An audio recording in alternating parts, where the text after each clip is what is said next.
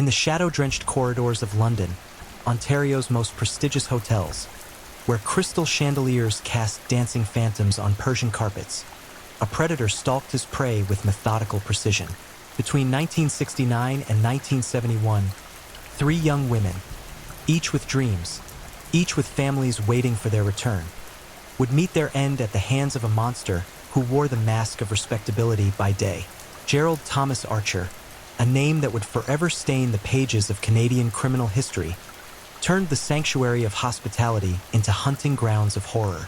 These weren't random acts of violence. They were calculated, ritualistic murders that revealed the twisted psychology of a killer who found his victims among the most vulnerable. Hotel chambermaids working alone in the labyrinthine halls of luxury accommodations.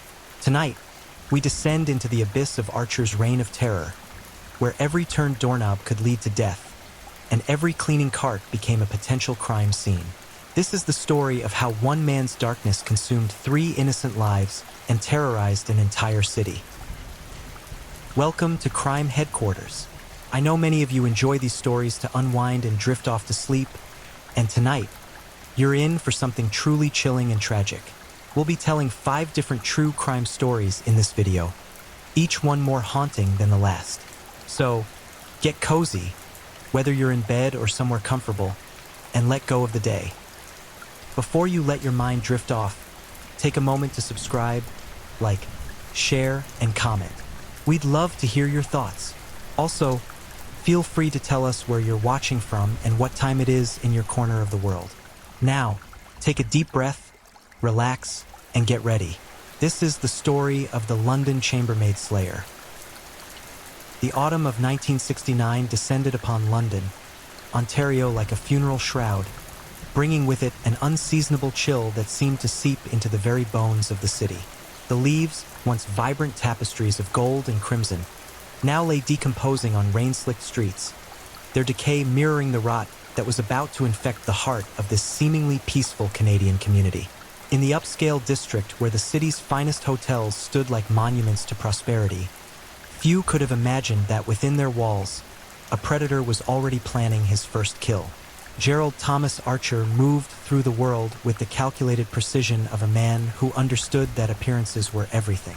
At 32 years old, he possessed the kind of unremarkable features that allowed him to blend seamlessly into any crowd. Average height, thinning brown hair carefully combed to disguise his receding hairline, and pale blue eyes that seemed to look through people rather than at them.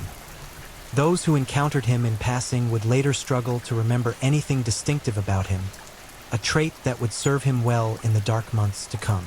By day, Archer presented himself as a respectable member of society.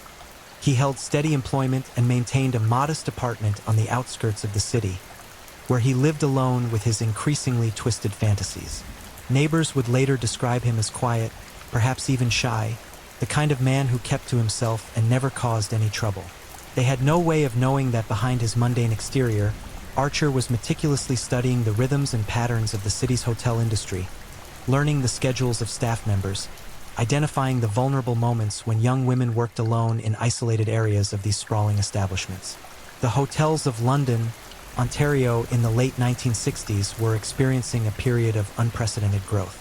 Business travelers, tourists, and convention attendees flocked to the city, filling rooms and generating revenue that allowed these establishments to expand their services and staff. Among the most vulnerable employees were the chambermaids, predominantly young women, often working their way through school or supporting families, who moved through the hotel's endless corridors with their cleaning carts, keys jangling softly as they entered room after room, unaware that they were being watched.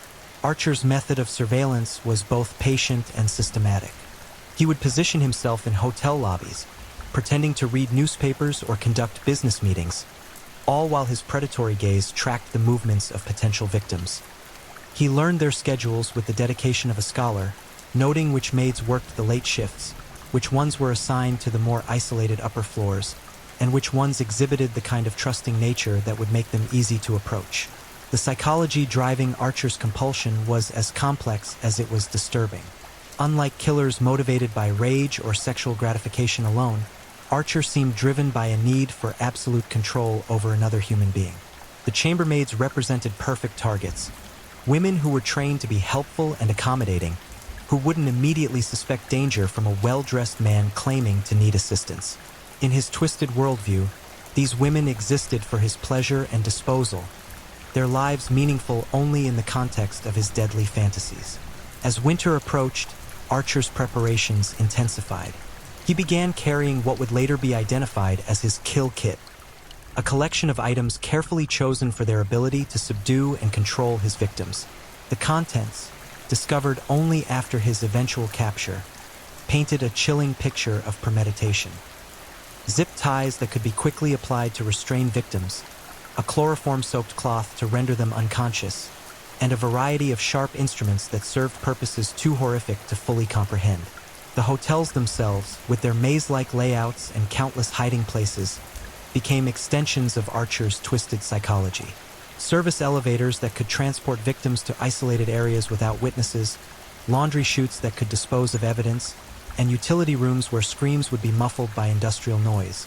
Every architectural feature was cataloged and evaluated for its potential use in his deadly plans. December 1969 brought with it a bitter cold that seemed to freeze the very air in London's streets. Snow began falling early in the month, creating a pristine white blanket that would soon be stained with blood. The hotel district, adorned with Christmas decorations and twinkling lights, presented a facade of warmth and celebration that stood in stark contrast to the evil that lurked within. It was during this seemingly innocent season of joy and togetherness that Archer selected his first victim. Margaret Ellen Morrison, 23 years old, was everything he had been searching for in a target. She worked the evening shift at the prestigious Grand Windsor Hotel, a 12-story monument to luxury that catered to the city's wealthiest visitors. Margaret was known among her colleagues for her cheerful disposition and willingness to help others, traits that made her beloved by co-workers but tragically vulnerable to Archer's manipulation. Margaret had been working at the Grand Windsor for 8 months, saving money to attend teachers' college the following year. She lived in a small apartment with her younger sister, sending part of her earnings home to help support their aging parents. Her supervisor would later describe her as one of the most reliable employees, someone who took pride in her work and never complained about the long hours or difficult tasks that came with her position. On the evening of December 15, 1969, Margaret was assigned to the hotel's 11th floor, a section that housed VIP suites and was typically quieter than the lower levels. The shift supervisor, dealing with a staff shortage due to seasonal illnesses, had assigned Margaret to work alone, a decision that would haunt him for the rest of his life. As she pushed her cleaning cart down the burgundy-carpeted hallway, straightening her starched white uniform and humming softly to herself, Margaret had no way of knowing that she was walking toward her death. Archer had been watching the hotel for 3 weeks, learning Margaret's routines with the patience of a predator. He knew that she always began her evening rounds on the 11th floor, that she worked methodically from room to room, and that she would be completely alone for at least 2 hours before other staff members checked on her progress. On this particular evening, he had positioned himself in a service alcove near the elevators, dressed in an expensive business suit that gave him the appearance of a legitimate hotel guest. The attack, when it came, was swift and brutal. As Margaret approached room 1147 with her key extended toward the lock, Archer emerged from his hiding place with the silence of a shadow. His hand, already holding the chloroform-soaked cloth, clamped over her mouth and nose before she could even register his presence. Margaret's eyes, wide with terror and confusion, met his for a brief moment before the chemical took effect and her body went limp in his arms. What followed next represented the darkest depths of human depravity. Archer dragged Margaret's unconscious form into the empty suite, where he had already prepared the scene for his ritualistic murder. The details of her final hours, reconstructed through forensic evidence and Archer's eventual confession, revealed a level of sadistic cruelty that shocked even experienced homicide investigators. Margaret was tortured for hours, subjected to unspeakable acts of violence that demonstrated Archer's complete lack of human empathy. The discovery of Margaret's body the following morning sent shockwaves through the Grand Windsor Hotel and the broader London community. A junior housekeeper, arriving for the early morning shift, found the door to room 1147 standing ajar, a violation of hotel protocol that immediately raised alarm bells. Inside, The scene was one of such horrific brutality that the first responder, a seasoned police officer, was physically sick at the sight. Margaret's body had been arranged in what investigators would later recognize as Archer's signature positioning, a deliberate staging that reflected his need to maintain control even in death. The crime scene revealed clear evidence of prolonged torture, with injuries that painted a horrifying picture of Margaret's final hours. The medical examiner's report, which would remain sealed for decades due to its graphic nature, documented trauma so severe that it challenged the investigators' ability to maintain their professional composure. The initial police response was swift but ultimately inadequate. London, Ontario had little experience with serial killers, and the investigators approached Margaret's murder as an isolated incident rather than the beginning of a pattern. They interviewed hotel staff, examined security footage, and canvassed the surrounding area for witnesses, but Archer's careful planning had left few traces of his presence. The media coverage of Margaret's murder was extensive but ultimately counterproductive to the investigation. Sensationalized headlines and graphic descriptions of the crime scene created a climate of fear that made potential witnesses reluctant to come forward. Hotel bookings dropped dramatically as word spread about the Grand Windsor slaying, and many of the city's hospitality workers began taking extra precautions when working alone. For Archer, the successful completion of his first murder was intoxicating. The weeks following Margaret's death were filled with a euphoric high that he would later describe as the most powerful feeling he had ever experienced. He returned to his normal routine, maintaining his facade of respectability while secretly reveling in the chaos and fear his actions had created. The extensive media coverage fed his ego and reinforced his sense of superiority over both his victims and the investigators who were failing to catch him. As winter deepened and Christmas approached, the City of London attempted to return to some semblance of normalcy. The Grand Windsor Hotel increased security measures and implemented new protocols for staff working alone, but these changes were reactive rather than preventive.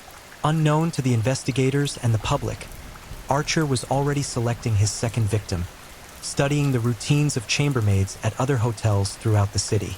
The psychology that drove Archer to kill was becoming more refined and focused with each passing day. The success of his first murder had proven to him that his methods were effective and that he could operate with impunity in the city's hotel district. His confidence grew as the investigation into Margaret's death seemed to stagnate, with police following leads that led nowhere and interviewing suspects who had no connection to the crime. As 1969 drew to a close, the residents of London, Ontario began to hope that Margaret Morrison's murder had been an aberration, a tragic but isolated incident that would not be repeated. They could not have known that in the mind of Gerald Thomas Archer, Margaret's death was not an ending but a beginning, the first movement in a symphony of terror that would claim two more innocent lives before its bloody conclusion. The stage was set for a reign of terror that would transform London's hotel district from a symbol of prosperity and hospitality into a hunting ground where young women would pay the ultimate price for one man's twisted desires. The chambermaid slayer had tasted blood, and his appetite for death was only growing stronger. The bitter winds of February 1970 howled through the streets of London, Ontario, carrying with them an ominous foreboding that seemed to settle over the city like a malevolent spirit. 3 months had passed since Margaret Morrison's brutal murder at the Grand Windsor Hotel, and while the immediate panic had subsided, an undercurrent of unease remained. Hotel employees, particularly the young women who worked as chambermaids, had become more cautious, more aware of their surroundings, but human nature has a way of allowing vigilance to fade when faced with the daily pressures of survival and routine. Gerald Thomas Archer had spent these intervening months in a state of heightened awareness, analyzing every aspect of his first kill with the methodical precision of a scientist studying a successful experiment. The murder of Margaret Morrison had exceeded his expectations in every way: the absolute power he had wielded over another human being, the exquisite terror in her eyes during her final moments, and the intoxicating rush of having committed the perfect crime. But like all addictive substances, the high from his first kill was beginning to fade, replaced by an insatiable craving for another taste of ultimate control. During this period of forced patience, Archer refined his methods with the dedication of a craftsman perfecting his art. He had studied the police investigation into Margaret's death with intense interest, learning from their techniques and identifying weaknesses in their approach that he could exploit in future killings. The investigators, he noted with growing confidence, were working under the assumption that Margaret's murder was either a crime of opportunity or the result of a personal vendetta. They had no understanding that they were dealing with a predator who selected his victims through careful observation and systematic planning. The hotel industry in London had responded to Margaret's murder with increased security measures, but these changes were largely cosmetic and failed to address the fundamental vulnerabilities that Archer had identified. New policies required 2 staff members to be present when cleaning suites, but these protocols were frequently ignored during busy periods or when hotels were understaffed. Security cameras were installed in some locations, but they covered only main corridors and lobby areas, leaving vast sections of the hotels unmonitored. Most importantly, the additional security measures created a false sense of safety that made potential victims even more complacent. Archer's selection process for his second victim was even more meticulous than his approach to Margaret Morrison. He expanded his surveillance beyond the Grand Windsor Hotel to include every major hospitality establishment in the city, creating detailed profiles of dozens of potential targets. He studied their schedules, their personalities, their relationships with coworkers, and their personal circumstances with the thoroughness of a stalker preparing for an extended campaign of harassment. The Regency Palace Hotel, located in the heart of London's business district, became Archer's primary focus during the early months of 1970. Unlike the Grand Windsor, which catered primarily to wealthy tourists and leisure travelers, the Regency Palace served business clients and government officials, creating a more predictable pattern of occupancy that Archer could exploit. The hotel's architecture also offered advantages: multiple service elevators, an extensive basement level with storage areas and utility rooms, and a complex network of staff corridors that provided numerous opportunities for privacy and concealment. It was at the Regency Palace that Archer first observed Jennifer and Caldwell, a 25-year-old chambermaid whose combination of vulnerability and accessibility made her the perfect second victim. Jennifer had been working at the hotel for nearly 2 years, long enough to become comfortable with the routines and trusted by her supervisors, but not long enough to develop the hardened awareness that comes with years of experience in the hospitality industry. Jennifer's personal circumstances made her particularly attractive to Archer's predatory instincts. She was recently divorced, struggling to support herself and her 4-year-old daughter on the modest wages of a hotel employee. The financial pressure forced her to work overtime shifts whenever possible, often volunteering for the less desirable late evening assignments that put her alone in isolated sections of the hotel. Her supervisor would later recall that Jennifer was always eager to take on additional responsibilities, viewing each extra shift as a step toward financial stability for her small family. Unlike Margaret Morrison, who had lived with her sister and maintained regular contact with family members, Jennifer led a more isolated existence.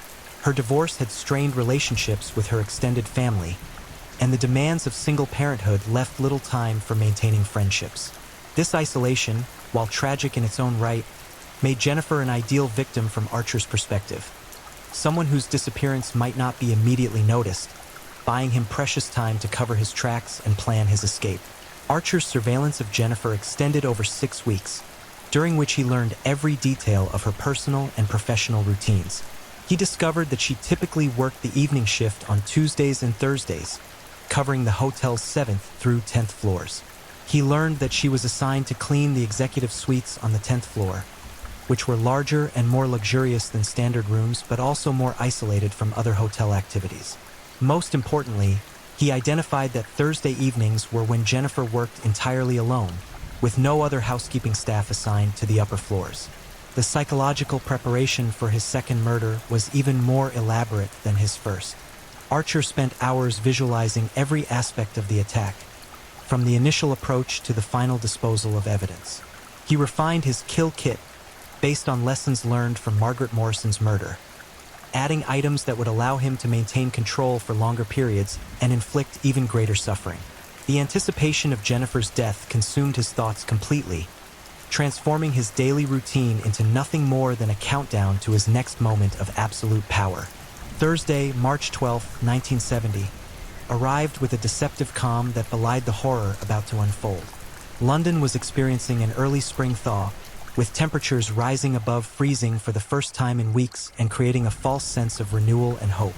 Jennifer arrived for her shift at the Regency Palace at 6 p.m., cheerful despite her exhaustion from working a double shift the previous day. She had arranged for her neighbor to babysit her daughter until midnight, giving her enough time to complete her assigned rooms and earn the overtime pay she desperately needed. Archer had positioned himself in the hotel bar by 5:30 p.m., nursing a whiskey while maintaining visual contact with the staff elevators. He watched Jennifer arrive, noting her tired but determined expression and the slight slump in her shoulders that suggested physical and emotional fatigue.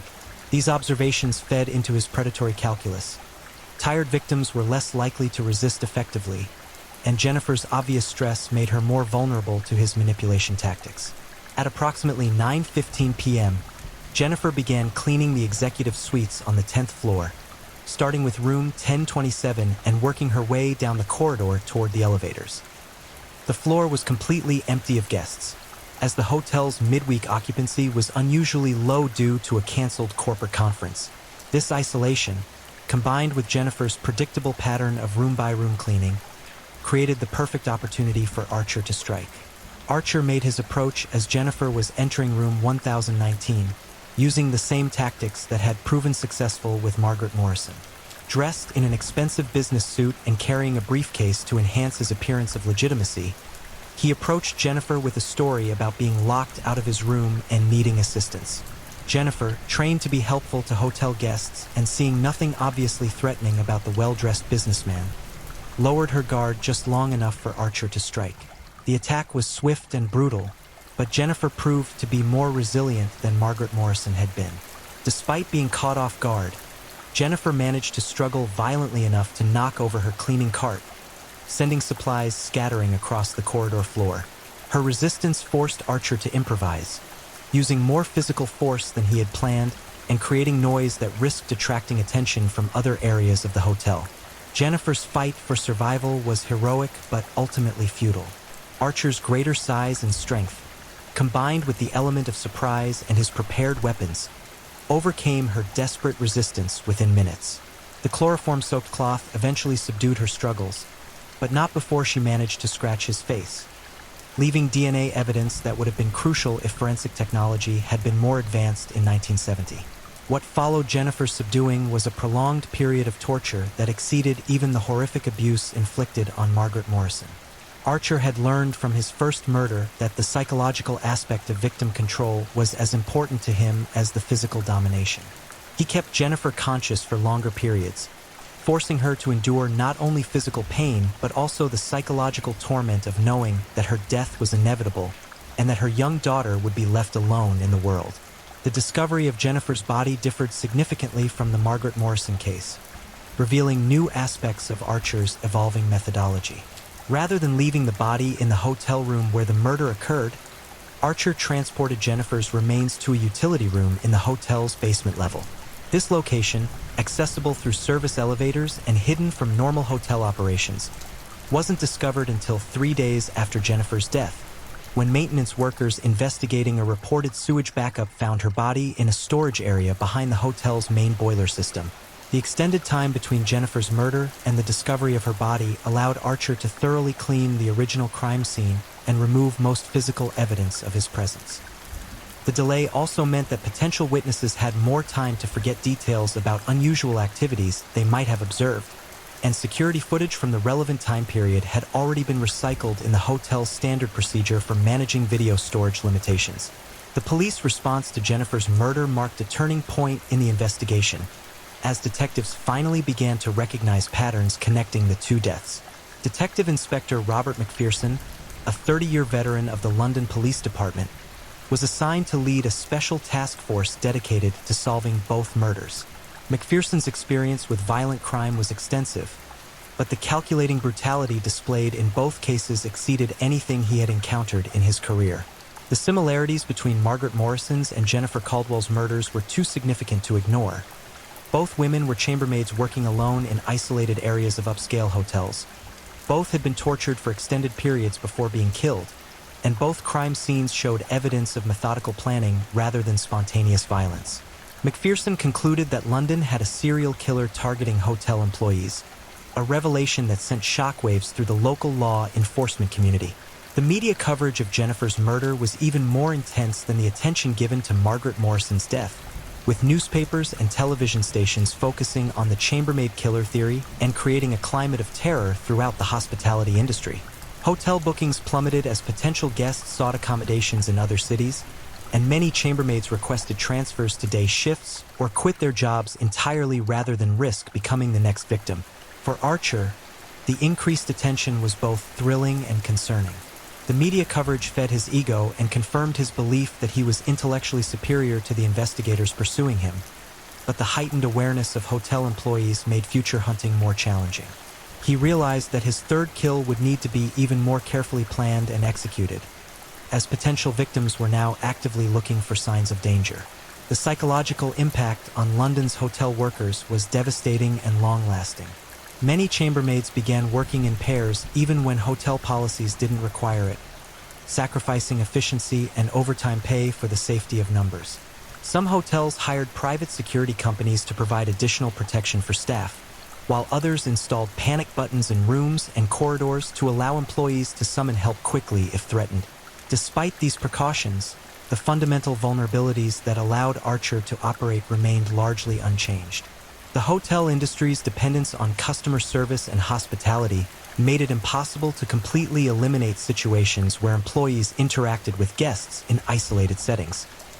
The economic pressures facing many hotel workers meant that opportunities for overtime and additional income were too valuable to refuse, even when they involved higher risks. As spring progressed into summer, the investigation into the chambermaid murders consumed enormous resources but produced frustratingly little progress. McPherson's task force interviewed hundreds of hotel employees, guests, and potential suspects, but Archer's careful planning and unremarkable appearance allowed him to remain invisible among the masses of people who moved through London's hotel district daily. The failure to identify and apprehend the killer after 2 murders created a sense of impending doom throughout the community. Hotel workers knew that the killer was still among them, still planning, still hunting for his next victim. The question wasn't whether he would strike again. It was when and where, and whether they could do anything to prevent becoming his third victim in what was clearly an escalating pattern of violence. Unknown to the investigators and the terrified hotel workers, Gerald Thomas Archer was already deep into planning his third and most ambitious murder. The success of his first 2 kills had convinced him of his invincibility and fed his growing conviction that he was destined to become one of history's most notorious serial killers. The stage was set for a final act of violence that would claim one more innocent life and ultimately lead to his downfall. The scorching summer of 1971 settled over London, Ontario like a suffocating blanket, the oppressive heat creating an atmosphere of tension that seemed to permeate every corner of the city. Nearly 2 years had passed since Margaret Morrison's brutal murder at the Grand Windsor Hotel. 18 months since Jennifer Caldwell's tortured body was discovered in the basement of the Regency Palace. The passage of time had done nothing to ease the fear that gripped the hotel district, where every shadow seemed to hide potential danger and every stranger could be the monster they all knew was still among them. Gerald Thomas Archer had used this extended period between kills not as a cooling-off phase, but as an opportunity to perfect his craft with the obsessive dedication of a master craftsman. The long months of forced patience had been agonizing, filled with detailed planning and meticulous preparation that consumed his every waking moment. He had studied the police investigation with increasing confidence, noting their continued inability to develop meaningful leads or identify patterns beyond the obvious connections between his victims. The task force led by Detective Inspector Robert McPherson had grown from 3 officers to 12, with additional support from provincial authorities and even consultation with American FBI profilers who were beginning to develop new techniques for tracking serial killers. Despite these enhanced resources, the investigation remained frustratingly stagnant. Archer's ability to blend into normal society, combined with his careful selection of victims who wouldn't be immediately missed, had created a perfect storm of investigative challenges. During this interim period, Archer had expanded his hunting territory beyond London's immediate hotel district, conducting reconnaissance missions to nearby cities and towns to identify potential alternate victims. This expanded scope served multiple purposes. It kept him mentally engaged in his deadly fantasy, while providing backup options if security measures in London became too restrictive. However, his emotional connection to the city where he had experienced his greatest triumphs ultimately kept him focused on local targets. The hotel industry's response to the continued threat had evolved significantly since Jennifer Caldwell's murder. New security protocols were implemented across all major establishments, including mandatory check-ins every 30 minutes for staff working alone, improved lighting in service corridors, and expanded camera coverage in previously unmonitored areas. These measures, while well-intentioned, created new challenges for hotel operations and placed additional stress on employees who were already operating under constant fear. The psychological toll on London's hotel workers had reached crisis levels by the summer of 1971. Staff turnover in housekeeping departments exceeded 60% annually, as workers sought employment in industries they perceived as safer. Those who remained were often the most financially desperate, women who couldn't afford to leave their jobs despite the obvious risks, or those who had family obligations that prevented them from relocating to other cities. It was among this population of trapped and vulnerable workers that Archer identified his third and final victim. Carol Marie Stevenson represented the culmination of everything he had learned about victim selection and predatory hunting. At 28 years old, Carol was slightly older than his previous victims, but her personal circumstances made her even more isolated and vulnerable than either Margaret Morrison or Jennifer Caldwell had been. Carol worked as a senior chambermaid at the prestigious Mayfair Arms Hotel, a position she had held for nearly 4 years.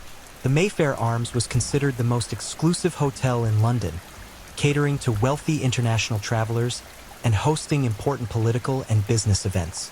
Carol's seniority and proven reliability had earned her responsibility for the hotel's most luxurious suites, including the penthouse level that was often occupied by celebrities and government officials. The personal tragedy that made Carol such an attractive target for Archer's predatory instincts was heartbreaking in its scope and devastating in its isolation.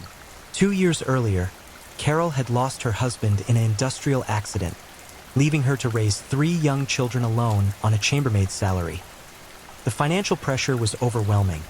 Her husband's death benefits had been consumed by funeral expenses and outstanding medical bills, forcing Carol to work increasingly long hours to make ends meet. Carol's isolation was compounded by her pride and independence. Rather than seeking help from family members or social services, she was determined to provide for her children through her own efforts, no matter how difficult the circumstances became. This admirable but dangerous independence meant that Carol often worked extra shifts, volunteered for overtime assignments, and took on responsibilities that required her to work alone in isolated areas of the hotel. Archer's surveillance of Carol extended over 4 months, during which he developed what he considered to be his most comprehensive victim profile yet. He learned that Carol typically worked the late evening shift on Sundays and Wednesdays, when the Mayfair Arms operated with reduced staffing levels. He discovered that she was responsible for maintaining the penthouse suites on the hotel's 22nd floor, an area that was accessible only by a single service elevator and was completely isolated from other hotel activities during evening hours. The penthouse level of the Mayfair Arms presented unique advantages for Archer's purposes. The suites were larger and more soundproof than standard hotel rooms, designed to provide absolute privacy for wealthy guests who demanded discretion. The floor's isolation meant that screams or sounds of struggle would be unlikely to attract attention from other areas of the hotel. Most importantly, the penthouse level had its own private service areas, including storage rooms and utility spaces that could serve as either killing sites or temporary hiding places for bodies. Archer's preparation for Carol's murder was the most elaborate of his criminal career. He spent weeks studying the Mayfair Arms security systems, identifying blind spots in camera coverage, and learning the schedules of security guards. He obtained floor plans of the penthouse level through a contact in the construction industry, allowing him to plan detailed escape routes and identify potential hiding places where he could wait for the perfect opportunity to strike. The psychological aspects of his preparation were equally thorough. Archer had become addicted to the process of victim selection and stalking, finding almost as much satisfaction in the planning phases as in the actual murders. He created detailed fantasies about Carol's death, imagining various scenarios and refining his approach based on lessons learned from his previous kills. The anticipation had become almost unbearable by the time he finally decided to act. Wednesday, August 18, 1971, arrived with an oppressive humidity that made the air feel thick and suffocating. The temperature had reached 92 degrees Fahrenheit by evening, and the hotel's air conditioning systems were struggling to maintain comfortable conditions throughout the building. Carol arrived for her shift at 7 p.m., visibly exhausted from the heat and the stress of managing her household responsibilities before coming to work. Archer had positioned himself in the hotel's main lobby since 6:30 p.m., pretending to read financial newspapers while maintaining surveillance of the staff elevators. He watched Carol arrive, noting her tired expression and the slight tremor in her hands that suggested she was operating on minimal sleep. These observations reinforced his confidence that she would be vulnerable to his approach tactics and less likely to resist effectively when he made his move. At approximately 10:45 p.m., Carol began her cleaning routine on the penthouse level, starting with Suite 2201 and working her way toward the opposite end of the corridor.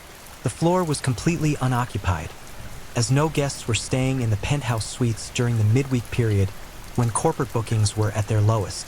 This isolation, combined with Carol's predictable cleaning pattern, created the perfect conditions for Archer to execute his carefully planned attack. Archer reached the penthouse level using the guest elevator, having earlier obtained a key card through a method he would never fully explain to investigators. He positioned himself in a service alcove near Suite 2206, knowing from his surveillance that Carol would reach this location approximately 20 minutes into her cleaning routine. The waiting period was filled with anticipation so intense that he later described it as almost sexual in its power and overwhelming nature. Carol's approach was signaled by the soft squeaking of her cleaning cart wheels on the marble floor and the gentle jingling of her keys as she moved from room to room. When she finally appeared in the corridor outside Suite 2206, Archer was struck by how small and vulnerable she appeared in the vast, dimly lit space. The contrast between her modest uniform and the luxurious surroundings emphasized her working-class status and reminded him of the power differential that made his crimes possible. The initial attack followed Archer's established pattern, but Carol's response differed significantly from his previous victims. Despite being caught off guard by his sudden appearance, Carol immediately recognized the danger she was facing and began fighting with a desperation born of maternal instinct.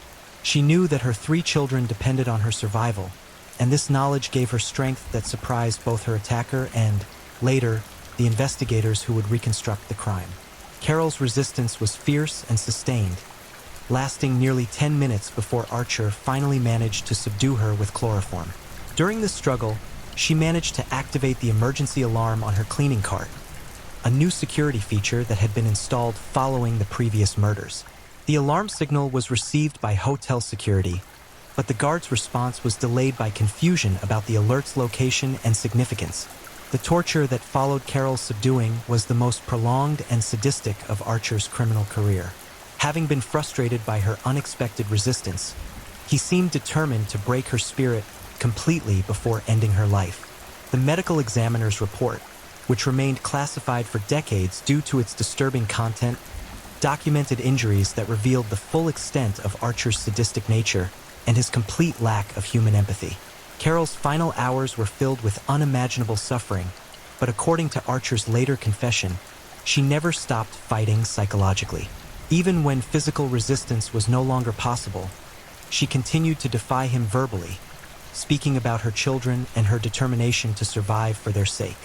This psychological resilience seemed to enrage Archer, who had expected the absolute submission that he considered essential to his sense of power and control. The discovery of Carol's body marked the beginning of the end for Gerald Thomas Archer's reign of terror. The emergency alarm activation had prompted a thorough search of the penthouse level, leading to the discovery of her remains less than 6 hours after the murder. This rapid discovery preserved crucial forensic evidence that had been destroyed or compromised in the previous cases, including fingerprints, DNA material, and trace evidence that would prove crucial in eventually identifying her killer. More significantly, hotel security footage captured Archer entering the building and using the guest elevator to reach the penthouse level. While the cameras didn't provide a clear view of his face, they recorded enough detail about his height, build, and clothing to create a useful suspect profile.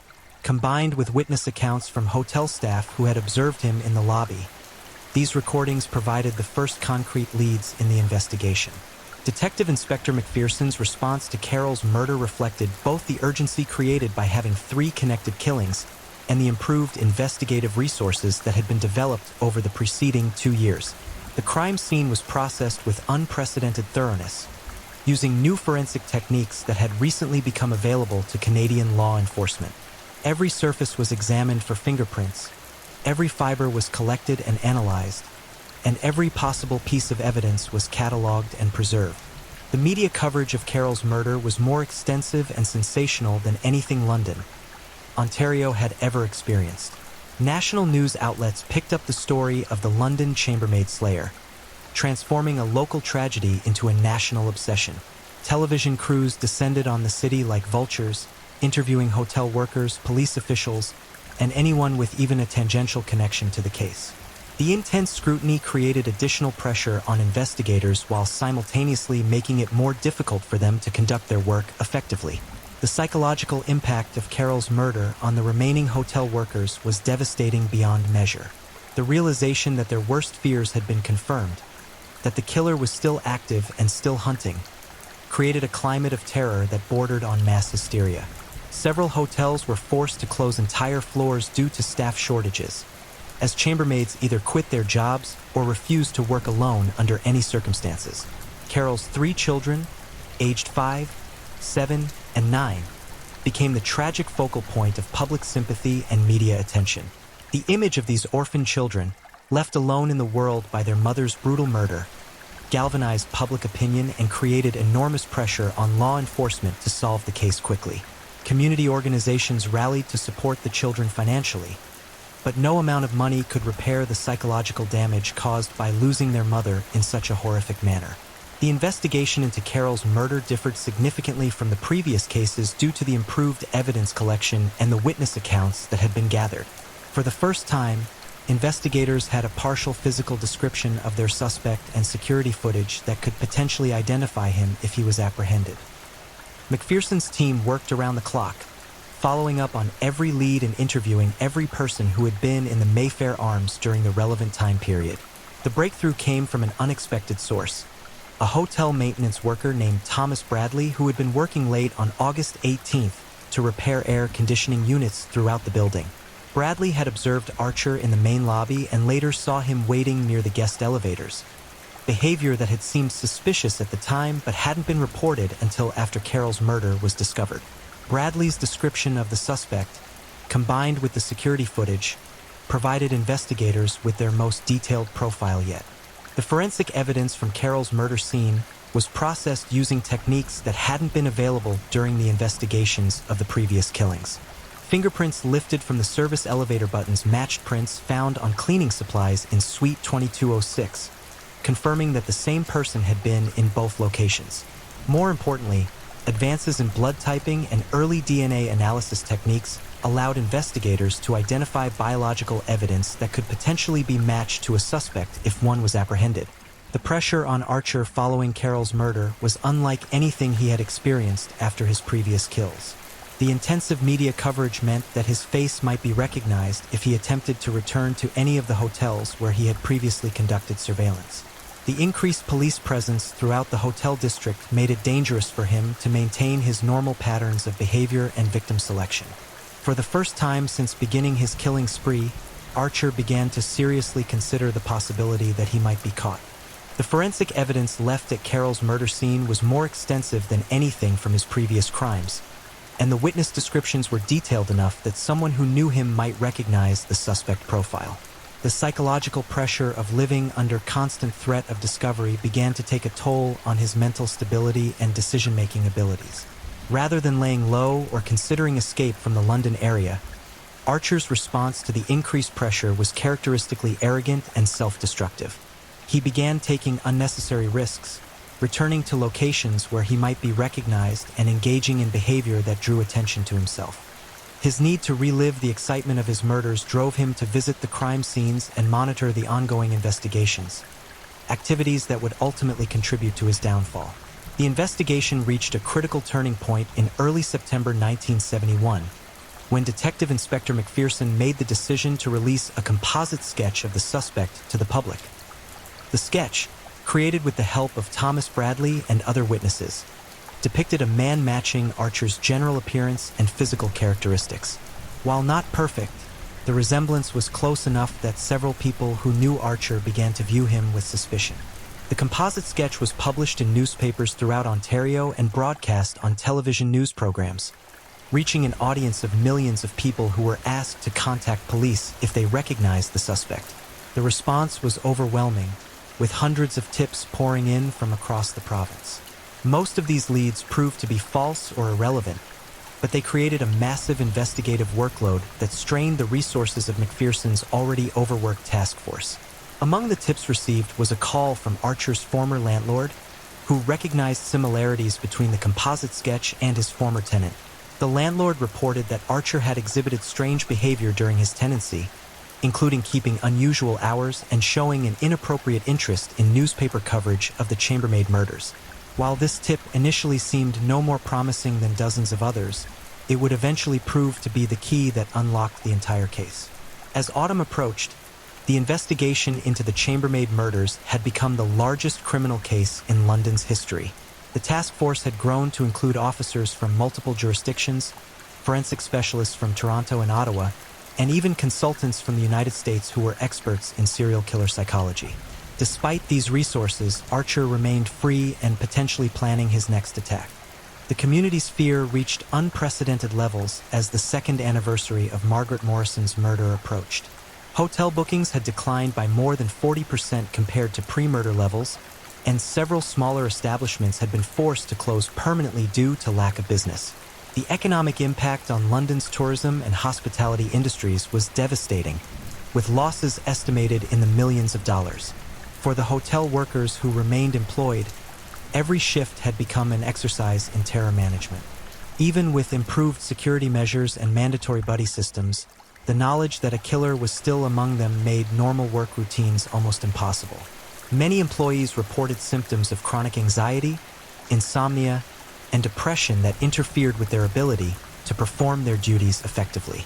The psychological profile of the suspect, developed with the help of FBI consultants, painted a picture of an organized killer who was likely to escalate his violence if not apprehended soon. The profilers warned that the increasing pressure from the investigation might drive the killer to act more recklessly, potentially leading to additional murders or more extreme violence against future victims.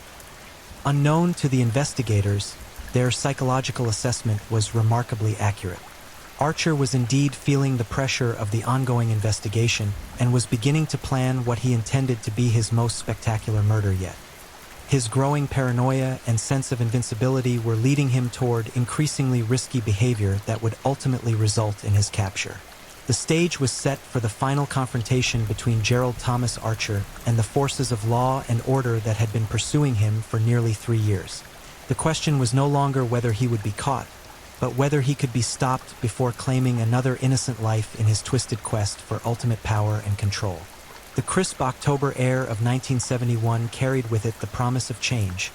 Though few in London, Ontario could have predicted how dramatically their nightmare was about to end. 3 brutal murders had transformed their city from a peaceful Canadian community into a hunting ground where fear lurked in every shadow and death waited behind every hotel room door. Gerald Thomas Archer, the monster who had orchestrated this reign of terror, was about to discover that even the most cunning predator can become prey when the net of justice finally begins to close. Detective Inspector Robert McPherson stood in his cramped office at London Police Headquarters, surrounded by evidence boxes, crime scene photographs, and witness statements that represented nearly 3 years of the most intensive investigation in the department's history. The walls were covered with maps, timelines, and suspect profiles that told the story of a killer who had managed to stay one step ahead of law enforcement despite increasingly sophisticated efforts to track him down. The weight of 3 unsolved murders pressed down on McPherson's shoulders like a physical burden, made heavier by the knowledge that more innocent lives hung in the balance. The composite sketch of the suspect, based on witness testimony from the Mayfair Arms Hotel, had generated over 400 tips from concerned citizens across Ontario. Each lead required careful investigation, creating a massive workload that stretched the task force's resources to their breaking point. Most tips proved to be cases of mistaken identity or malicious accusations, but McPherson's team followed up on every single one with the thoroughness that the victims' families deserved. Among the more promising leads was the call from Arthur Pemberton, a former landlord who had rented a basement apartment to Gerald Thomas Archer for 8 months in 1969 and 1970. Pemberton's initial suspicion had been triggered by the composite sketch, but his decision to contact police had been reinforced by disturbing memories of his former tenant's behavior. Archer had kept strange hours, coming and going at odd times without explanation, and had shown an unhealthy interest in newspaper coverage of the chambermaid murders. More significantly, Pemberton recalled that Archer had abruptly terminated his lease in March 1970, just 2 weeks after Jennifer Caldwell's body was discovered at the Regency Palace Hotel. At the time, Archer had claimed he was leaving London for a new job opportunity, but he had continued to be seen around the city in the months that followed. These inconsistencies, combined with other suspicious behaviors, had planted seeds of doubt in Pemberton's mind that eventually grew into certainty that his former tenant was connected to the murders. The investigation of Archer as a suspect began slowly and carefully, with McPherson determined not to repeat the mistakes that had plagued earlier phases of the case. Rather than rushing to make an arrest, the task force conducted comprehensive background research on Archer, building a detailed profile of his activities, associates, and movements over the previous 3 years. What they discovered was both illuminating and terrifying. Gerald Thomas Archer had lived in London for nearly 5 years, during which time he had held a series of low-level jobs that provided him with income while allowing maximum flexibility in his schedule. He worked as a security guard, a night janitor, and briefly as a hotel maintenance worker, positions that gave him access to commercial buildings and familiarity with their layouts and security systems. His employment history showed a pattern of job changes that often coincided with periods of increased police activity following the murders. More disturbing was the discovery that Archer had no meaningful personal relationships or social connections in London. He lived alone, had no close friends, and maintained minimal contact with family members who lived in other provinces. This social isolation had made him virtually invisible to normal community surveillance, allowing him to pursue his deadly activities without anyone noticing changes in his behavior or unexplained absences. The breakthrough in the case came from an unexpected source: advances in forensic science that allowed investigators to re-examine evidence from all 3 murder scenes using techniques that hadn't been available when the crimes were originally investigated. New fingerprint analysis methods identified several partial prints from the Grand Windsor Hotel that had been too fragmentary to use in 1969 but could now be processed and compared against suspect samples. When Archer's fingerprints were obtained through a covert operation involving discarded items from his current residence, the matches to crime scene evidence were undeniable. Prints found on a wine glass from the Grand Windsor Hotel, on a door handle at the Regency Palace, and on cleaning supplies at the Mayfair Arms all belonged to the same person, Gerald Thomas Archer. For the first time in nearly 3 years, investigators had physical evidence linking a specific individual to all 3 murders. The decision to arrest Archer required careful planning and coordination, as McPherson was determined to avoid any possibility that their suspect might escape or harm additional victims during the apprehension process. Surveillance teams were assigned to monitor Archer's movements around the clock, while arrest teams prepared for multiple scenarios depending on where and when they encountered their target. The arrest itself took place on October 28, 1971, at Archer's current residence, a rundown boarding house on the outskirts of London's industrial district. The timing was deliberately chosen for early morning hours when Archer would likely be alone and less alert to potential danger. McPherson led the arrest team personally, determined to be present when the man responsible for terrorizing his city was finally taken into custody. The confrontation was anticlimactic in its brevity, but chilling in its revelation of Archer's true nature. When officers knocked on his door at 6:15 a.m., Archer answered in his pajamas, appearing confused and disoriented by the early morning visit. However, when McPherson identified himself and announced that Archer was under arrest for murder, the suspect's demeanor changed completely. The mask of normalcy fell away, revealing cold, calculating eyes that showed no surprise at being caught, only annoyance at the inconvenience. "Which one?" Archer asked calmly, as if discussing a minor traffic violation rather than brutal murder charges. The casual tone of his question, implying knowledge of multiple murders, sent chills through the arresting officers and confirmed their worst fears about the scope of his crimes. Even more disturbing was his apparent lack of concern about being arrested, as if he had always expected this moment and was almost relieved that his deadly game was finally over. The search of Archer's residence revealed evidence that painted a horrifying picture of a man completely consumed by homicidal fantasies. Hidden in a locked box beneath his bed were newspaper clippings about all 3 murders, crime scene photographs that he had somehow obtained, and detailed notes about his victims' personal lives and daily routines. Most disturbing of all was a journal in which Archer had recorded his thoughts and feelings about each murder, describing the killings in graphic detail and expressing satisfaction at the terror he had created in London's hotel community. The journal entries revealed the depth of Archer's psychological disturbance and his complete lack of empathy for his victims. He wrote about Margaret Morrison, Jennifer Caldwell, and Carol Stevenson not as human beings, but as objects that had provided him with entertainment and satisfaction. His descriptions of their final moments were clinical and detached, showing no recognition of the suffering he had caused or the lives he had destroyed. Perhaps most chilling were the entries indicating that Archer had been planning additional murders at the time of his arrest. He had already identified potential 4th and 5th victims, both chambermaids working at hotels he hadn't previously targeted. His notes included detailed surveillance observations and preliminary plans for attacks that would have been even more elaborate and sadistic than his previous crimes. The interrogation of Gerald Thomas Archer began immediately after his arrest and continued for 3 days, during which he displayed a combination of arrogance and cooperation that frustrated and fascinated his questioners. He seemed proud of his crimes and eager to discuss the details, but only when he felt like it served his psychological needs. He would provide graphic descriptions of his murders one moment, then refuse to answer basic questions about his background the next. Archer's confession, when it finally came, was comprehensive and chilling in its matter-of-fact delivery. He walked investigators through each murder step by step, correcting details that had been incorrectly reported in the media and providing information that only the killer could have known. His ability to recall minute details about each crime scene and victim reaction demonstrated the intensity with which he had experienced and remembered these events.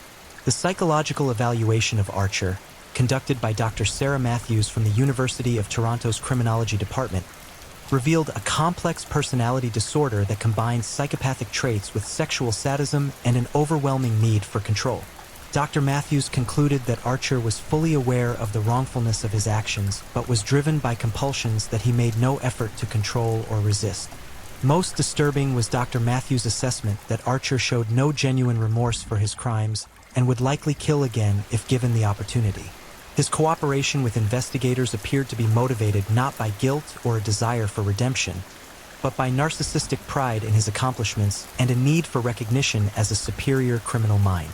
The trial of Gerald Thomas Archer began on March 15, 1972, in a London courthouse that had been transformed into an armed fortress due to public outrage over his crimes. Security measures included metal detectors, armed guards, and restricted access that limited the number of spectators who could observe the proceedings. The families of Archer's victims were given reserved seating, though several chose not to attend due to the emotional trauma of reliving their loved one's final moments. The prosecution's case was overwhelming in its comprehensiveness and devastating in its impact on everyone present in the courtroom. Crime scene photographs, forensic evidence, and Archer's own confession created an irrefutable record of guilt that left no doubt about his responsibility for all 3 murders. The testimony of hotel workers and investigators painted a picture of a predator who had systematically hunted vulnerable women with calculating precision. The defense, led by court-appointed attorney Michael Brennan, faced an impossible task in representing a client who showed no remorse and had confessed to his crimes in graphic detail. Brennan's strategy focused on mental health issues and the possibility of an insanity plea, but Archer's obvious awareness of right and wrong made this approach largely futile. The defendant himself seemed uninterested in mounting any meaningful defense, appearing more concerned with ensuring that the details of his crimes were accurately reported than with avoiding conviction. The victim's impact statements, delivered by family members during the penalty phase of the trial, provided heartbreaking testimony about the lasting damage caused by Archer's crimes. Margaret Morrison's sister spoke about the family's ongoing grief and their inability to find closure. Jennifer Caldwell's neighbor, who had been caring for Jennifer's 4-year-old daughter, described the child's continued nightmares and refusal to let anyone leave her alone. Most powerful of all was the testimony given on behalf of Carol Stevenson's 3 children, who had been left orphaned and traumatized by their mother's brutal murder. The jury's deliberation lasted less than 4 hours, reflecting the overwhelming evidence of Archer's guilt and the heinous nature of his crimes. The verdict of guilty on 3 counts of first-degree murder was greeted with relief by the victims' families and the broader London community, though many felt that no legal punishment could truly balance the scales of justice for such horrific crimes. The sentencing hearing provided Archer with his final opportunity to address the court, a moment that many hoped would bring some expression of remorse or acknowledgement of the suffering he had caused. Instead, Archer used his time to complain about his treatment during the investigation and to suggest that society bore some responsibility for creating the conditions that had led to his crimes. His complete lack of empathy or genuine remorse sealed his fate and reinforced the judge's decision to impose the maximum sentence allowed under Canadian law. Gerald Thomas Archer was sentenced to life imprisonment with no possibility of parole for 25 years on each count, with the sentences to be served consecutively rather than concurrently. The judge's explanation emphasized that Archer's crimes were so heinous and his lack of remorse so complete that he represented a permanent danger to society who should never be released under any circumstances. The aftermath of Archer's conviction brought a sense of relief to London's hotel community, but the psychological scars left by his 3-year reign of terror would take years to heal. Many of the hotels where his crimes had occurred struggled to attract both guests and staff, with some eventually closing or being converted to other uses. The families of his victims faced lifelong struggles with grief, trauma, and financial hardship that no legal verdict could fully address. Archer's incarceration at Kingston Penitentiary marked the end of his active criminal career, but not the end of his impact on the criminal justice system. His case became a landmark study in serial killer psychology and investigative techniques, influencing police training programs and forensic procedures throughout Canada. The lessons learned from the hunt for the London chambermaid slayer helped prepare law enforcement for future cases involving organized, methodical killers. In prison, Archer maintained the same arrogant demeanor that had characterized his behavior during the investigation and trial. He refused to participate in psychological counseling programs and showed no interest in rehabilitation or personal growth. According to corrections officers, he spent his time reading about other serial killers and writing detailed accounts of his crimes that he hoped to someday publish as a book. The final chapter of Gerald Thomas Archer's story came on February 14, 1994, when he was found dead in his cell at Kingston Penitentiary. The official cause of death was listed as heart failure, though some corrections officers suspected suicide based on Archer's deteriorating mental state in the months before his death. He was 67 years old and had served 23 years of his life sentence, dying in prison just 2 years before he would have become eligible for parole. The deaths of Margaret Morrison, Jennifer Caldwell, and Carol Stevenson had been avenged, but their killer's passing brought little satisfaction to those who remembered his crimes. The true justice lay not in Archer's death, but in the fact that his capture had prevented additional murders and that the investigation of his crimes had improved law enforcement's ability to track and apprehend serial killers. The legacy of the London chambermaid slayer serves as a permanent reminder of the evil that can lurk beneath the surface of ordinary communities and the importance of remaining vigilant against those who would prey upon the innocent and vulnerable. In the end, Gerald Thomas Archer's reign of terror lasted only 3 years, but the courage and determination of those who brought him to justice ensured that his victims would be remembered and that their deaths would not be in vain. If you're new here, welcome to the channel, where we dive into true crime stories with calmness and respect. A special shout out to my amazing subscribers who've been with me from the start. Thank you for your incredible support. If you're still with me, drop a comment. Let me know where you're tuning in from and what time it is in your part of the world. or just say hello so I know you're still here. And if you haven't already, make sure to like this video and hit subscribe so you won't miss any of our upcoming true crime stories perfect for winding down. Now, let's move on to our second story. Story 2. The Dating Game Killer. Rodney Alcala's Reign of Terror. Behind the charming smile of a television game show contestant lurked one of America's most methodical predators. Rodney Alcala didn't just kill.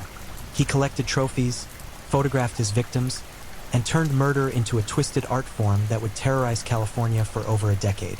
This is the chilling account of how a seemingly charismatic photographer used his camera as bait, luring unsuspecting victims into a nightmare from which they would never escape. What you're about to discover will shatter every assumption you have about evil hiding in plain sight. The studio lights blazed down mercilessly as Rodney James Alcala adjusted his position on the contestant's chair, his lean frame emanating a calculated confidence that would soon become legendary for all the wrong reasons. It was September 13th, 1978, and the audience of The Dating Game watched with innocent anticipation as Bachelor number 1 prepared to charm his way into America's living rooms. What they couldn't see, what nobody could see, was the blood-soaked trail of carnage that had led this monster to this very moment.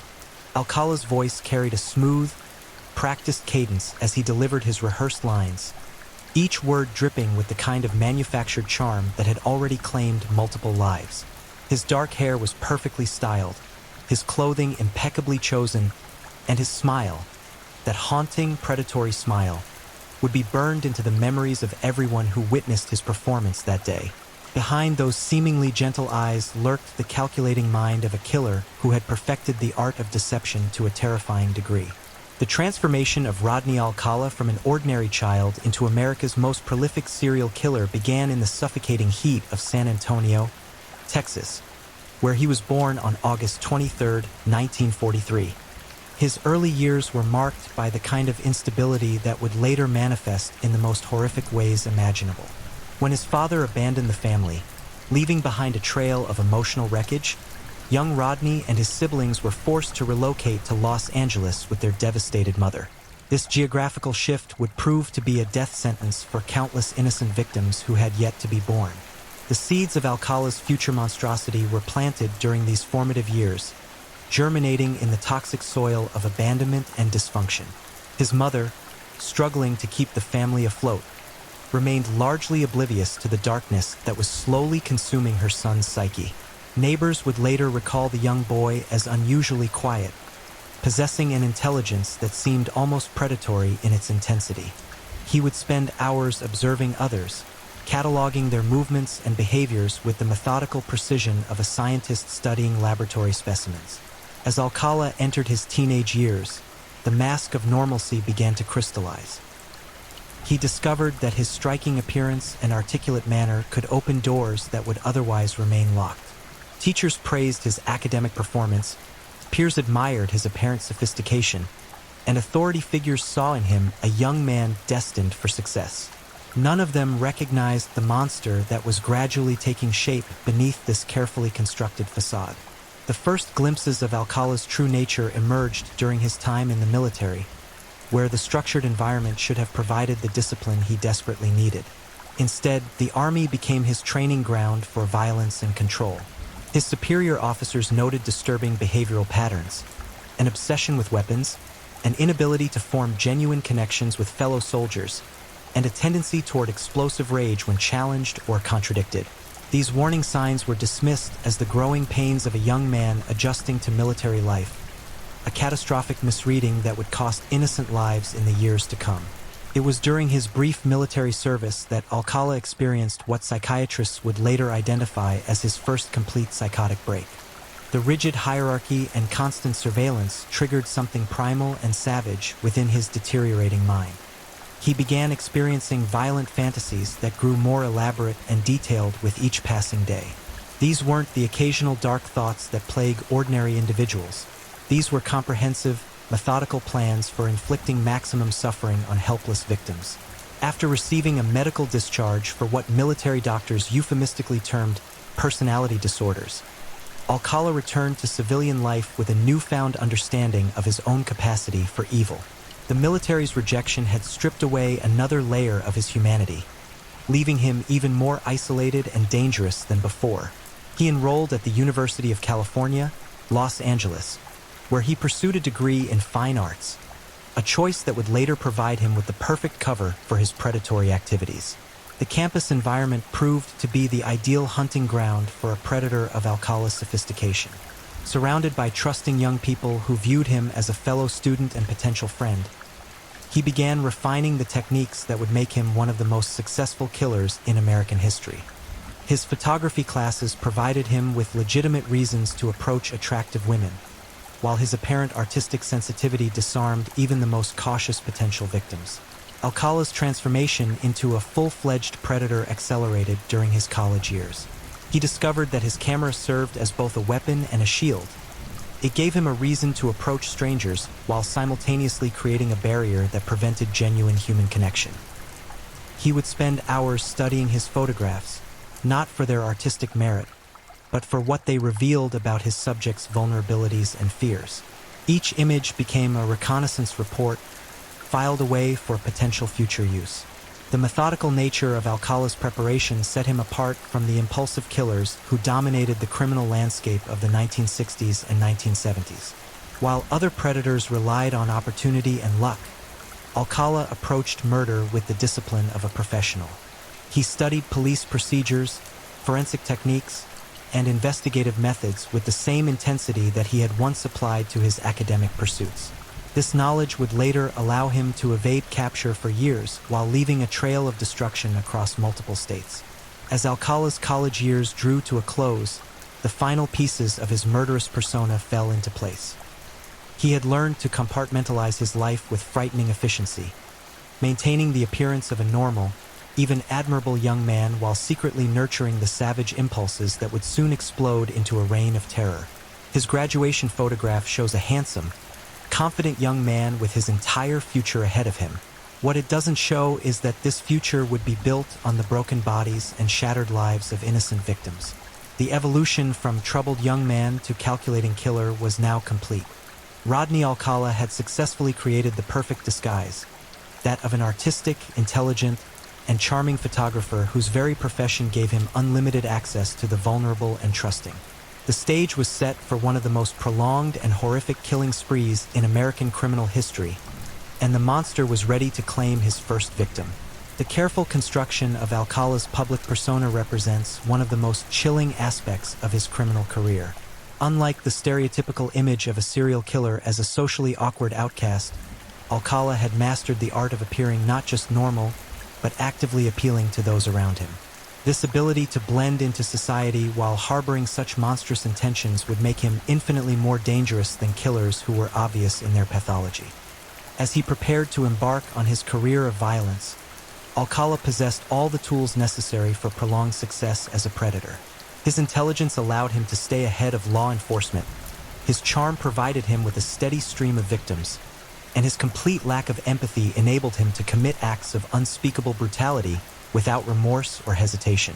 The young man who had once shown such promise was about to reveal the true horror that had been growing within him all along.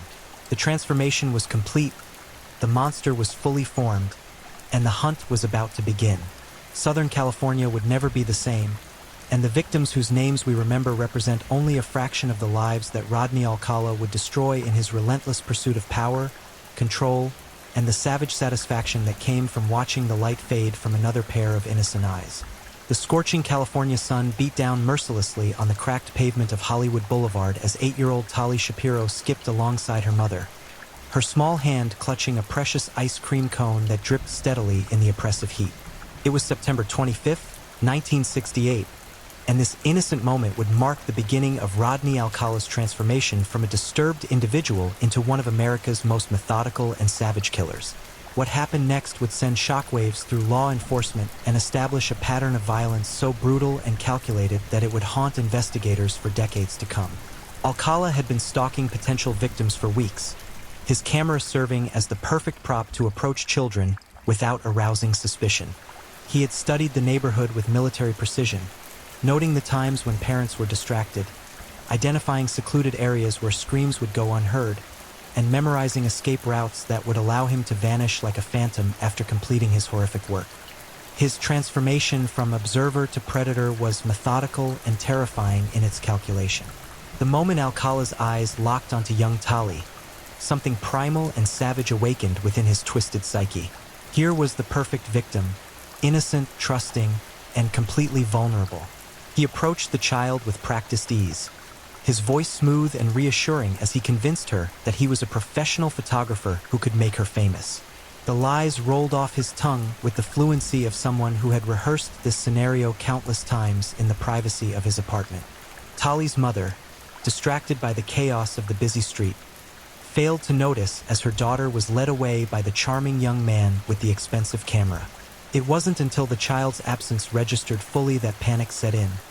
But by then, Alcala had already spirited his victim away to his carefully prepared kill site. The precision of his planning was evident in every aspect of the abduction. He had chosen his moment perfectly, struck with lightning speed, and disappeared into the urban maze before anyone could react. What transpired in Alcala's apartment over the next several hours represents one of the most disturbing crime scenes in California history. The details, reconstructed from physical evidence and medical testimony, paint a picture of systematic torture that defies comprehension. Alcala didn't simply assault his victim. He methodically broke down every aspect of her humanity while documenting the process with his camera. The photographs he took during this nightmare would later provide investigators with crucial evidence, but they also revealed the depth of his sadistic nature. The attack on Tali Shapiro established several key elements of what would become Alcala's signature modus operandi. First was his use of photography as both a lure and a method of prolonging his victims' suffering.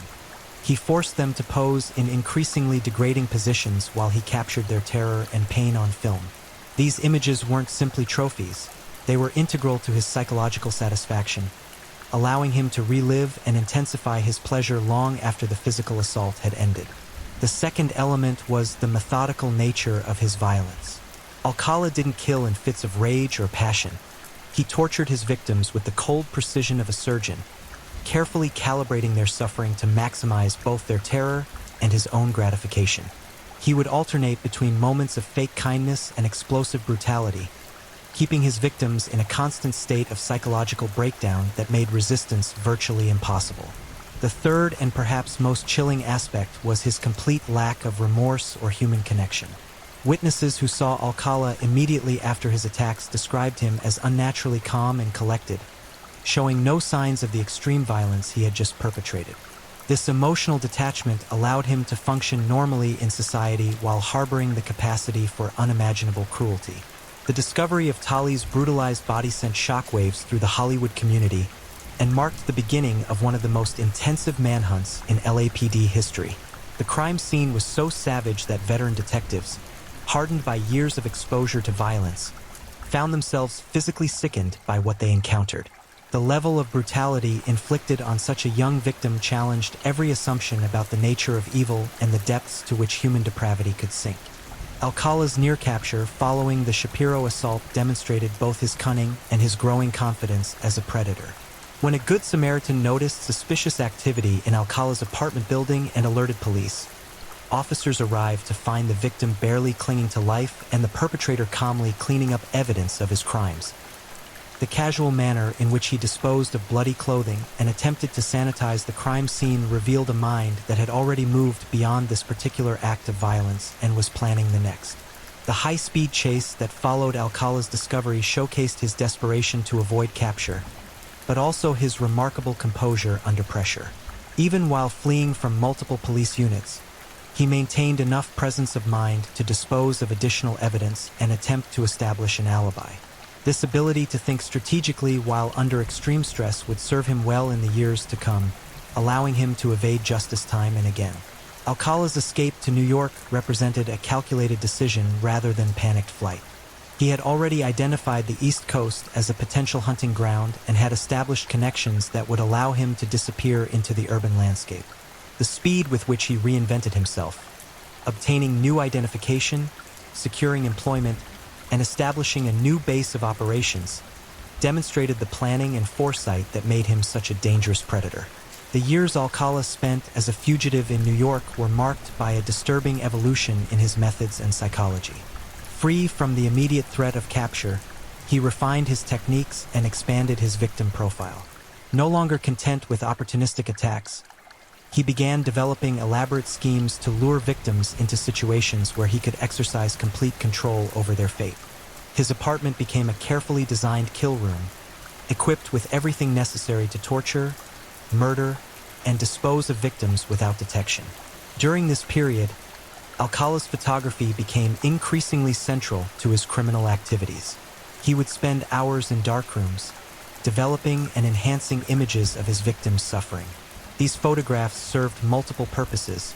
They were trophies of his conquests, tools for psychological manipulation of future victims, and a means of reliving and intensifying his pleasure.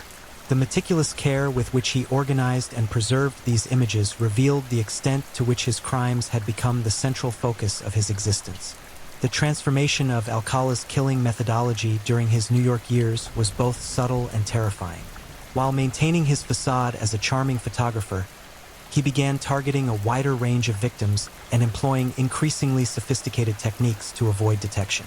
He studied police procedures, learned from the mistakes that had nearly led to his capture in California, and developed contingency plans for every aspect of his criminal enterprise. Perhaps most disturbing was Alcala's growing confidence and sense of invulnerability. Each successful attack reinforced his belief that he was intellectually superior to law enforcement and could continue his reign of terror indefinitely. This hubris would eventually contribute to his downfall, but not before he had claimed many more innocent lives and left an indelible stain on American criminal history. The psychological profile that emerged during this period painted a picture of a killer who had moved far beyond the typical motivations of rage, revenge, or sexual gratification. For Alcala, murder had become an art form, a way to exercise godlike power over other human beings while satisfying needs that existed far beyond the realm of normal human experience. The careful documentation of his crimes revealed a mind that had completely severed its connection to empathy, remorse, or any recognition of his victims' humanity. As his confidence grew, so did the audacity of his crimes.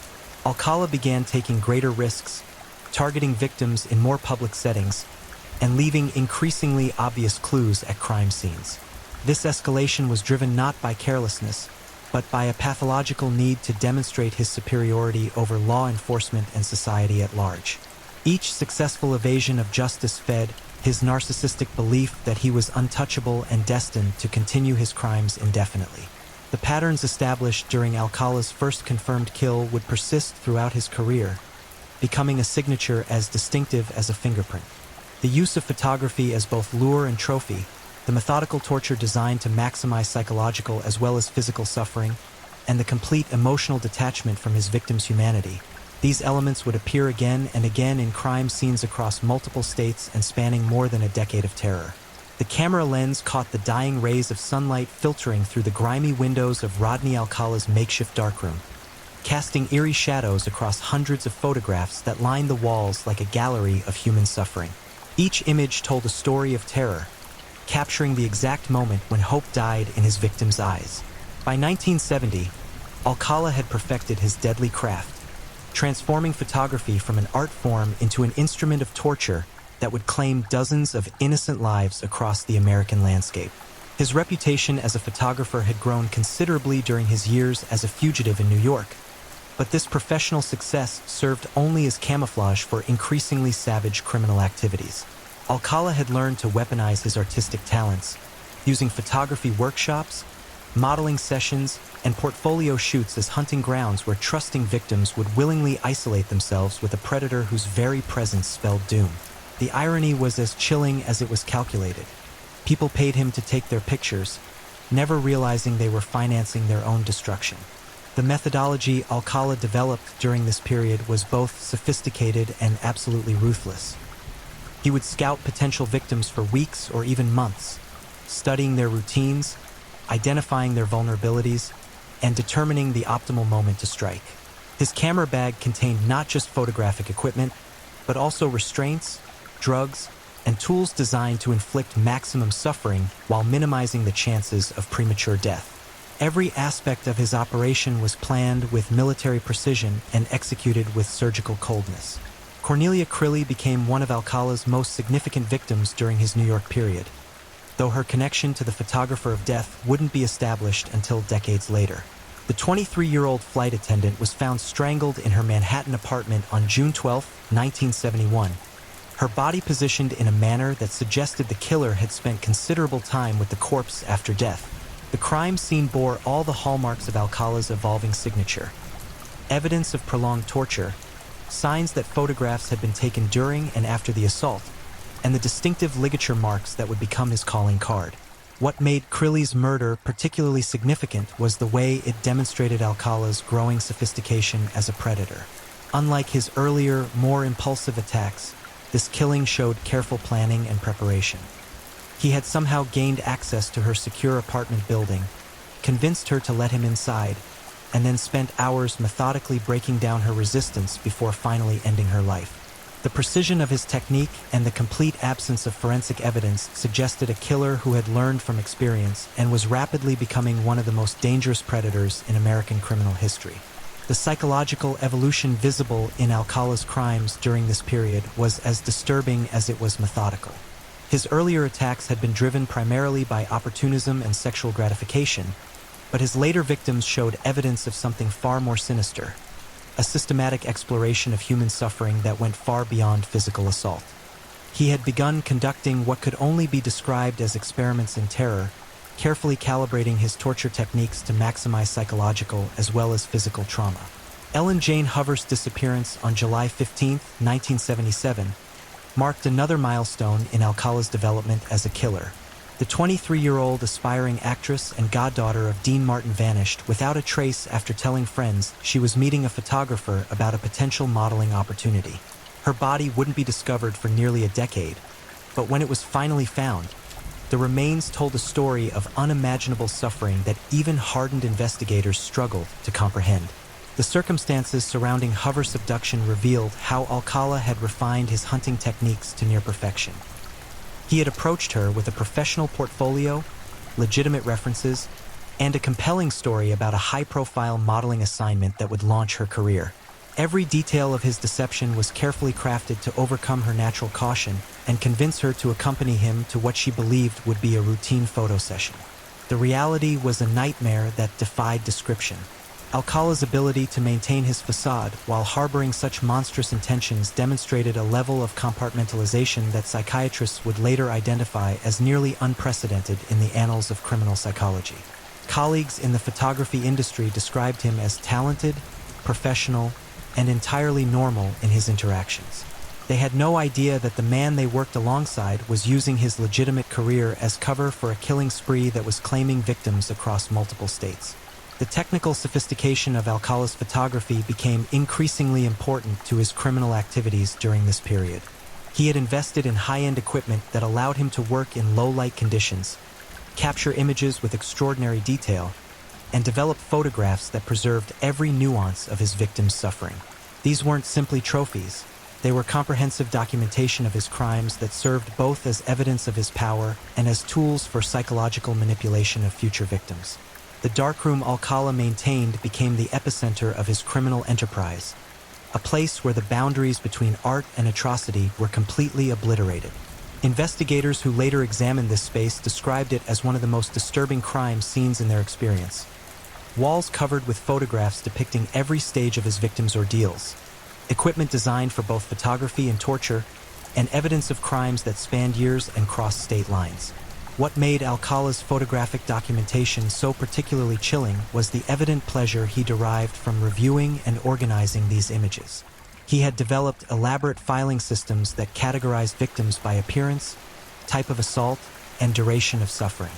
This methodical approach to cataloging human misery revealed a mind that had moved completely beyond the realm of normal human experience into something far more sinister and calculating. The evolution of Alcala's victim selection during his peak killing years showed an increasingly sophisticated understanding of vulnerability and opportunity. He had learned to identify individuals who were isolated from support systems, desperate for career advancement, or simply naive about the dangers that lurked behind offers of professional photography sessions. His ability to read and manipulate human nature made him extraordinarily effective at luring victims into situations where escape was impossible. The geographic scope of Alcala's crimes expanded dramatically during this period, with evidence linking him to murders and disappearances across California, New York, Washington, and Wyoming. This interstate killing spree was facilitated by his legitimate photography business, which provided both cover for travel and access to victims in multiple jurisdictions. The scattered nature of his crimes made it extraordinarily difficult for law enforcement agencies to recognize patterns or coordinate their investigations effectively. Perhaps most disturbing was the evidence that Alcala's crimes were escalating in both frequency and brutality. Each successful attack seemed to fuel his appetite for more extreme acts of violence, while his growing confidence led him to take increasingly audacious risks. The careful killer who had once fled immediately after attacks was now spending extended periods with his victims, prolonging their suffering for his own gratification while documenting every moment of their ordeal. The psychological toll of Alcala's crimes extended far beyond his immediate victims to include their families, friends, and the communities where his attacks occurred. The randomness of his victim selection, striking across age groups, social classes, and geographic regions, created a climate of fear that pervaded entire cities. Parents became afraid to let their children walk alone.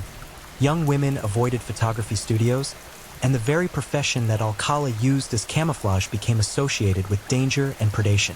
The impact on law enforcement was equally devastating. Investigators found themselves dealing with a killer whose intelligence, planning, and technical sophistication far exceeded anything they had previously encountered. Traditional investigative techniques proved inadequate against a predator who understood forensic science, had studied police procedures, and possessed the resources and mobility to stay ahead of even the most determined pursuit. As Alcala's reign of terror continued, the accumulating evidence painted a picture of a killer who had transcended normal criminal categories to become something uniquely monstrous. His crimes weren't driven by the typical motivations of money, passion, or revenge. They were expressions of a pathological need to exercise complete power over other human beings while documenting their destruction for his own twisted pleasure.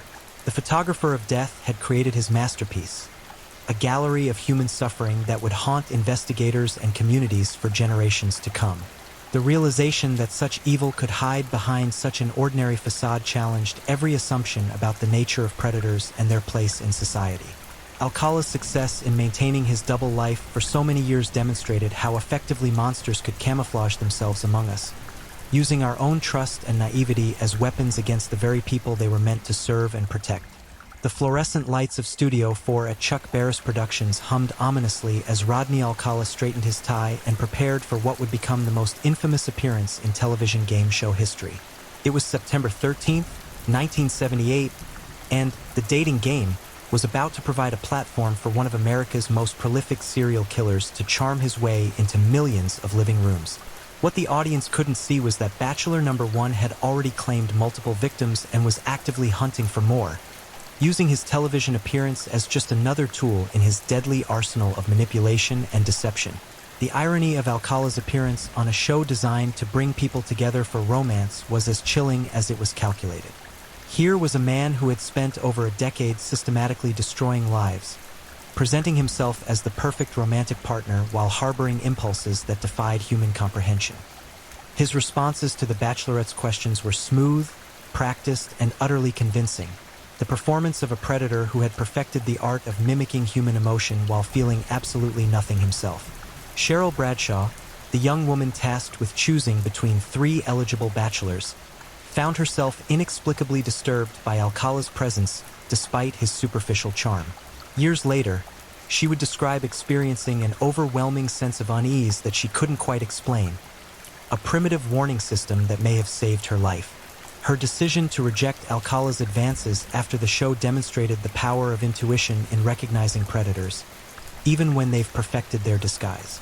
The rejection by Bradshaw represented a significant psychological blow to Alcala's narcissistic self-image, triggering a period of escalating violence that would claim several more victims before his final capture. Unable to process the humiliation of being turned down on national television, he channeled his rage into increasingly brutal attacks that showed none of the calculated restraint he had previously exhibited. The mask of control was beginning to slip, revealing the savage nature that lurked beneath his carefully constructed facade. The murder of Robin Samsoe marked the beginning of Alcala's downfall, though it would take years for the full scope of his crimes to be revealed. On June 20th, 1979, 12-year-old Robin was approached by Alcala at Huntington Beach, while she and a friend were preparing for a photo shoot with local photographers. The encounter was witnessed by multiple people, who later provided detailed descriptions of the suspicious man with the camera who had shown excessive interest in the young girl. What followed was a crime so savage and methodical that it shocked even veteran investigators who had spent their careers dealing with the worst of human nature. Robin's abduction and murder demonstrated all the hallmarks of Alcala's evolved methodology. The use of photography as a lure, the prolonged torture designed to maximize suffering, and the careful disposal of evidence that had allowed him to evade capture for so many years. However, this time his arrogance had led him to take risks that would ultimately prove fatal to his freedom. The investigation into Robin's disappearance revealed the first concrete links between Alcala and his earlier crimes, as forensic evidence began connecting him to a string of murders across multiple states and spanning over a decade. Investigators who had been frustrated by the seeming randomness of previous attacks suddenly realized they were dealing with a single perpetrator whose intelligence and mobility had allowed him to operate with virtual impunity. The arrest of Rodney Alcala on July 24, 1979, marked the end of one of the most extensive manhunts in California history. When police finally cornered him, they discovered a treasure trove of evidence that painted a picture of systematic predation unlike anything they had previously encountered. His apartment contained thousands of photographs depicting unknown individuals in various states of undress and distress, suggesting that the known victims represented only a fraction of his actual crimes.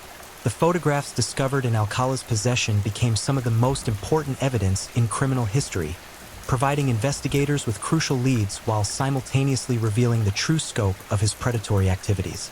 Many of the images showed unidentified individuals who appeared to be in distress or under duress, suggesting that Alcala's victim count was far higher than initially suspected.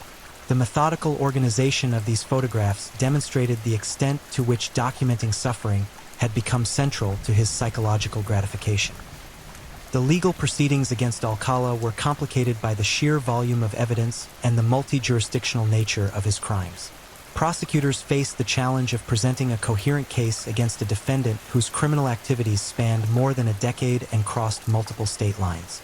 The death penalty cases alone required years of preparation, as attorneys worked to establish clear connections between the defendant and crimes that had occurred years, or even decades earlier. Alcala's behavior during his trials revealed the same calculating intelligence that had made him such an effective predator. He chose to represent himself in several proceedings, using his legal knowledge to delay proceedings and manipulate the system that was attempting to bring him to justice. His courtroom performances were chilling displays of narcissism and manipulation, as he attempted to convince juries that he was the victim of a massive conspiracy rather than the perpetrator of unspeakable crimes. The first death sentence came in 1980 for the murder of Robin Samsoe, but legal technicalities and appeals would keep Alcala on death row for decades while investigators continued uncovering evidence linking him to additional crimes. The discovery of DNA evidence in the 1990s provided prosecutors with powerful new tools for connecting Alcala to cold cases that had remained unsolved for years, leading to additional charges and convictions. The true scope of Alcala's crimes became apparent only gradually, as improved forensic techniques and interagency cooperation revealed connections that had been invisible to earlier investigators.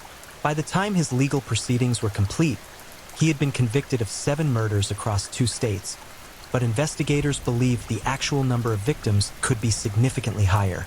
The photographs in his possession suggested that he had been active for far longer than initially suspected, possibly claiming victims from the early 1960s through his final arrest. The psychological evaluation of Alcala during his incarceration revealed a mind that had moved so far beyond normal human experience that conventional psychiatric categories seemed inadequate. Mental health professionals described him as possessing an almost supernatural ability to compartmentalize his criminal activities while maintaining the facade of normalcy in other aspects of his life. This psychological sophistication had made him one of the most dangerous predators in American criminal history. The impact of Alcala's crimes on law enforcement practices cannot be overstated. His ability to evade capture for so many years while operating across multiple jurisdictions led to significant improvements in interagency communication and forensic cooperation. The techniques developed during his investigation became templates for future serial killer cases, while his use of photography as both lure and trophy influenced how investigators approach similar crimes. The families of Alcala's victims faced decades of legal proceedings and appeals, forced to relive their losses repeatedly as new evidence emerged and additional charges were filed.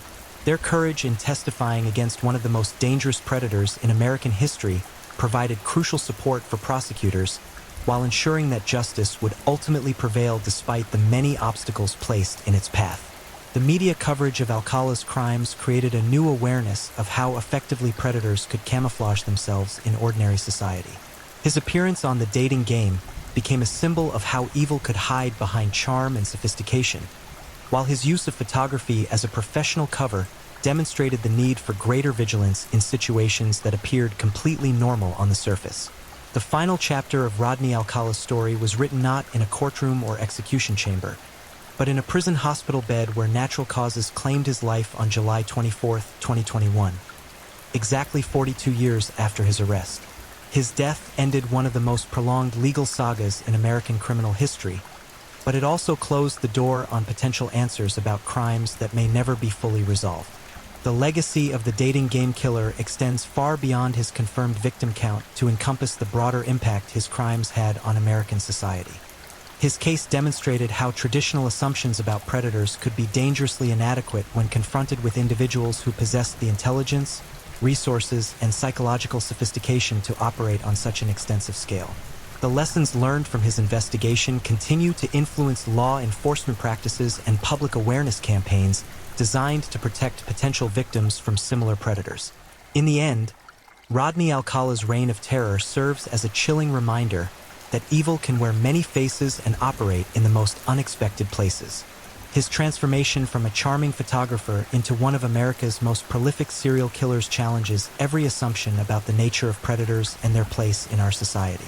The Dating Game killer's story is not just about one man's descent into monstrous behavior. It's about the vulnerability of innocence in a world where appearances can be fatally deceiving and where the price of trust can be measured in human lives. The final tally of Alcala's confirmed victims may never be complete, but his impact on criminal investigation, public awareness, and the families of those he destroyed will resonate for generations. His story serves as both a cautionary tale and a testament to the dedication of the investigators who refused to give up until justice was finally served, even if that justice came decades after his crimes were committed. If you're enjoying these stories, don't forget to leave a comment. I'd love to hear where you're tuning in from and what time it is in your part of the world.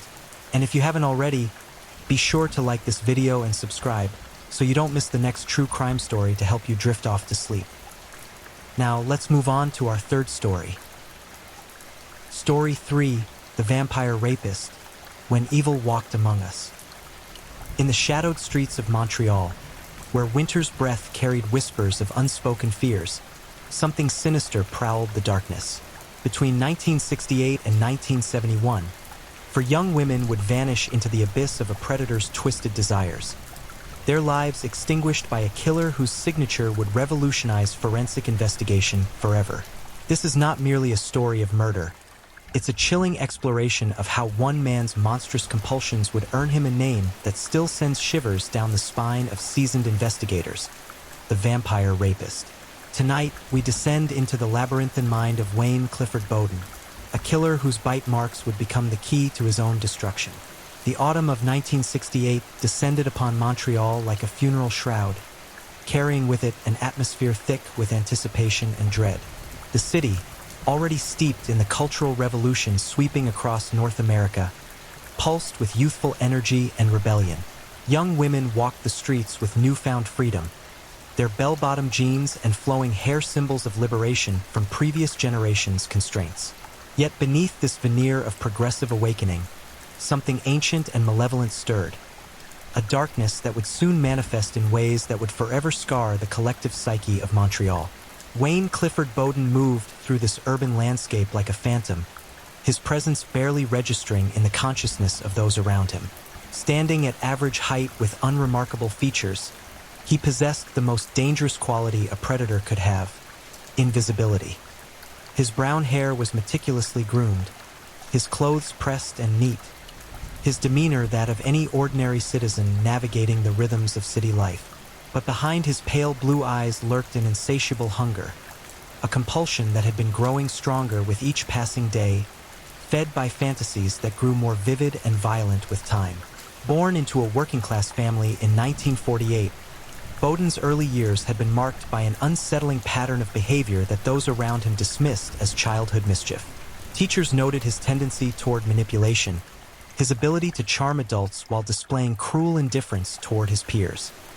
His mother, a devoutly religious woman, often spoke of her son's special nature, interpreting his calculated behavior as intelligence rather than recognizing the emerging signs of a deeply disturbed mind. As Bowden matured, so did his dark appetites. His teenage years were punctuated by increasingly aggressive sexual behavior, incidents that were either covered up by his family or dismissed by authorities as youthful indiscretion. He learned early that society was willing to overlook transgressions when they came wrapped in a package that appeared normal, conventional, even charming. This lesson would serve him well in the years to come. By 1968, Bowden had developed what criminal psychologists would later recognize as a sophisticated modus operandi. He studied his environment with the patience of a spider, identifying patterns in the lives of potential victims.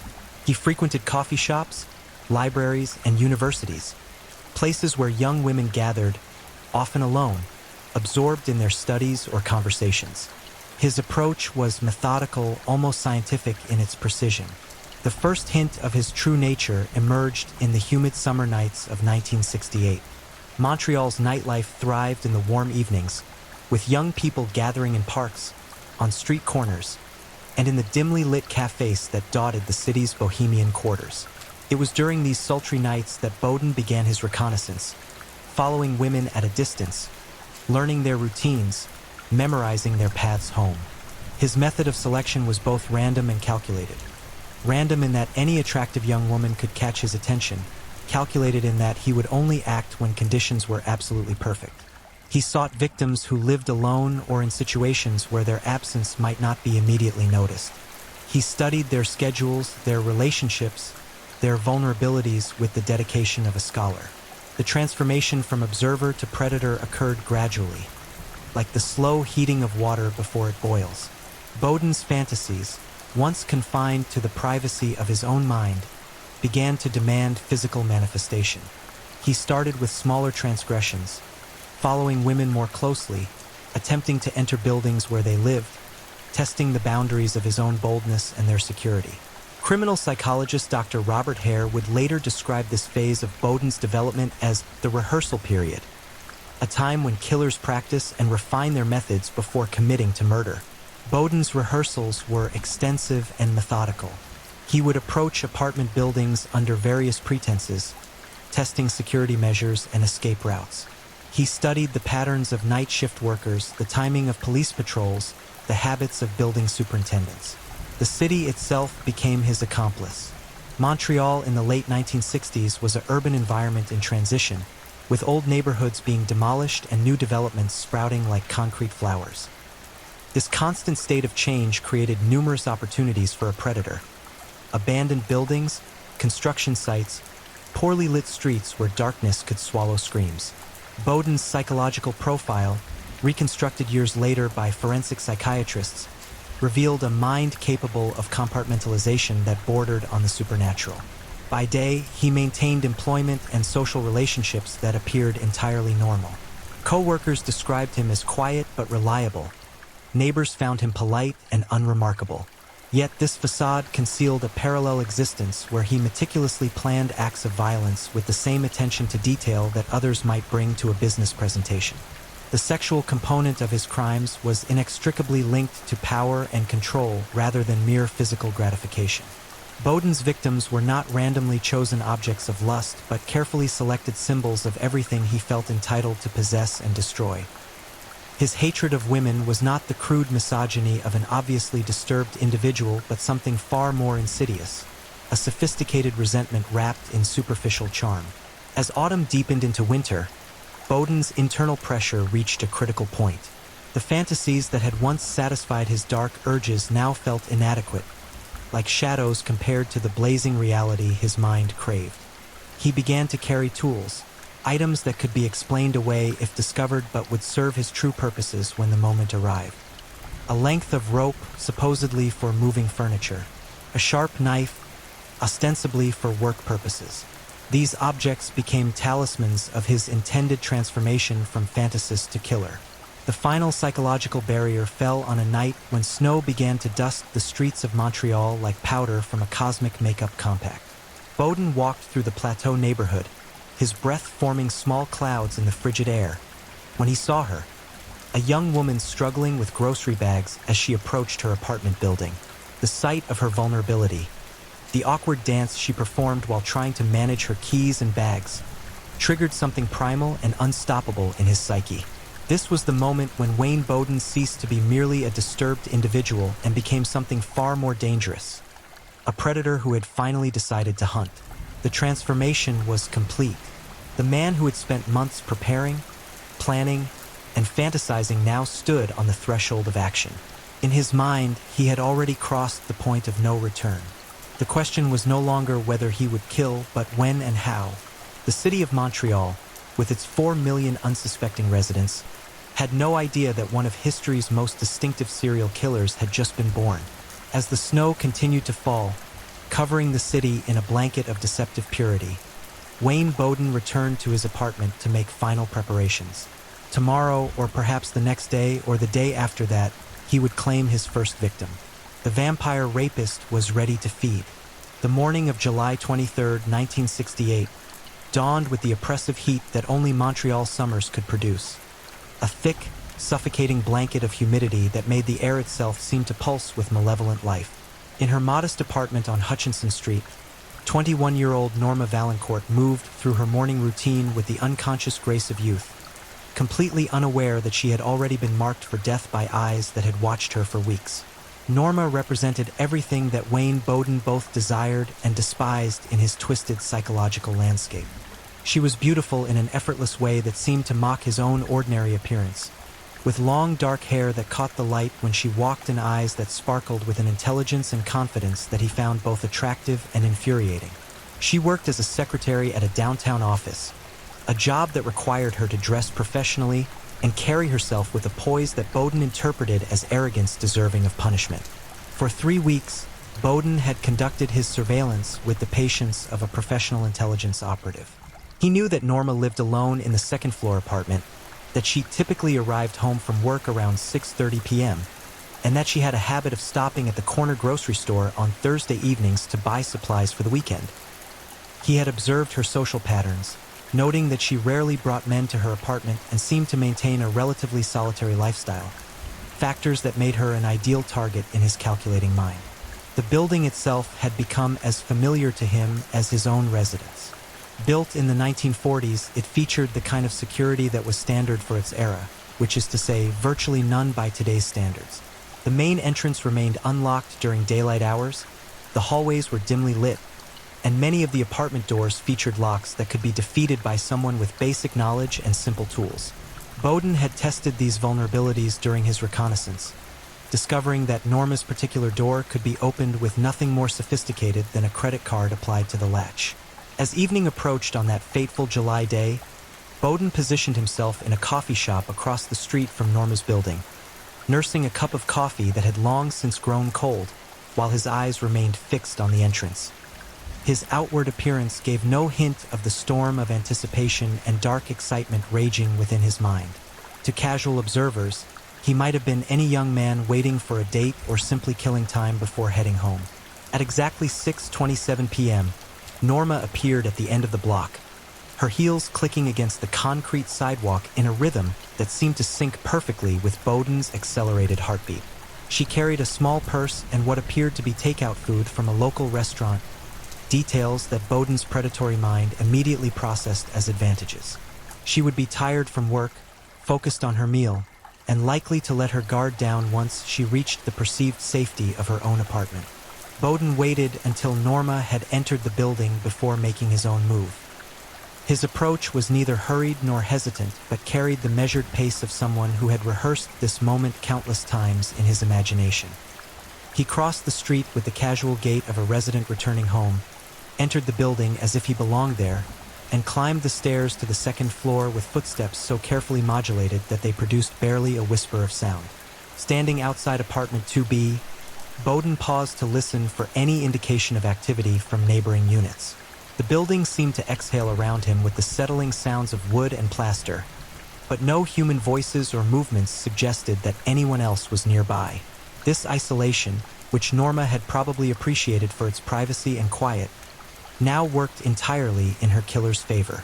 The lock yielded to his ministrations with an ease that seemed almost obscene in its simplicity. The door swung open silently on well-oiled hinges, revealing Norma's modest but carefully maintained living space.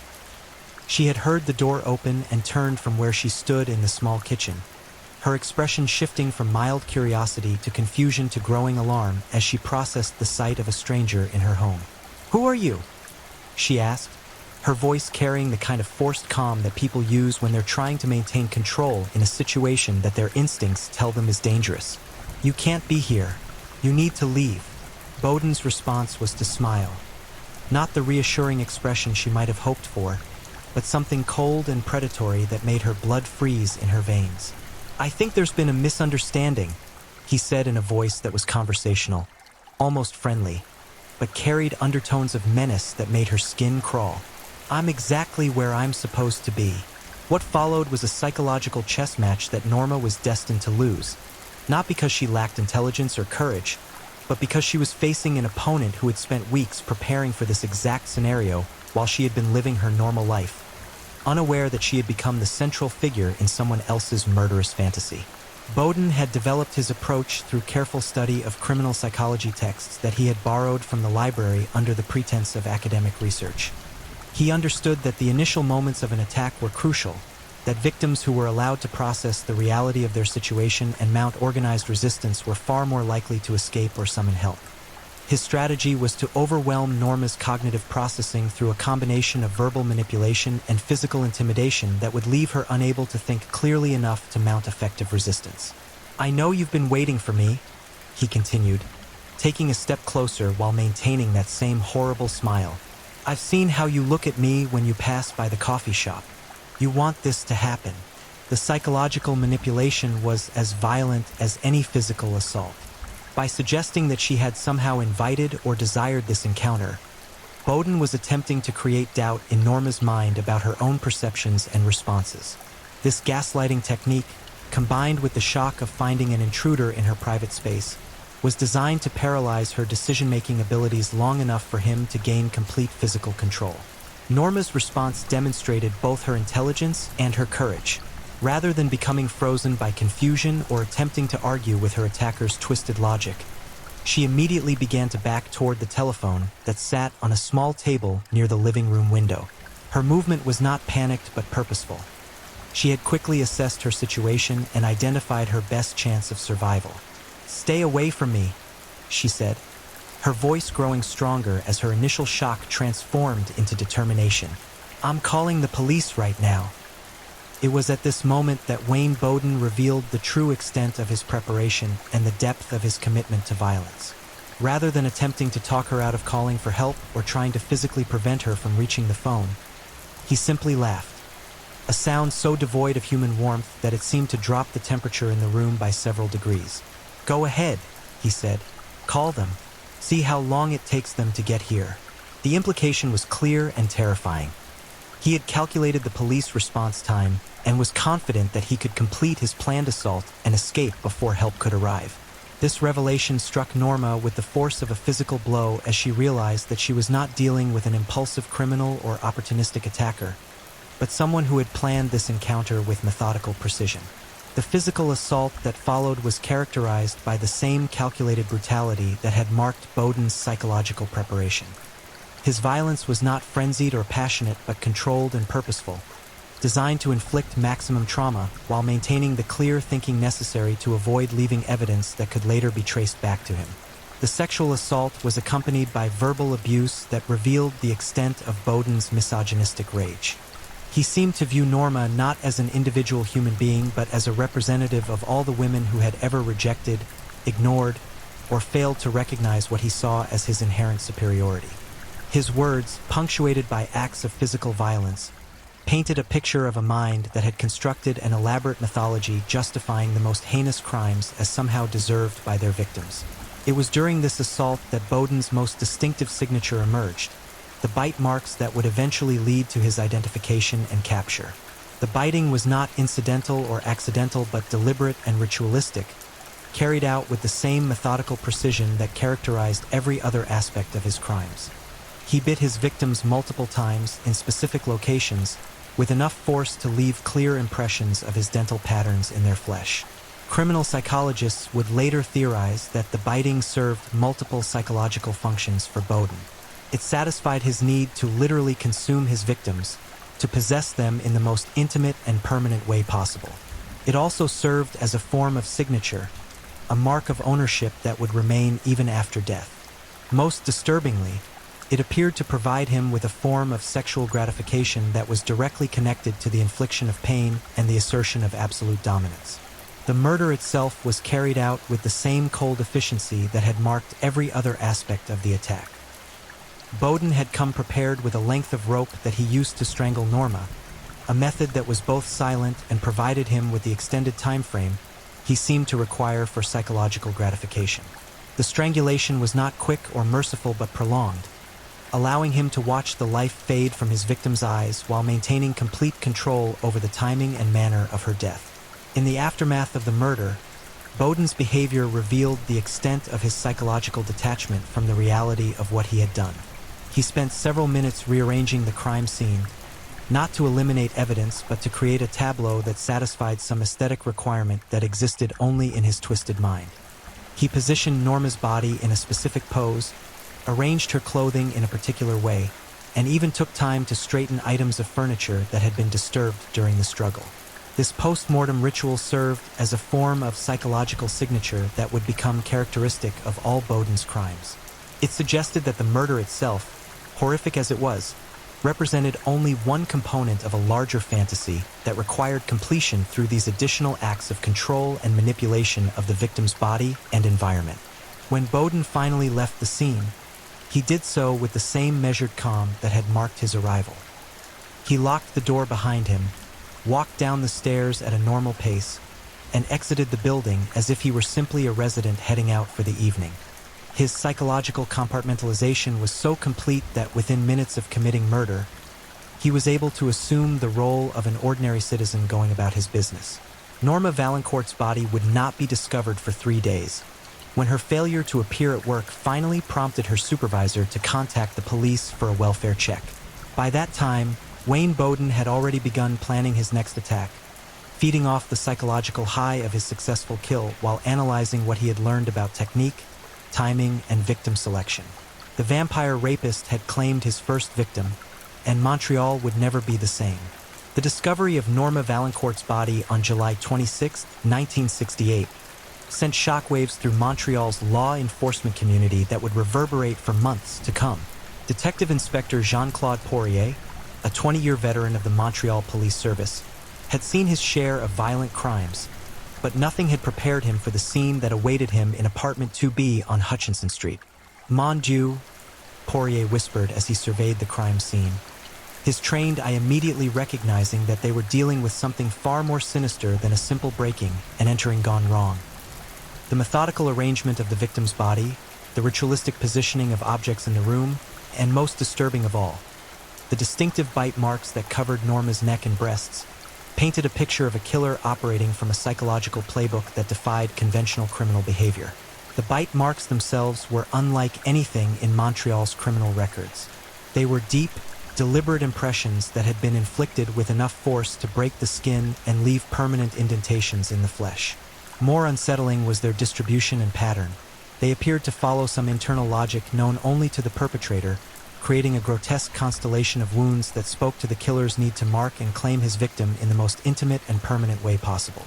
Dr. Marie Dubois, the city's chief medical examiner, had conducted thousands of autopsies during her career, but the sight of Norma Valancourt's body would haunt her for the rest of her professional life.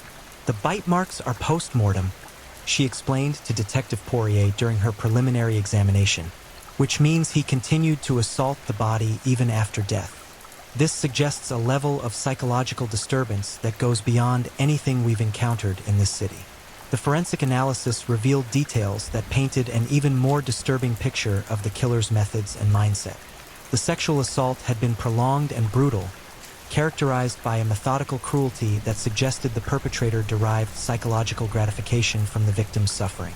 The strangulation showed evidence of being interrupted and resumed multiple times, a technique that would allow the killer to maintain control while extending the victim's ordeal.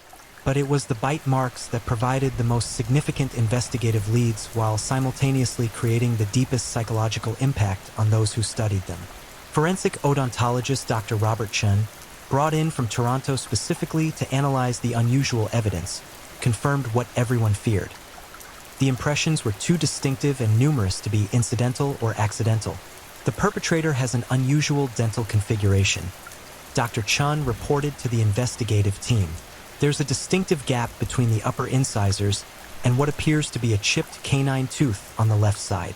These bite marks weren't inflicted in a moment of passion or rage. They're methodical, almost ritualistic in their placement and depth. This individual will strike again. Dr. Chen's prediction proved prophetic in the most horrifying way possible. Just 6 weeks after Norma Valancourt's murder, on September 14, 1968, Shirley Audet became Wayne Bowden's second victim, and with her death, Montreal began to understand that they were facing not an isolated incident, but the beginning of a killing spree that would transform the city into a hunting ground for one of Canada's most distinctive serial killers. Shirley Audet was 19 years old, a university student studying literature at McGill University who embodied the intellectual and artistic spirit that defined Montreal's student population in the late 1960s. She lived in a basement apartment near the university campus, a location that provided both the independence she craved and the vulnerability that Wayne Bowden's predatory instincts could exploit. Bowden's surveillance of Shirley followed the same meticulous pattern he had established with his first victim. For 3 weeks, he studied her routines, her habits, her social patterns.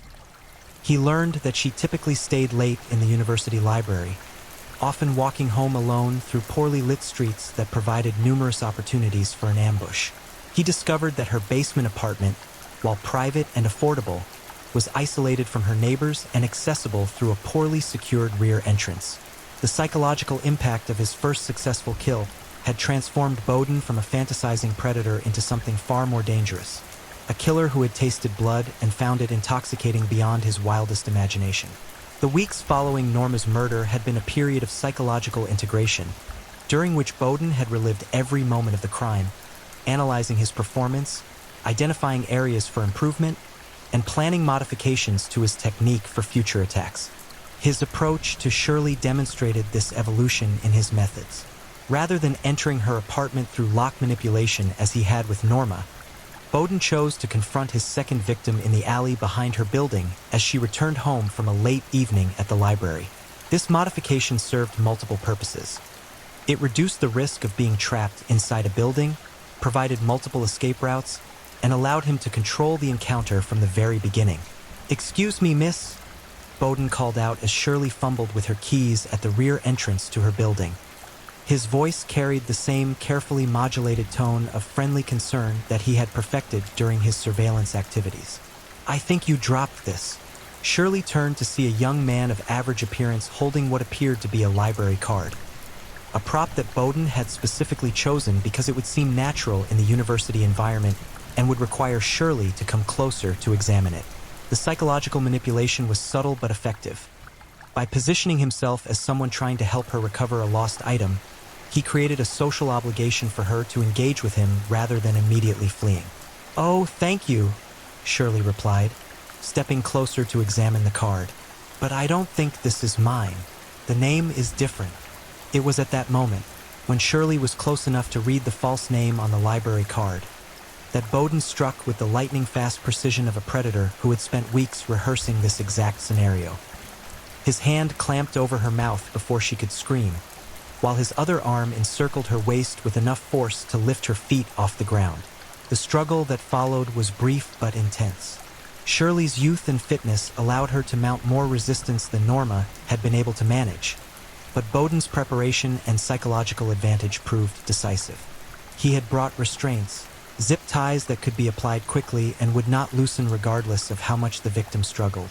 Within minutes, he had rendered Shirley helpless and begun dragging her toward a construction site he had identified during his surveillance as the perfect location for what he planned to do next. The construction site represented a significant evolution in Bowden's methodology.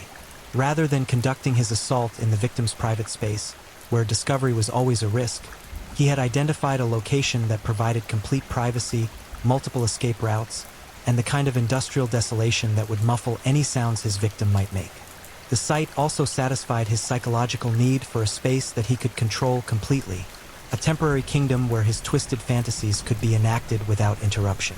What Shirley Audet endured during the hours that followed her abduction represents one of the most horrifying chapters in Canadian criminal history. Bowden's assault was not driven by passion or spontaneous violence, but by a calculated cruelty that had been refined and intensified by his success with his first victim. He had learned from his previous crime, identifying aspects of the experience that had provided him with the greatest psychological gratification and developing methods to extend and enhance those elements. The sexual assault was accompanied by a psychological torture that was arguably even more cruel than the physical violence. Bowden seemed to derive particular satisfaction from describing to Shirley exactly what he intended to do to her, explaining his actions as he performed them, and forcing her to acknowledge his complete control over her fate. This verbal component of his crimes would later be identified by criminal psychologists as evidence of his need not just to dominate his victims physically but to break them psychologically as well. The bite marks inflicted on Shirley were even more extensive and deliberate than those found on Norma Valancourt. Dr. Chen's later analysis would reveal that Bowden had bitten his second victim more than 30 times, creating a map of wounds that covered her neck, shoulders, breasts, and thighs. The pattern and distribution suggested that the biting was not just a signature or a form of sexual gratification, but also a method of psychological torture designed to inflict maximum trauma while keeping the victim alive and conscious. The murder itself followed the same general pattern as the first, with strangulation being the cause of death, but Bowden's technique showed refinement and increased sadism. The strangulation was interrupted and resumed multiple times over what the medical examiner estimated to be a period of at least 2 hours, indicating that Bowden had developed methods for keeping his victims on the edge of unconsciousness while preventing them from actually dying until he was ready to complete the murder. In the aftermath of Shirley's murder, Bowden once again demonstrated the psychological compartmentalization that would characterize all his crimes. He carefully cleaned the crime scene to remove evidence, arranged the victim's body according to his internal aesthetic requirements, and departed the scene with the same calm calculation that had marked his arrival. The discovery of Shirley Audet's body the following morning by construction workers arriving for their shift created a panic in Montreal that dwarfed the reaction to the first murder. The similarities between the two crimes were impossible to ignore, and the distinctive bite marks left no doubt that the same perpetrator was responsible for both killings. Detective Inspector Poirier found himself leading what had suddenly become the most high-profile criminal investigation in Montreal's history. The media coverage was intense and often sensationalized, with newspapers competing to coin the most dramatic nickname for the unknown killer. It was during this period that the moniker the Vampire Rapist first appeared in print, a name that captured both the public's fascination and terror regarding the distinctive bite marks that had become the killer's signature. The psychological impact on Montreal's female population was immediate and profound. Women began changing their routines, avoiding walking alone at night, and installing additional security measures in their homes. The university campus, where Shirley had been a student, became a place of heightened anxiety, with female students organizing escort services and self-defense classes. But for Wayne Bowden, the terror he had created was not a source of concern, but rather a form of intoxication that fed his growing sense of power and superiority. He followed the media coverage obsessively, collecting newspaper clippings and reveling in the fear that his actions had generated.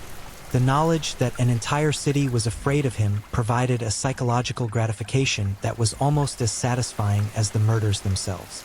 As autumn deepened into winter, Bowden began planning his third attack with the confidence of a predator who had twice succeeded in outsmarting the authorities. He had learned from his first two crimes, refining his methods and expanding his psychological understanding of victim selection and crime scene management. The vampire rapist was evolving, becoming more sophisticated, more dangerous, and more confident with each successful kill. Montreal held its breath, knowing that somewhere in their midst, a monster was preparing to strike again. The bitter winter of 1969 settled over Montreal like a shroud, bringing with it a bone-chilling cold that seemed to penetrate not just the city's buildings and streets, but the very souls of its residents. For 8 months, the specter of the vampire rapist had haunted their nightmares, transforming Montreal from a vibrant cultural metropolis into a city paralyzed by fear. But as the snow piled high against apartment windows and the St. Lawrence River began its annual transformation into a sheet of ice, Wayne Bowden was preparing for what he believed would be his masterpiece. A third killing that would cement his reputation as an unstoppable force of terror. Detective Inspector Jean-Claude Poirier had aged visibly during the investigation, his face now bearing the deep lines of a man who had stared too long into the abyss of human depravity. His team had interviewed hundreds of suspects, followed thousands of leads, and analyzed every piece of physical evidence with the desperate intensity of hunters tracking the most dangerous prey imaginable. Yet the killer remained a phantom, leaving behind only his distinctive bite marks as calling cards in a twisted game of cat and mouse. The investigation had been hampered by the technological limitations of 1960s forensic science. DNA analysis was still decades away, fingerprint databases were rudimentary, and criminal profiling existed only in the most basic form. The bite mark evidence, while distinctive and potentially conclusive, could only help identify the killer after he was caught. It could not lead investigators to him before he struck again. He's out there planning his next move, Poirier told his assembled team during a briefing in the cramped conference room that had become the nerve center of the investigation. Every day that passes makes him more confident, more dangerous. He thinks he's smarter than we are, and so far, he's been right. The psychological profile that had been developed by Dr. Martin Reiser, a criminal psychiatrist brought in from the United States, painted a picture of a killer who was far more sophisticated than the typical serial murderer of that era. This individual possesses above-average intelligence, meticulous planning abilities, and what appears to be complete emotional detachment from his crimes, Dr. Reiser explained. He views his victims not as human beings but as objects to be consumed and discarded. The bite marks represent his need to literally devour and possess his victims in the most intimate way possible. What the investigators did not know was that Wayne Bowden had been following their investigation as closely as they had been pursuing him. He had contacts within the media who unknowingly provided him with inside information about police activities, and he had developed techniques for monitoring police radio frequencies that allowed him to stay one step ahead of their efforts. This intelligence gathering had become another source of psychological gratification for Bowden, evidence of his superiority over the authorities who were desperately trying to capture him. The selection of his third victim demonstrated the evolution of Bowden's predatory instincts and his growing confidence in his ability to elude capture. Marielle Archambault was a 23-year-old nurse who worked the night shift at Montreal General Hospital, a profession that required her to travel through the city during the early morning hours when the streets were largely deserted. Her occupation also provided Bowden with a twisted psychological justification for his intended crime. In his diseased mind, someone whose job was to heal and comfort others represented the ultimate challenge to his power to destroy and terrorize. Bowden's surveillance of Marielle began in January 1969 and continued for nearly 6 weeks, a period of observation far longer than he had devoted to his previous victims. This extended reconnaissance reflected both his increased caution following the intensified police investigation and his desire to create what he saw as his most perfect crime. He studied not just Marielle's routines, but also the broader environment in which she moved, identifying every variable that might affect his planned attack. The hospital where Marielle worked had implemented additional security measures following the previous murders, including increased lighting in the parking areas and security guards who made regular patrols during shift changes. These precautions forced Bowden to develop a more sophisticated approach than he had used in his earlier crimes. Rather than attacking Marielle near her workplace, he decided to target her at home, during the brief window of vulnerability that occurred each morning when she returned from work exhausted and with her guard down. Marielle lived in a third-floor apartment in a building that had been constructed in the 1950s, with the kind of security measures typical of that era, which is to say, virtually none. The building's main entrance was kept locked at night, but Bowden had observed that many residents propped open the door during the early morning hours to facilitate their departure for work. This created a window of opportunity that aligned perfectly with Marielle's arrival home from her night shift. On the morning of March 15, 1969, Bowden positioned himself in the lobby of Marielle's building, hidden in a recessed area near the mailboxes where he could observe the entrance without being seen by anyone entering or leaving. He had been waiting for over an hour when Marielle finally appeared, her nurse's uniform visible beneath her heavy winter coat, her face showing the exhaustion that came from working a 12-hour shift in a busy hospital ward. The attack began the moment Marielle entered the building. Unlike his previous crimes, where he had relied on verbal manipulation to get close to his victims, Bowden's assault on Marielle was immediate and overwhelming. He emerged from his hiding place like a predator springing from ambush, covering her mouth with one hand while using his other arm to control her body and prevent her from reaching the alarm button that had been installed near the entrance following the previous murders. The struggle in the lobby was brief but intense. Marielle's medical training had included basic self-defense instruction, and her work in the hospital emergency ward had given her experience in high-stress situations that served her well in those first crucial moments. She managed to break free from Bowden's initial grip and made a desperate attempt to reach the front door, but her heavy winter clothing and the exhaustion from her night shift worked against her. Bowden's response to her resistance revealed the extent to which his methods had evolved since his first two crimes. Rather than becoming flustered or angry when faced with unexpected opposition, he adapted his approach with the cold calculation of a professional. He used Marielle's own momentum against her as she tried to flee, redirecting her movement toward the stairwell where he could isolate her from potential witnesses or sources of help. "You're going to make this much harder than it needs to be," he whispered in her ear as he regained control, his voice carrying the same conversational tone that had characterized his previous attacks. "But I suppose that's part of what makes it interesting." The psychological warfare that followed was arguably even more brutal than the physical assault. Bowden had developed techniques for breaking down his victims' resistance through a combination of false hope and escalating threats. He would alternate between moments of apparent calm, where he spoke to them in almost normal conversational tones, and sudden explosions of violence that demonstrated his complete control over their situation. As he forced Marielle up the stairs toward her own apartment, Bowden began the verbal component of his assault, a stream of observations about her life, her routines, and her vulnerabilities that demonstrated the extent of his surveillance and made it clear that this was not a random attack but a carefully planned execution of a long-developing fantasy.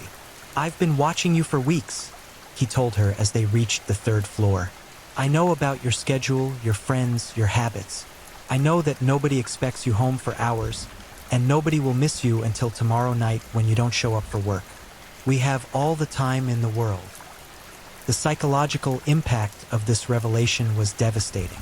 In that moment, Marielle understood that she was not dealing with an opportunistic criminal, but with someone who had studied her life with the dedication of a scholar, someone who had planned this encounter with meticulous attention to detail.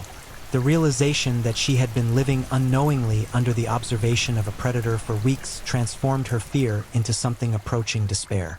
Once inside her apartment, Bowden's behavior followed the same ritualistic pattern that had characterized his previous crimes, but with refinements that reflected his growing experience and confidence. The restraints he used were more sophisticated, the psychological torture more elaborate, and the physical assault more prolonged and systematic. The sexual violence that followed was accompanied by the distinctive biting that had become Bowden's signature, but the pattern and intensity of the bite marks on Marielle's body would later be described by forensic experts as representing a significant escalation in the killer's sadistic behavior. Dr. Chen's analysis would reveal more than 40 separate bite marks, distributed across the victim's body in a pattern that suggested not just sexual gratification, but a kind of ritualistic consumption. The bite marks on this victim show a level of organization and deliberation that exceeds anything we've seen in the previous cases. Dr. Chen would later testify. The perpetrator appears to have developed a specific ritual involving the placement and depth of the bites. This is not random violence, but a highly organized ceremonial behavior. The murder itself represented the culmination of what Bowden had learned from his previous crimes. The strangulation was carried out with technical proficiency that allowed him to maintain control over the timing and manner of death, while extending the victim's suffering for the maximum psychological impact. Medical evidence would later suggest that Marielle remained conscious for nearly an hour after the assault began, forced to endure the full extent of Bowden's ritualistic violence. In the aftermath of the murder, Bowden once again demonstrated the compartmentalization that allowed him to function normally in society while carrying out acts of unspeakable brutality. He spent considerable time arranging the crime scene according to his internal aesthetic requirements, positioning the victim's body and personal belongings in ways that satisfied his psychological needs while also sending a message to the investigators who would eventually discover the scene. But it was in the hours immediately following Marielle's murder that Wayne Bowden made the mistake that would ultimately lead to his capture. Intoxicated by the success of his third kill and convinced of his own invincibility, he decided to remain in Montreal rather than leaving the city as criminal profilers had predicted he might do. This decision reflected his growing psychological need for recognition and his desire to observe firsthand the impact of his crimes on the community. The discovery of Marielle Archibald's body on March 16, 1969, created a level of public panic that exceeded anything Montreal had experienced since the October crisis. The fact that the killer had struck again despite the intensive police investigation shattered any remaining illusion that the authorities had the situation under control. Demonstrations demanding increased police protection became a daily occurrence, and the city's mayor faced calls for his resignation over his administration's failure to capture the vampire rapist. Detective Inspector Poirier found himself under pressure from every direction. The media, the public, his own superiors, and most painfully, from the families of the victims who looked to him for justice that seemed increasingly elusive. The investigation had consumed the better part of a year and involved dozens of detectives, but they seemed no closer to identifying the killer than they had been after the first murder. "We need to change our approach," Poirier announced to his team during a strategy session held 3 days after Marielle's body was discovered. "This killer is too sophisticated for conventional investigative methods. He's studying us as closely as we're studying him, and so far, he's been smarter than we are." The breakthrough came from an unexpected source. Dr. Reiser, the criminal psychiatrist who had been consulting on the case, suggested that the killer's confidence might also be his weakness. "He's reached a point where he believes himself invincible," Dr. Reiser explained. "That kind of narcissistic confidence often leads to mistakes, to taking risks that a more cautious criminal would avoid." The psychological profile suggested that the killer would likely remain in Montreal to observe the aftermath of his latest crime, possibly even inserting himself into the investigation or the media coverage in some way. This insight led Poirier to implement a strategy that was revolutionary for its time. A systematic surveillance of the investigation itself, designed to identify anyone who was taking unusual interest in the case or who appeared to have inside knowledge of details that had not been released to the public. The trap was elegant in its simplicity. Poirier arranged for false information to be deliberately leaked to different media contacts, with each leak containing slightly different details about the investigation. Anyone who referenced these fabricated details would immediately identify themselves as having received information from that specific source, allowing investigators to trace the leak back to its origin. Wayne Bowden's psychological need to follow the coverage of his crimes made him particularly vulnerable to this strategy. He had developed relationships with several journalists who were covering the case, positioning himself as a helpful citizen with insights into criminal behavior. His eagerness to share his theories about the killer's methods and motivations had made him a valuable source for reporters seeking expert commentary on the case. It was Bowden's response to one of these deliberately planted false stories that finally provided investigators with their first concrete lead. When a reporter mentioned during a casual conversation that police had found unusual rope fibers at the crime scene, a detail that was completely fabricated, Bowden's reaction was immediate and revealing. "That's interesting," he had said. "I would have expected him to use something that couldn't be traced so easily. Maybe zip ties or something synthetic that wouldn't leave fibers." The comment was innocent enough on its surface, but it revealed knowledge that was troubling for two reasons. First, the actual killer had indeed used zip ties as restraints, a detail that had never been released to the public. Second, Bowden's phrasing suggested familiarity with criminal methodology that went beyond casual interest. The reporter, Michel Dubois of La Presse, had been briefed by police on the importance of reporting any unusual responses to the planted stories. His call to Detective Inspector Poirier set in motion a surveillance operation that would finally bring the vampire rapist's reign of terror to an end. "We have our first real suspect," Poirier announced to his team. Wayne Clifford Bowden, age 21, unemployed, lives alone in an apartment on St. Laurent Boulevard. As of right now, he becomes the focus of everything we do. The surveillance of Bowden revealed behavioral patterns that confirmed investigators' suspicions while providing them with the evidence they needed to make an arrest.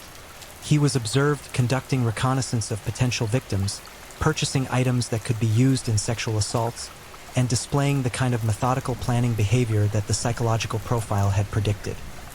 But it was the discovery of a small notebook in Bowden's apartment, found during a search conducted after his arrest on unrelated charges, that provided the final piece of evidence that would seal his fate. The notebook contained detailed observations about all three victims, including information about their schedules, their living situations, and their vulnerabilities. Most damning of all, it included sketches of bite mark patterns and notes about techniques for inflicting maximum psychological trauma. "This is it," Poirier told his team as they reviewed the contents of the notebook. "This is our confession written in his own hand.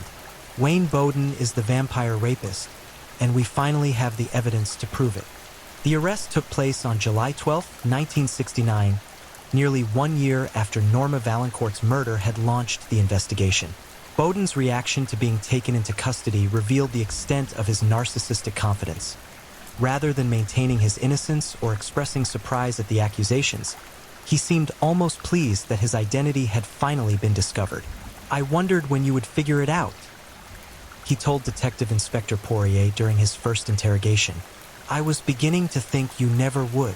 The trial of Wayne Bowden became one of the most significant criminal proceedings in Canadian legal history, not just because of the horrific nature of his crimes, but also because it marked the first time that bite mark evidence had been used as the primary forensic tool in securing a conviction. Dr. Chen's testimony about the distinctive dental patterns found on all three victims provided compelling proof that linked Bowden to each murder with scientific certainty. The psychological evaluation conducted as part of the trial proceedings revealed the full extent of Bowden's mental disturbance. He was diagnosed with antisocial personality disorder, sexual sadism disorder, and narcissistic personality disorder, a combination that created what one psychiatrist described as the perfect psychological storm for serial killing behavior. On November 15, 1969, Wayne Clifford Bowden was convicted on 3 counts of first-degree murder and sentenced to life in prison with no possibility of parole for 25 years. The conviction brought an end to one of the most intensive criminal investigations in Montreal's history and provided a measure of justice for the families of Norma Valancourt, Shirley Audet, and Marielle Archambault. But the story of the vampire rapist was far from over. In 1971, while serving his sentence in a federal penitentiary, Bowden would escape during a prison transfer and commit one final murder in Calgary, Alberta, before being recaptured. Elizabeth Porteous, a 22-year-old secretary, became his fourth and final victim, killed with the same ritualistic brutality that had characterized his Montreal crimes. The escape and subsequent murder demonstrated that prison had not diminished Bowden's capacity for violence or his compulsion to kill. His capture following the Calgary murder resulted in an additional life sentence and ensured that he would never again be free to terrorize innocent victims. Wayne Clifford Bowden remained in federal custody until his death from skin cancer in 2006, having served 37 years in prison for his crimes. He never expressed remorse for his actions or provided any meaningful insights into his psychological motivations, taking his secrets to the grave and leaving behind only the traumatic legacy of his crimes. The case of the vampire rapist transformed criminal investigation techniques in Canada and established bite mark analysis as a legitimate forensic tool. More importantly, it demonstrated that even the most sophisticated and careful serial killers could be caught through methodical police work, innovative investigative techniques, and the kind of psychological insight that was just beginning to emerge as a formal discipline in criminal justice. Today, The name Wayne Bowden serves as a reminder of the darkest capabilities of the human psyche and the importance of never underestimating the evil that can lurk behind the most ordinary facades. His crimes remain a subject of study for criminal psychologists, forensic investigators, and law enforcement professionals who continue to work toward understanding and preventing similar tragedies. The vampire rapist is dead, but his legacy lives on in the improved investigative techniques, victim support services, and public safety measures that grew from the lessons learned during that terrifying period when Montreal lived in fear of a monster who walked among them, hidden in plain sight until justice finally caught up with his reign of terror. If you're enjoying these stories, don't forget to leave a comment. I'd love to hear where you're tuning in from and what time it is in your part of the world. And if you haven't already, be sure to like this video and subscribe so you don't miss the next true crime story to help you drift off to sleep. Now, let's move on to our third story. Story 3, The Ottawa Double Murderer, the Camille Cleroux story.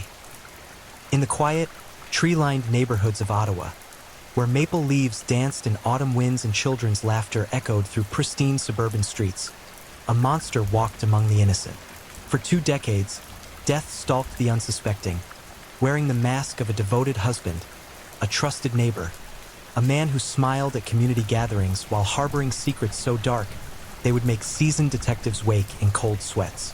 This is the chilling account of Camille Cleroux, a predator who turned the sacred bond of marriage into a hunting ground, transforming homes meant for love into chambers of unspeakable horror.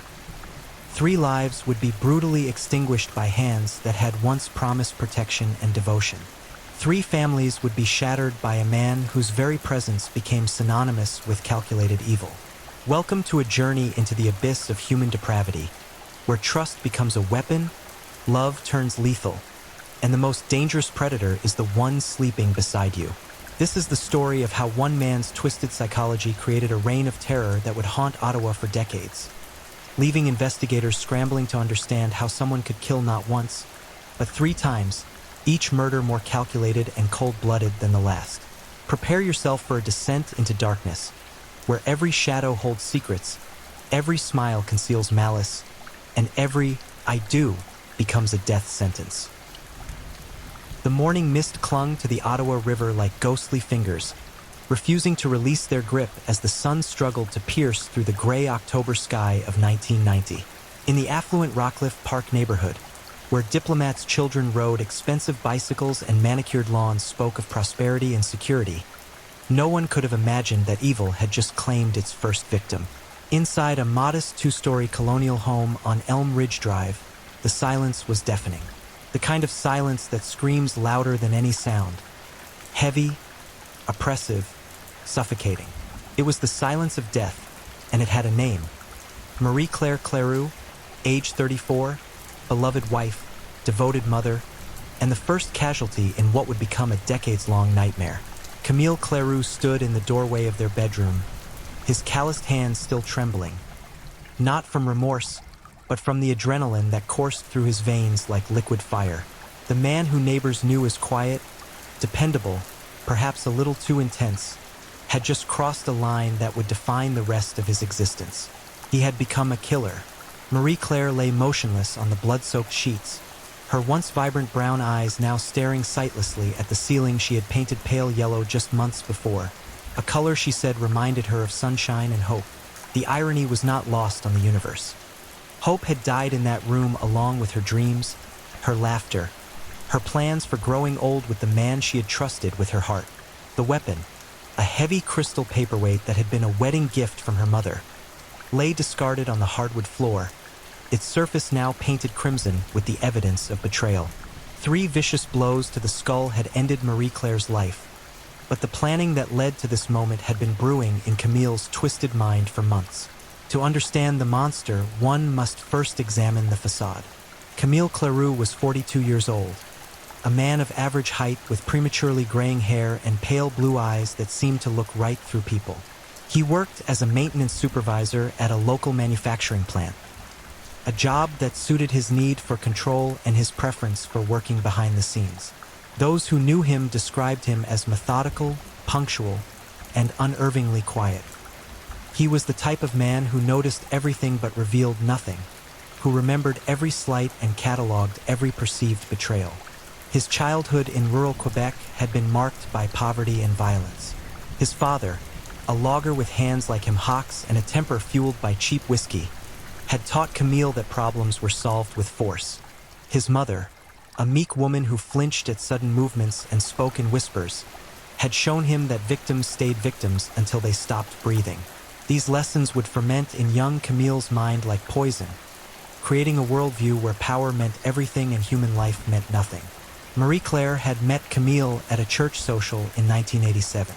She was drawn to his quiet intensity, mistaking his calculating silence for depth and his controlling nature for protectiveness. The courtship was swift and seemingly romantic. He brought her flowers, opened doors, and spoke of a future filled with children and white picket fences. What she didn't see were the warning signs that would later become glaringly obvious to investigators. The way he isolated her from friends, monitored her activities, and flew into cold rages when questioned about his whereabouts. The marriage began to deteriorate almost immediately. Camille's true nature emerged like a cancer, spreading through their home and poisoning every interaction.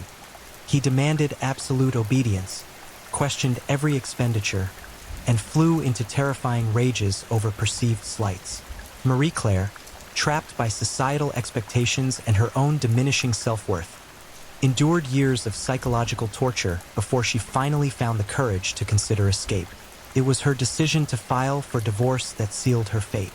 On that October morning in 1990, Marie-Claire had awakened early to prepare for a meeting with her lawyer.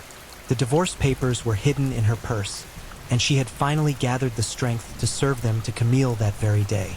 She had no way of knowing that her husband had already discovered her plans, that he had been reading her diary and monitoring her phone calls for weeks. The attack came without warning.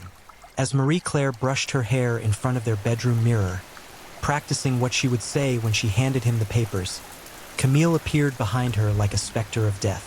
There were no angry words, no final confrontation, just the sudden, explosive violence that would become his signature. The first blow caught her temple, sending her crashing into the mirror, which shattered into 1,000 glittering pieces that would later cut the responding officer's hands. The second blow came as she tried to crawl away, her hands leaving bloody prints on the pale yellow walls she had painted with such hope. The third and final blow was delivered with the methodical precision of a butcher, ensuring that Marie-Claire Cleroux would never speak of divorce again. But Camille's work was far from over. With the same methodical approach he brought to his job, he began crafting the lie that would define the next phase of his life. He stripped off his bloodied clothes and showered, washing away the physical evidence while his mind calculated the perfect story. Then he placed a frantic call to 911, his voice breaking with manufactured grief as he reported finding his beloved wife dead in their bedroom. She must have slipped and hit her head on the mirror. He sobbed to the paramedics who arrived to find him cradling Marie-Claire's lifeless body. "We had such a wonderful evening last night. She was so happy, so full of life. I can't understand how this could happen." The responding officers, seasoned veterans who had seen their share of domestic violence, felt something was off about the scene. The blood spatter patterns didn't match Camille's story. The position of the body seemed wrong. The husband's grief, while dramatic, felt rehearsed. But without concrete evidence, and with Camille maintaining his story with unwavering consistency, the case was ruled an accidental death. Marie-Claire Cleroux was buried on a gray November morning, her family too devastated by grief to question the official ruling. Camille played the grieving widower to perfection, accepting condolences with downcast eyes and speaking of how much he would miss his beloved wife. He even kept fresh flowers on her grave for months after the funeral, a gesture that neighbors found touching, but which was actually Camille's way of revisiting and savoring his first successful kill. The months following Marie-Claire's death should have been a time for healing, for Camille to process his supposed loss and begin rebuilding his life. Instead, they became a period of dark reflection and twisted satisfaction. He had gotten away with murder, and the knowledge filled him with an intoxicating sense of power. He had proven to himself that he was smarter than the police, more cunning than the investigators, and capable of controlling life and death itself. But power, once tasted, becomes an addiction, and Camille Cleroux was already planning his next fix. As winter settled over Ottawa like a shroud, Camille began his preparations for the next chapter of his reign of terror. He studied the investigation into Marie Claire's death, memorizing every detail of what the police had missed and what they had questioned. He refined his methods, perfecting the art of murder while maintaining the facade of respectability. The monster had been born, baptized in blood, and nurtured by success. Soon, he would hunt again, and his next victim was already in his sights. The quiet neighborhoods of Ottawa had no idea that their most dangerous predator was just getting started, that the death of Marie Claire Cleroux was not a tragic accident, but the opening chapter in a saga of calculated evil that would span 2 decades. In the darkness of winter nights, as snow muffled the sounds of the sleeping city, Camille Cleroux planned and waited. The hunter had tasted blood, and he was already hungry for more. 5 years had passed since Marie Claire's brutal murder, and Ottawa had settled into the comfortable assumption that her death was a tragic accident. A cruel twist of fate that had left a devoted husband to mourn alone. The city had no way of knowing that during those seemingly quiet years, a predator had been perfecting his craft, studying his mistakes, and preparing for his next strike. By 1995, Camille Cleroux had transformed himself into the perfect killer. Gone was the impulsive rage that had characterized Marie Claire's murder. In its place was a calculating, methodical approach that would make his subsequent crimes nearly impossible to detect. He had learned from the blood spatter patterns that had raised suspicions, from the investigative techniques that had made him sweat during questioning, from every small detail that could potentially expose him. More importantly, he had learned how to hunt. The transformation hadn't happened overnight. In the months following Marie Claire's death, Camille had immersed himself in true crime books, police procedurals, and forensic science texts. He devoured every piece of information about criminal investigations, memorizing the methods used to catch killers and the mistakes that led to their downfall. What others read for entertainment, Camille studied like a graduate student preparing for the most important exam of his life. He also began expanding his social circle with calculated precision. The grieving widower persona had served him well, generating sympathy and deflecting suspicion, but it also had limitations. To truly perfect his craft, he needed access to potential victims, women who would trust him, invite him into their homes, and lower their guard in his presence. The Ottawa Community Center became his hunting ground. Twice a week, Camille attended grief support meetings, where his story of losing Marie Claire in a tragic accident earned him instant credibility and sympathy from other bereaved individuals. The irony was exquisite. He was literally surrounded by people mourning their loved ones while he planned to create more mourners. It was at one of these meetings that he first laid eyes on his second victim, Linda Patterson, a 41-year-old nurse whose husband had died in a car accident 2 years earlier. Linda was everything Marie Claire hadn't been: independent, successful, and initially wary of new relationships. This made her an irresistible challenge for Camille, whose psychological profile craved the thrill of the hunt almost as much as the kill itself. Linda worked the night shift at the Ottawa General Hospital, which meant she was often alone during the day and craved companionship during her off hours. She lived in a small apartment in the Glebe district, a trendy neighborhood where young professionals and artists mingled in coffee shops and bookstores. It was the kind of place where a quiet, respectful man like Camille could blend in perfectly while stalking his prey. The courtship was masterful in its manipulation. Camille presented himself as a kindred spirit, someone who understood the crushing weight of loss and the difficulty of moving forward. He listened to Linda's stories about her deceased husband with feigned empathy, offering comfort and understanding while mentally cataloging every detail that might prove useful later. Their relationship progressed slowly, deliberately. Camille was in no hurry. He was savoring every moment of the elaborate game he was playing. Coffee dates became dinner dates, which evolved into evening walks along the canal and quiet nights watching movies in Linda's apartment. To her friends and family, Camille seemed like a godsend, a gentle man who was helping Linda heal from her grief and rediscover joy in life. But behind his careful facade, Camille was conducting reconnaissance with military precision.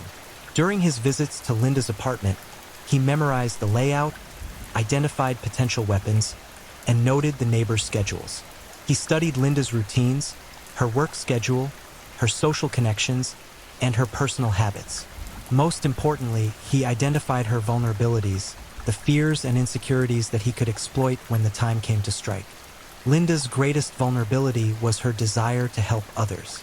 Her career as a nurse had instilled in her a deep need to care for those in pain, and she saw Camille as someone who needed her healing touch. She believed she was helping him overcome his grief and build a new life, never realizing that she was actually enabling a predator to perfect his killing technique. The relationship lasted 18 months before Camille decided it was time to claim his second victim. By then, Linda trusted him completely. She had given him a key to her apartment, included him in family gatherings, and even talked about marriage. She had no way of knowing that every moment of happiness he had given her was carefully calculated to make her eventual murder more satisfying for him.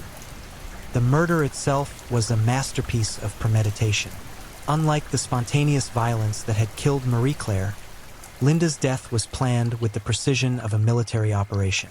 Camille chose a Friday night in March 1996, knowing that Linda wouldn't be missed until her Monday shift at the hospital. He had spent weeks establishing an alibi, creating a paper trail that would place him far from the scene of the crime. Linda was expecting him that evening. They had plans to watch a movie and order Chinese food. When he arrived at her apartment, she greeted him with a kiss and a smile, never noticing the latex gloves he wore beneath his jacket or the small vial of chloral hydrate he had stolen from the hospital during one of his visits. The drug, known as knockout drops, was virtually undetectable and would render Linda unconscious within minutes of ingestion. Camille had learned about its properties during his extensive research into untraceable poisons and had practiced calculating the precise dosage needed to incapacitate without immediately killing. He slipped the drug into Linda's wine during dinner, watching with fascination as she gradually became drowsy and disoriented. When she finally collapsed on her living room couch, Camille felt the familiar rush of power and control that had become his primary addiction. Linda Patterson was now completely at his mercy, and mercy was not part of his vocabulary. What happened next was too horrific for even seasoned investigators to discuss without feeling sick. Camille spent hours torturing Linda as she drifted in and out of consciousness, using techniques he had learned from his research into serial killers and torture methods. He wanted her to suffer, to experience every moment of terror and pain before he finally ended her life. The actual cause of death was manual strangulation, carried out with the methodical precision of someone who had studied anatomy textbooks and crime scene photographs. Camille applied pressure with scientific precision, alternately cutting off Linda's air supply and allowing her to regain consciousness, prolonging her agony for his own twisted satisfaction. When Linda Patterson finally died, sometime around 3 a.m. on that cold March morning, Camille felt a sense of accomplishment that surpassed anything he had experienced with Marie Claire. This hadn't been a crime of passion or desperation. This had been art. The staging of the scene was equally masterful. Camille made Linda's death appear to be the result of a break-in gone wrong, ransacking her apartment and stealing several valuable items that he would later dispose of in dumpsters across the city. He left just enough evidence of forced entry to satisfy investigators, but not so much that it appeared obviously staged. More importantly, he had established himself as the grieving boyfriend who was devastated by the loss of his second love. When Linda's body was discovered by concerned co-workers on Monday evening, Camille was at work, surrounded by witnesses who would testify to his normal demeanor and routine activities. The investigation into Linda's death was more thorough than the inquiry into Marie Claire's supposed accident, but Camille's preparation paid off perfectly. His alibi was unshakable, his grief appeared genuine, and there was no physical evidence linking him to the crime scene. The stolen property suggested a random burglary, and Linda's murder was classified as being in the wrong place at the wrong time. At Linda's funeral, Camille wept openly as he delivered a touching eulogy about a woman who had brought light back into his dark world. The congregation was moved by his obvious pain, and several attendees commented on what a tragic figure he had become, losing two women he loved to senseless violence and accidents. But there was one person in attendance who wasn't buying Camille's performance. Detective Sarah Morrison of the Ottawa Police had been assigned to Linda's case and had developed an instinctive distrust of the grieving boyfriend. Something about his story felt rehearsed, his emotions too perfectly timed, his alibis too convenient. Detective Morrison had 15 years of experience investigating violent crimes, and her instincts had never led her astray. She began conducting her own investigation into Camille Cleroux, starting with his first wife's accidental death. What she discovered would form the foundation for a decades-long pursuit that would eventually bring one of Canada's most cunning killers to justice. Meanwhile, Camille basked in his success. He had now killed twice and escaped detection both times. The power was intoxicating, but it was no longer enough. The intervals between kills were becoming unbearable, and the fantasies that sustained him between murders were losing their potency. Camille Cleroux needed to kill again, and this time, he was planning something even more elaborate, more satisfying, more perfect than his previous crimes. His third victim was already in his sights, and she had no idea that death was courting her with flowers and sweet words. The monster was fully evolved now, a perfect predator who could kill without leaving a trace, manipulate without raising suspicion, and charm his way into any victim's heart before stopping it forever. Ottawa's residents went about their daily lives, blissfully unaware that their community's most dangerous resident was preparing to strike again. The year 2010 arrived in Ottawa with a brutal winter that seemed to mirror the darkness festering in Camille Cleroux's soul. 14 years had passed since Linda Patterson's brutal murder, and during that time, the killer had perfected his craft beyond recognition. No longer was he the impulsive murderer who had bludgeoned his first wife in a moment of rage, nor was he the calculating but still learning predator who had drugged and strangled his second victim. By 2010, Camille Cleroux had evolved into something far more terrifying, a master manipulator whose very presence could mean death for anyone unfortunate enough to gain his attention. The intervening years had not been idle ones. Camille had used the time to study, to plan, and most disturbingly, to practice. While investigators had no concrete proof, there were whispers in law enforcement circles about other suspicious deaths that bore his signature. Elderly neighbors who had died in apparent accidents, women who had disappeared after brief relationships, incidents that individually seemed random but collectively painted a picture of a serial killer operating with unprecedented cunning. Detective Sarah Morrison, now a seasoned veteran of the Major Crimes Unit, had never stopped investigating Camille. Her file on him had grown thick with circumstantial evidence, witness testimonies that didn't quite add up, and a pattern of behavior that screamed guilt to anyone willing to look closely. But Camille was too smart, too careful, too methodical to make the kind of mistakes that would give her the evidence needed for an arrest. The irony was that Camille lived his daily life in plain sight, a pillar of his community who volunteered at local charities, maintained his modest home with obsessive care, and greeted his neighbors with friendly waves and genuine-seeming smiles. He had become the perfect camouflage, a middle-aged man who seemed harmless, even helpful, whose dark appetites were hidden behind a facade of suburban normalcy. It was this facade that would ultimately lead to the crime that finally exposed him for what he truly was. Margaret Thornton was 78 years old and had lived in the house next to Camille's for over 30 years. She had known him since he first moved to the neighborhood with Marie-Claire, had brought casseroles when his wife died, and had watched with maternal concern as he struggled through his grief over Linda's murder. He had positioned himself as her primary source of assistance, gradually making himself indispensable to her daily life. Margaret had given him a key to her house for emergencies, had listed him as her emergency contact with various service providers, and had even named him in her will as a beneficiary, a gesture meant to thank him for his years of kindness. What Margaret didn't realize was that she had become a long-term project for a predator who viewed her not as a person deserving of respect and care, but as an opportunity, both for immediate gratification and long-term financial gain. Camille had spent years earning her trust for this moment, and by 2010, he was ready to cash in on his investment. The murder itself represented the culmination of Camille's evolution as a killer. Unlike his previous crimes, which had been driven by personal relationships and emotional connections, Margaret's death was purely transactional, a cold-blooded killing motivated by greed and the addictive thrill of taking life.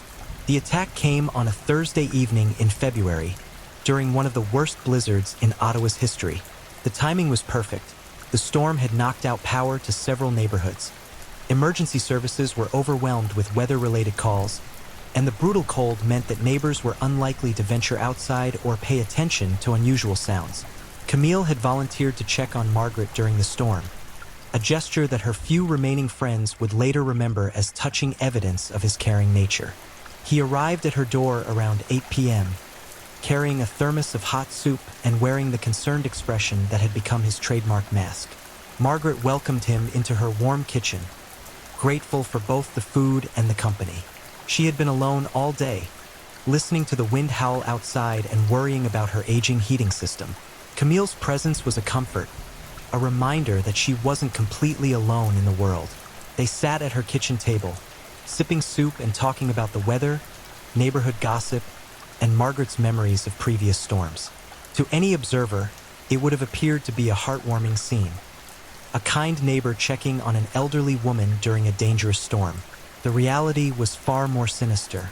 As Margaret reminisced about her late husband and their early years in the neighborhood, Camille was conducting a final reconnaissance of her home. He noted the locations of potential weapons, escape routes, and hiding places. More importantly, he was savoring these final moments before the kill, drawing out the anticipation like a connoisseur sampling fine wine. The attack, when it finally came, was swift and brutal. As Margaret rose to refill their bowls, Camille struck her from behind with a heavy cast-iron skillet he had spotted hanging from a kitchen hook. The first blow sent her crashing to the floor, blood immediately beginning to pool beneath her silver hair. But unlike his previous murders, which had been driven by passion or careful planning, Margaret's killing became something far more sadistic. Perhaps it was the years of pent-up violence, or maybe it was the knowledge that he would never be caught, but Camille lost control in a way he hadn't since his first murder. He continued striking Margaret long after she was unconscious, raining blow after blow upon her fragile skull until her features were unrecognizable. When the rage finally subsided, Camille found himself standing over the mutilated corpse of a woman who had trusted him completely. Her kitchen, once a warm haven filled with the aromas of homemade bread and coffee, now resembled a slaughterhouse. Blood covered the walls, the ceiling, and every surface within a 10-foot radius of Margaret's destroyed body. For the first time in his career as a killer, Camille had made a mistake. The violence had been so extreme, so obviously personal, that no amount of staging could make it appear to be a random crime. He had let his bloodlust override his intelligence, and now he was standing in a crime scene that would immediately point investigators in his direction. But Camille was nothing if not adaptable. Instead of panicking, he forced himself to think clearly about his options. He couldn't make Margaret's death look like an accident. The evidence was too overwhelming. He couldn't stage it as a burglary. The positioning of the body and the blood spatter patterns would expose the deception immediately. Instead, he decided on a different approach. He would make Margaret's death look like the work of a psychotic intruder, someone who had broken into her home during the storm and killed her in a fit of drug-fueled madness. To sell this story, he needed to create evidence of forced entry and theft, while also ensuring that his own presence in the house could be explained by his role as her helpful neighbor. Camille spent the next 2 hours methodically staging the crime scene. He broke a basement window from the inside, scattered glass to suggest forced entry, and ransacked several rooms to create the appearance of a burglary. He stole Margaret's jewelry, cash, and several small valuables, which he would later dispose of in locations around the city. Most importantly, he constructed a timeline that would place the murder after his visit. According to his planned story, he had checked on Margaret around 8 p.m., shared soup with her in the kitchen, and left her safe and sound around 9:30 p.m. The killer must have broken in sometime after midnight, during the height of the storm when the sounds of violence would have been masked by howling wind. It was a good plan, but it wasn't perfect. And for the first time in his career as a killer, Camille Cleroux had left behind evidence that would eventually lead to his downfall. The first mistake was biological. In his frenzy of violence, Camille had been splattered with Margaret's blood, and despite his careful cleanup, trace amounts remained under his fingernails and in his hair. DNA technology had advanced significantly since his previous murders, and these microscopic traces would prove to be his undoing. The second mistake was psychological. The extreme violence of Margaret's murder was so far beyond what would be expected from a random burglary that it immediately suggested personal knowledge of the victim. The killer had spent considerable time in Margaret's kitchen, knew where to find the cast iron skillet, and had displayed a level of rage that spoke to a deeper connection. When Margaret's body was discovered 3 days later by a postal worker concerned about her uncollected mail, the crime scene immediately captured the attention of Ottawa's most experienced investigators. Detective Morrison, now a supervisor with decades of experience, took one look at the evidence and knew exactly who she was dealing with. The investigation that followed would finally give her the tools she needed to bring Camille Cleroux to justice.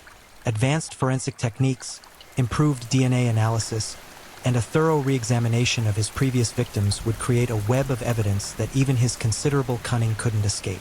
But that justice was still months away. For now, Camille continued to play his role as the devastated neighbor who had discovered evidence of the break-in and had called 911 in a panic.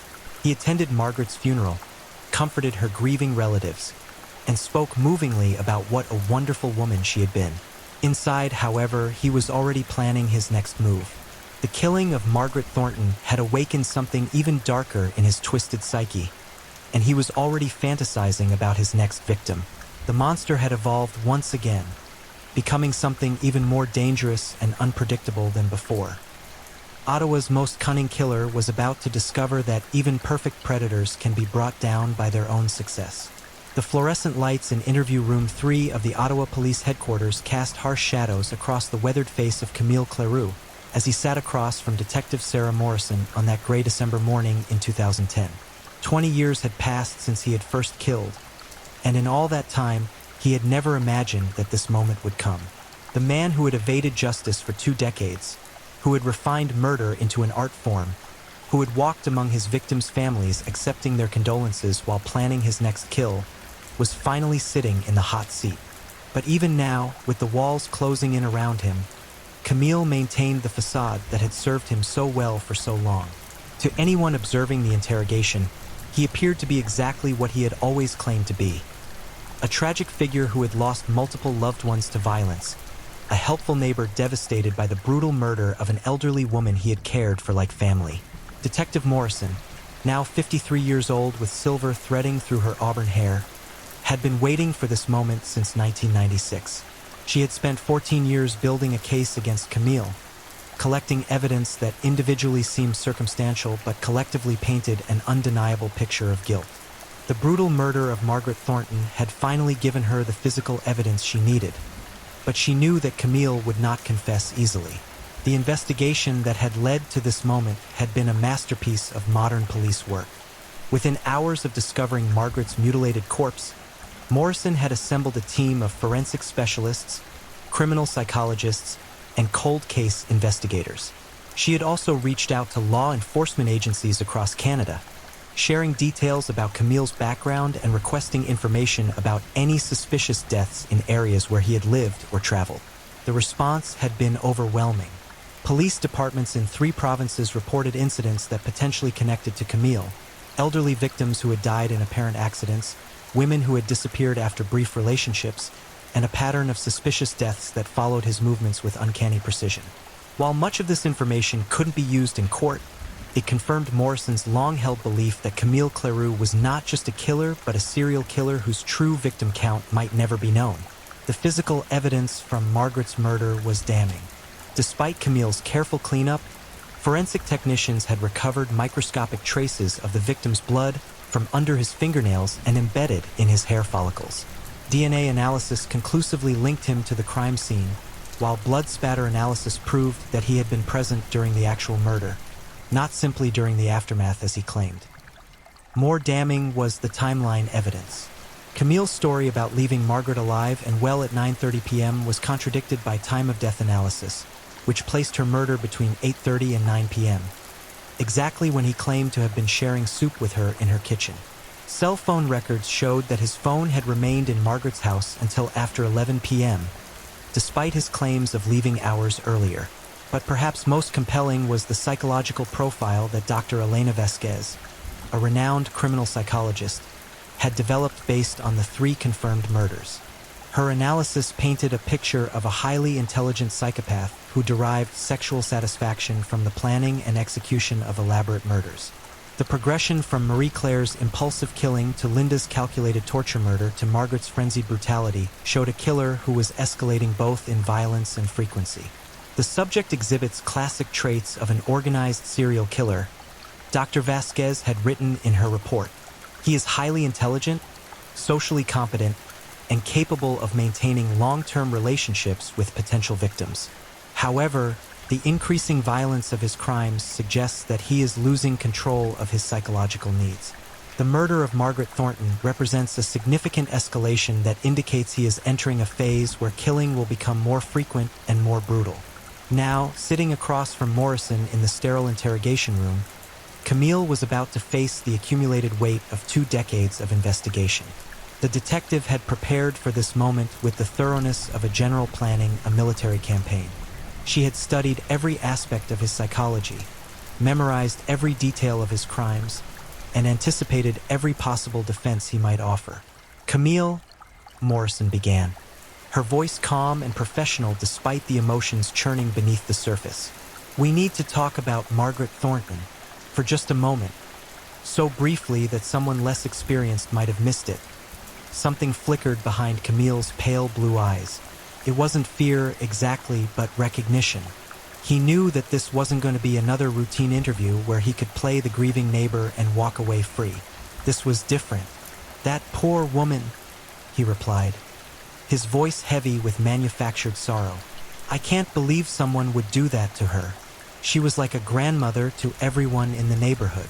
Morrison placed a thick file on the metal table between them. "That's interesting, Camille, because the evidence tells a very different story. What followed was 12 hours of psychological warfare between 2 individuals who had been circling each other for over a decade." Morrison methodically presented her evidence, piece by piece, building an unassailable case that demonstrated not only Camille's guilt in Margaret's murder, but also his responsibility for the deaths of Marie Claire and Linda. The DNA evidence was irrefutable. When Morrison showed him the laboratory reports proving his blood and DNA were present at Margaret's crime, seen in patterns consistent with being the perpetrator rather than a discoverer of the body, Camille's carefully constructed facade began to crack. "There must be some mistake," he insisted, but his voice lacked conviction.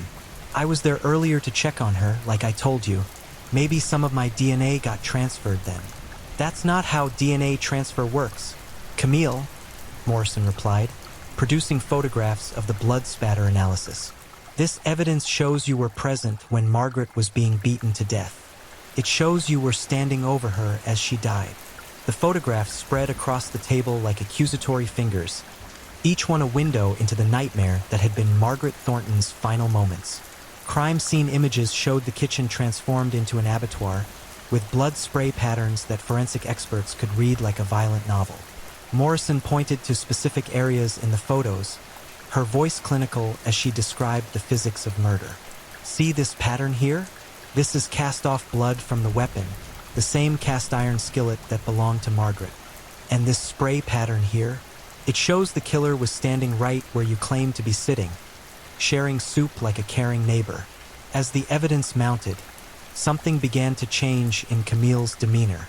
The mask of suburban respectability that he had worn for 20 years started to slip, revealing glimpses of the predator beneath. His breathing became shallow, his hands began to tremble slightly, and most tellingly, his eyes took on a different quality. Colder, more calculating, as if he were evaluating Morrison as a potential threat rather than a police officer doing her job. "Let's talk about Marie Claire," Morrison continued, opening another section of her file. "Your first wife, the one who supposedly slipped and hit her head on the mirror." "That was an accident," Camille said quickly, but his voice had lost its earlier confidence. "The coroner ruled it accidental death." "The coroner made a mistake," Morrison replied, producing crime scene photos from 1990. "We've had these images reanalyzed by modern forensic experts.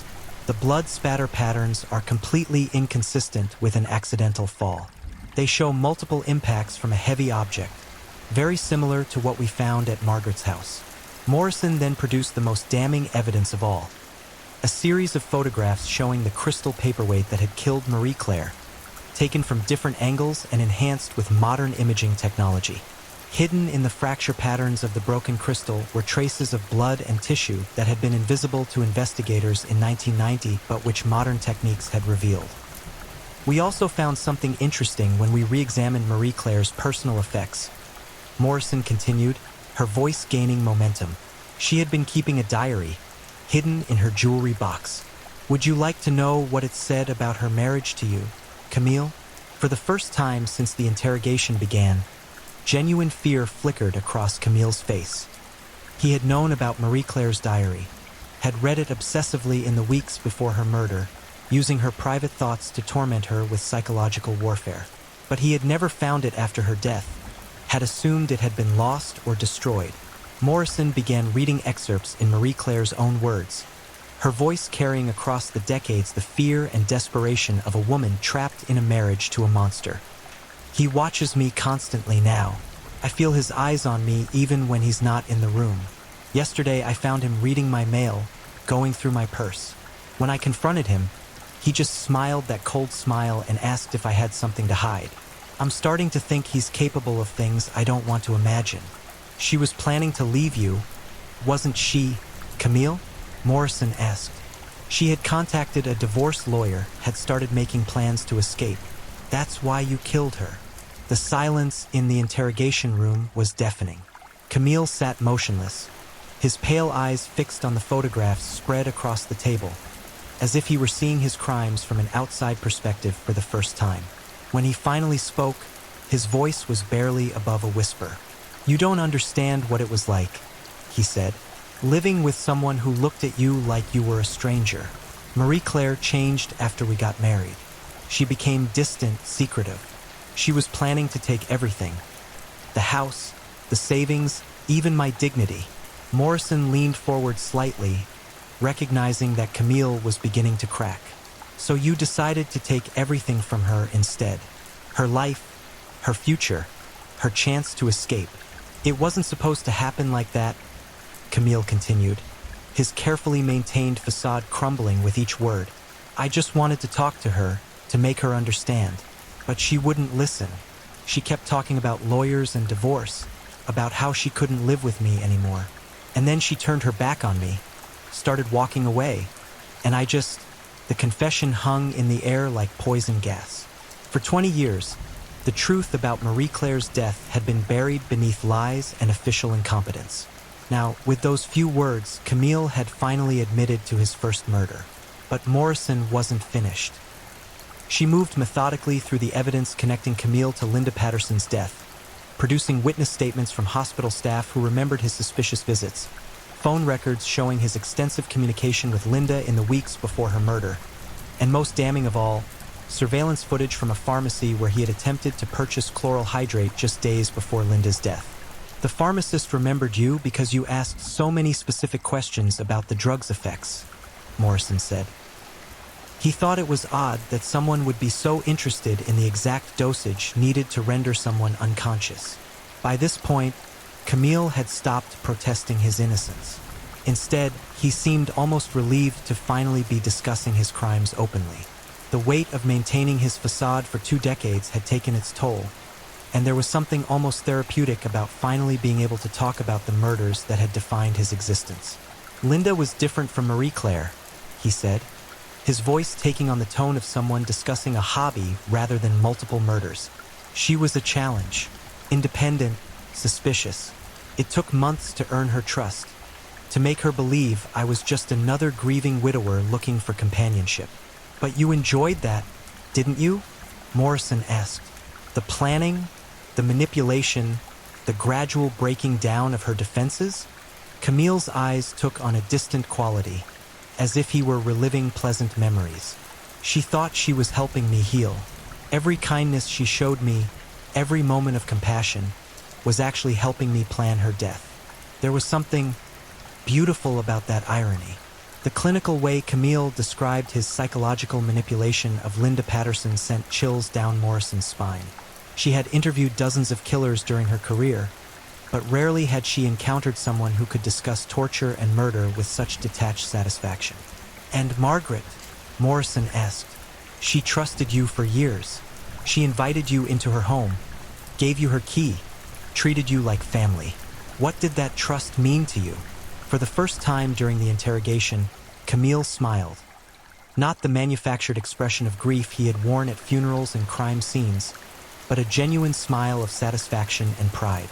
"Margaret was my masterpiece," he said softly. 30 years of building trust, of being the perfect neighbor.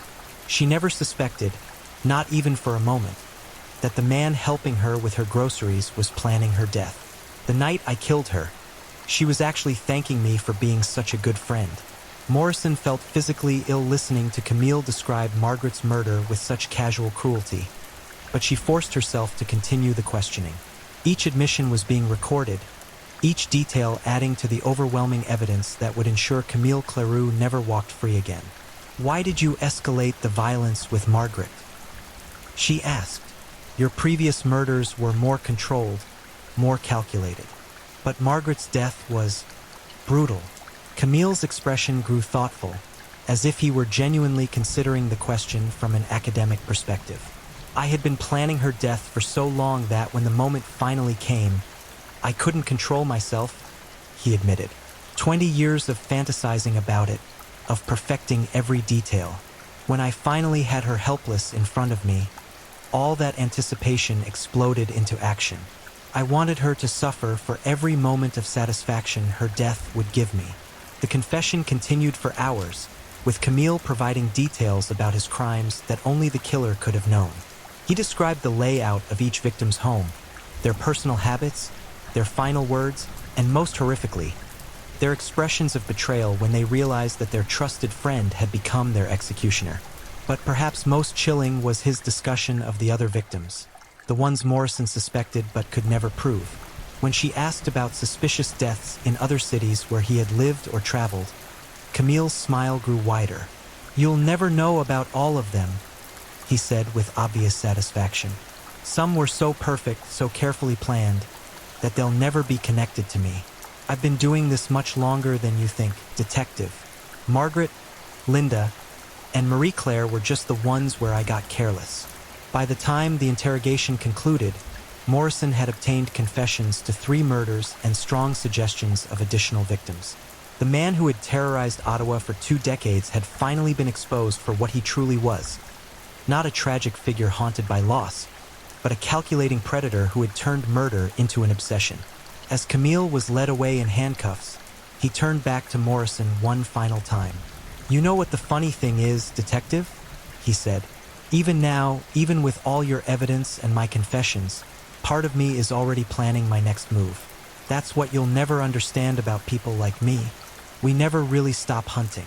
The trial of Camille Cleroux would become one of the most closely watched criminal proceedings in Canadian history. The evidence was overwhelming, the confessions were detailed and damning, and the public's appetite for justice was intense. But even as he sat in the defendant's box, listening to testimony about his crimes, Camille maintained an air of detached interest, as if he were observing someone else's trial rather than his own. The families of his victims attended every day of the proceedings, seeking closure and justice for their lost loved ones. Marie-Claire's sister spoke movingly about a vibrant woman whose life had been cut short by the man she had trusted most. Linda Patterson's children described their mother's excitement about her new relationship and their devastation when it ended in murder. Margaret Thornton's niece talked about an elderly woman who had died believing in the goodness of her neighbor right up until her final moments. When the guilty verdicts were read, 3 counts of first-degree murder, Camille showed no emotion. He had known from the moment of his arrest that this outcome was inevitable. The evidence was too strong, his confessions too detailed, his crimes too heinous for any other result. The judge sentenced Camille Cleroux to life in prison without the possibility of parole for 25 years. Given his age and the nature of his crimes, it was effectively a death sentence. He would die behind bars, never again able to harm innocent people who had made the mistake of trusting him. But even as justice was finally served, questions remained. How many other victims had Camille claimed during his 2-decade reign of terror? How many families were still wondering what had happened to their missing loved ones, never knowing that they had fallen prey to one of Canada's most cunning serial killers? Detective Morrison, now nearing retirement, continued to investigate cold cases that might be connected to Camille Cleroux. She had dedicated her career to bringing him to justice, and even with his conviction, her work was far from over. Each unsolved disappearance, each suspicious death, each family still seeking answers represented another potential victim of the man who had perfected murder into an art form. In his prison cell, Camille Cleroux settled into a routine that would define the remainder of his life. He read voraciously, wrote detailed journals about his crimes, and occasionally granted interviews to researchers studying serial killer psychology. To the end, he remained what he had always been, a predator studying his prey, even when that prey was now beyond his reach. The monster had finally been caged, but the scars he had left on his community would never fully heal. Ottawa had learned a terrible lesson about the evil that can hide behind a friendly smile and a helpful gesture. In neighborhoods across the city, residents looked at their neighbors with new suspicion, wondering if the person who brought in their mail or shoveled their sidewalk might be harboring dark secrets. The case of Camille Cleroux stands as a chilling reminder that the most dangerous predators are not the obvious monsters who lurk in shadows, but the ones who walk among us wearing masks of respectability and kindness. They are the neighbors who wave from their front porches, the friends who offer comfort in times of grief, the trusted companions who slowly, methodically, earn our confidence before using it to destroy us. In the end, justice prevailed, but at a terrible cost. 3 innocent lives had been brutally ended, countless others had been traumatized, and an entire community had been forced to confront the reality that evil can wear the most ordinary of faces. The Ottawa double murderer, who was actually a triple murderer and possibly much more, had finally been stopped. But the darkness he had unleashed would continue to haunt those who survived his reign of terror for the rest of their lives. His story serves as both a cautionary tale and a testament to the dedication of investigators who never give up the pursuit of justice, no matter how long it takes or how clever the predator they're hunting. In the end, even the most perfect killer can be brought down by their own arrogance, their need for recognition, and the inevitable mistakes that come from believing they are too smart to be caught. Camille Cleroux had spent 20 years perfecting the art of murder, but in the end, he was just another criminal sitting in a cage, his killing days finally over. If you're enjoying these stories, don't forget to leave a comment. I'd love to know where you're tuning in from and what time it is in your part of the world. And if you haven't already, make sure to like this video and subscribe so you never miss the next true crime story to help you unwind. Now let's get into our 4th story. Story 4. The Saskatoon Stalker, John Martin Crawford's Reign of Terror. In the frozen wasteland of Saskatchewan's bitter winters, where the wind cuts through flesh like broken glass and darkness swallows the prairie whole, a predator emerged from humanity's darkest corners. John Martin Crawford wasn't just a killer, he was a calculated destroyer of lives, targeting the most vulnerable women with the precision of a surgeon and the brutality of a beast. Between 1992 and his capture, this monster orchestrated a symphony of terror that would forever stain the snow-covered streets of Saskatoon crimson. His weapon of choice, a sinister combination of strangulation and blade work, methods that spoke to a mind twisted beyond recognition, methodically perfecting the art of ending human life. What you're about to witness isn't just the story of a serial killer. It's a descent into the abyss of human evil, where Indigenous women became nothing more than disposable prey in one man's horrifying game of death.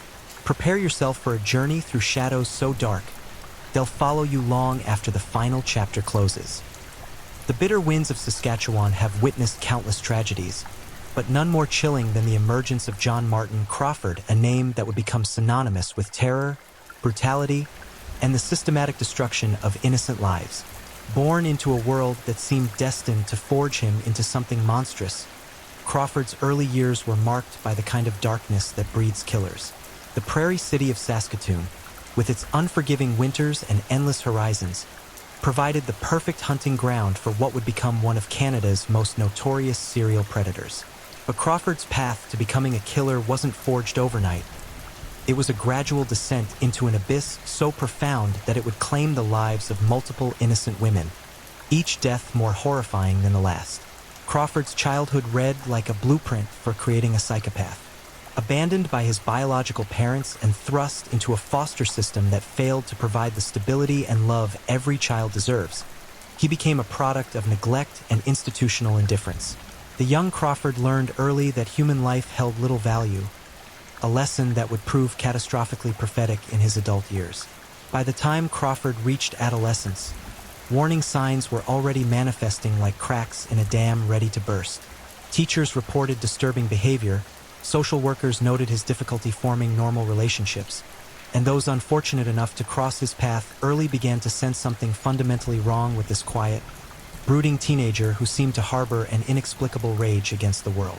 The transformation from troubled youth to cold-blooded killer didn't happen in a single moment of madness. It was an evolution, a gradual metamorphosis that saw Crawford shed whatever humanity he might have possessed.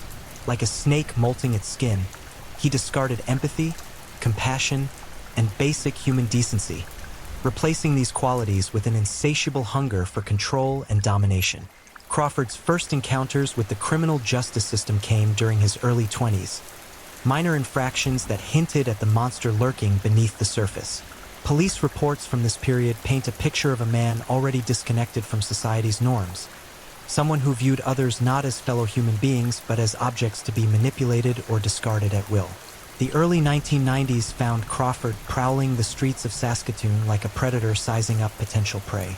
The city's indigenous community, already marginalized and struggling with systemic discrimination, became his preferred hunting ground.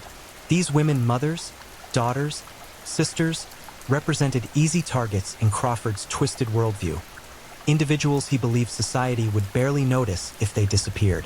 Crawford's methodology during this period revealed a mind that had crossed the line from mere antisocial behavior into something far more sinister. He began developing patterns, studying his potential victims with the cold calculation of a scientist examining specimens. The way they moved, where they went, who they associated with, every detail became part of his grotesque research. The psychological profile of Crawford during these formative years reveals a man consumed by rage against women, particularly indigenous women whom he viewed through a lens of profound racism and misogyny. This toxic combination of hatred and opportunism would prove deadly, as Crawford began to see these vulnerable individuals not as human beings deserving of dignity and life, but as expendable objects for his violent fantasies. As 1992 dawned cold and unforgiving across the Saskatchewan prairie, Crawford had already begun his transformation into something that defied human understanding. The monster was fully formed, his hunting instincts sharpened to a razor's edge, his capacity for violence unlimited by conscience or remorse. The stage was set for a reign of terror that would claim innocent lives and traumatize an entire community. The winter winds that howled across Saskatoon carried with them an ominous presence, a predator who had finally decided to act on his darkest impulses. Crawford had spent years preparing for what was to come, and now, with the methodical precision that would become his signature, he was ready to begin his horrific campaign of murder. What made Crawford particularly dangerous wasn't just his willingness to kill, but his ability to blend into society's fabric while harboring such monstrous intentions. Neighbors would later describe him as quiet, unremarkable, the kind of person who could disappear into a crowd without leaving an impression. This ordinariness became his greatest weapon, allowing him to move freely through the community while concealing the savage beast that raged within. The psychological mechanisms that allowed Crawford to compartmentalize his violent urges reveal a mind operating on multiple levels simultaneously. By day, he could function in society, maintaining the facade of normalcy that kept suspicion at bay. By night, however, he transformed into something else entirely, a hunter stalking human prey with the patience and cunning of an apex predator. Crawford's choice of victims wasn't random or opportunistic. It was calculated and deliberate. He specifically targeted indigenous women because he understood that society's systematic devaluation of their lives provided him with a measure of protection. In his twisted logic, these women were less likely to be missed, their disappearances less likely to generate the kind of intensive investigation that might lead to his capture. The meticulous planning that went into Crawford's crimes reveals a mind that had moved far beyond impulsive violence into something approaching professional-level predation. He studied police procedures, learned to avoid detection, and developed methods that would maximize his chances of success while minimizing the risk of capture. This wasn't the work of a disorganized killer driven by uncontrollable rage. This was the methodical approach of a monster who had learned to perfect his craft. As winter gripped Saskatoon in its icy embrace, Crawford made his final preparations. The hunting season was about to begin, and he had chosen his first target. Eva Taysup, a 30-year-old Indigenous woman, had no idea that she had attracted the attention of a predator who viewed her not as a human being, but as the first victim in what would become a series of increasingly brutal murders.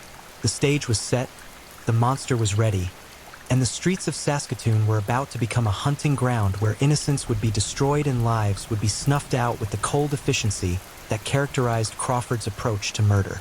The nightmare was about to begin, and for 3 innocent women, it would end in unimaginable horror and death. The year 1992 arrived in Saskatoon like a death shroud, carrying with it an oppressive atmosphere that seemed to foreshadow the horrors to come. Eva Taysup, 30 years old and trying to navigate life's challenges, had no way of knowing that she had been marked for death by a predator who had been watching, waiting, and planning her destruction with the methodical precision of an executioner. Crawford's selection of Eva as his first victim wasn't arbitrary. It was the culmination of weeks, perhaps months, of careful observation and planning. Like a spider studying the patterns of flies caught in its web, Crawford had mapped Eva's routines, her vulnerabilities, her moments of greatest isolation. He knew when she would be alone, where she felt safe, and most importantly, when no one would be looking for her. The psychological preparation Crawford underwent before committing his first murder reveals the depth of his transformation from troubled human being to remorseless killer. He had rehearsed the act in his mind countless times, visualizing every detail with the clarity of someone who had crossed the final psychological barrier that separates those who fantasize about violence from those who actualize it. Eva Taysup represented more than just Crawford's first victim. She was the embodiment of his twisted worldview.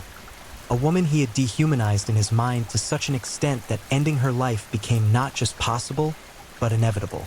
The systematic way he had stripped away her humanity in his thoughts revealed a killer who operated on a level of calculated evil that defied conventional understanding. The encounter that would end Eva's life began like countless others, a chance meeting that seemed innocuous enough to anyone who might have witnessed it. Crawford had perfected the art of appearing harmless, non-threatening, even helpful.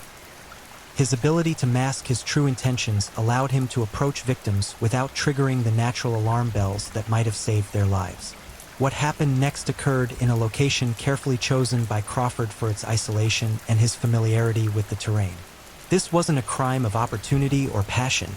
It was a methodically planned execution that demonstrated Crawford's evolution into a predator who had learned to hunt human beings with the same efficiency that wolves hunt deer. Crawford's preferred method involved a combination of strangulation and the use of edged weapons, a signature that revealed both his desire for intimate, hands-on killing and his need to ensure his victims' complete helplessness. The strangulation allowed him to watch the life drain from their eyes, to experience the ultimate expression of power and control, while the blade work served to ensure that no victim could survive to identify him. The psychological dynamics of Eva's final moments paint a picture of unimaginable terror. Trapped with a killer who had revealed his true nature, she found herself facing a monster who viewed her suffering not as something to be minimized, but as entertainment to be savored. Crawford's approach to murder wasn't quick or merciful. It was prolonged, deliberate, and designed to maximize both his victim's fear and his own sick satisfaction. The physical evidence left at the scene where Eva's body was eventually discovered told a story of brutality that shocked even experienced investigators. The systematic nature of the violence, the careful positioning of the remains, and the complete absence of remorse or human feeling in Crawford's actions revealed a killer who had moved far beyond ordinary criminal behavior into something approaching pure evil. Crawford's behavior in the hours and days following Eva's murder provided crucial insights into his psychological makeup. Rather than experiencing guilt, remorse, or even normal anxiety about potential capture, he displayed a chilling calmness that suggested he viewed the murder not as an aberrant act, but as a successful completion of a planned project. This wasn't the behavior of someone who had killed in a moment of passion. This was the demeanor of a predator who had found his calling. The disposal of Eva's remains demonstrated Crawford's methodical approach to covering his tracks. He had clearly planned for this phase of the crime, choosing a location that would delay discovery while maximizing the deterioration of evidence. The remote area southwest of Saskatoon where her body was eventually found had been selected not randomly, but as part of Crawford's comprehensive strategy for avoiding detection. The investigation into Eva's disappearance initially followed standard procedures, but investigators quickly realized they were dealing with something far more sinister than a typical missing person case. The complete absence of leads, witnesses, or physical evidence suggested a level of planning and sophistication that pointed toward an experienced predator rather than a first-time killer.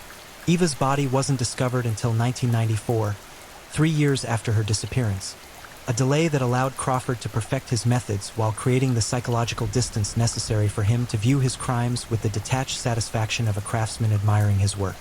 The decomposition of remains also served Crawford's purposes by destroying much of the physical evidence that might have linked him to the crime.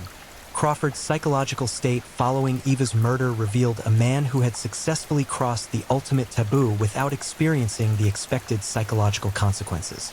Rather than being traumatized by his actions, he appeared energized by them, as if killing had filled a void in his psyche that nothing else could satisfy.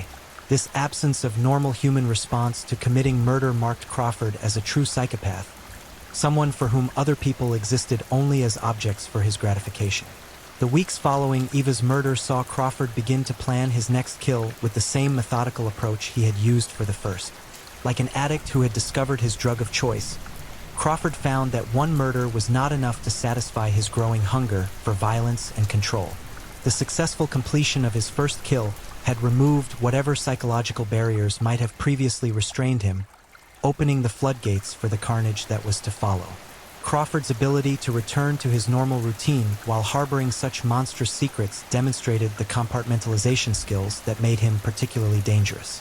Friends, acquaintances, and even family members noticed no significant changes in his behavior, allowing him to maintain the facade of normalcy that kept suspicion at bay while he planned his next attack. The psychological aftermath of Eva's murder also revealed Crawford's complete lack of empathy for his victim's family and community.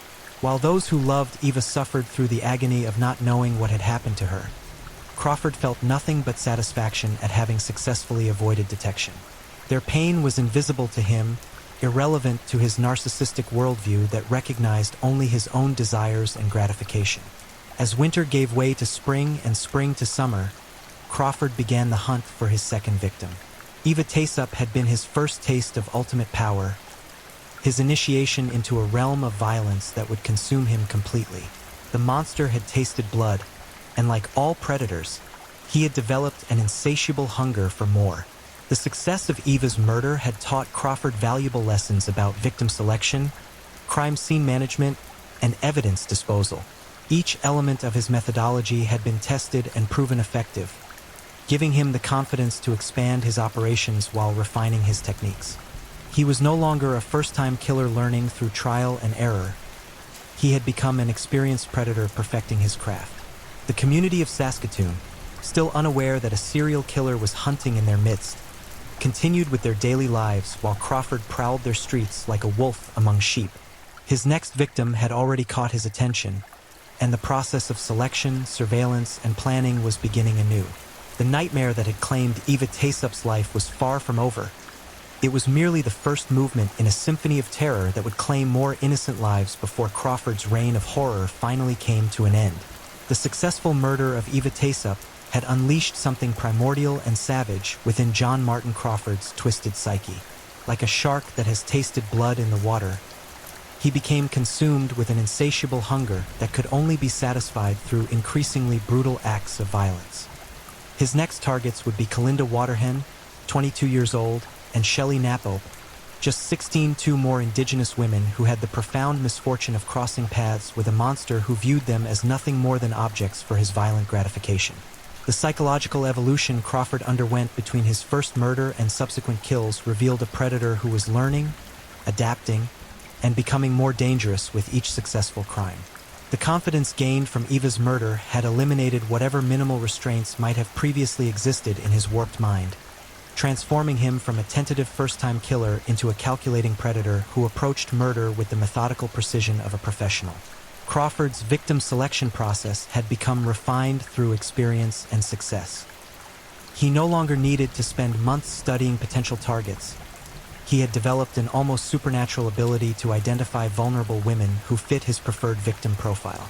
Both Kalinda and Shelley were young indigenous women, marginalized by society's systematic discrimination, and therefore less likely to be immediately missed or have their disappearances treated with the urgency they deserved.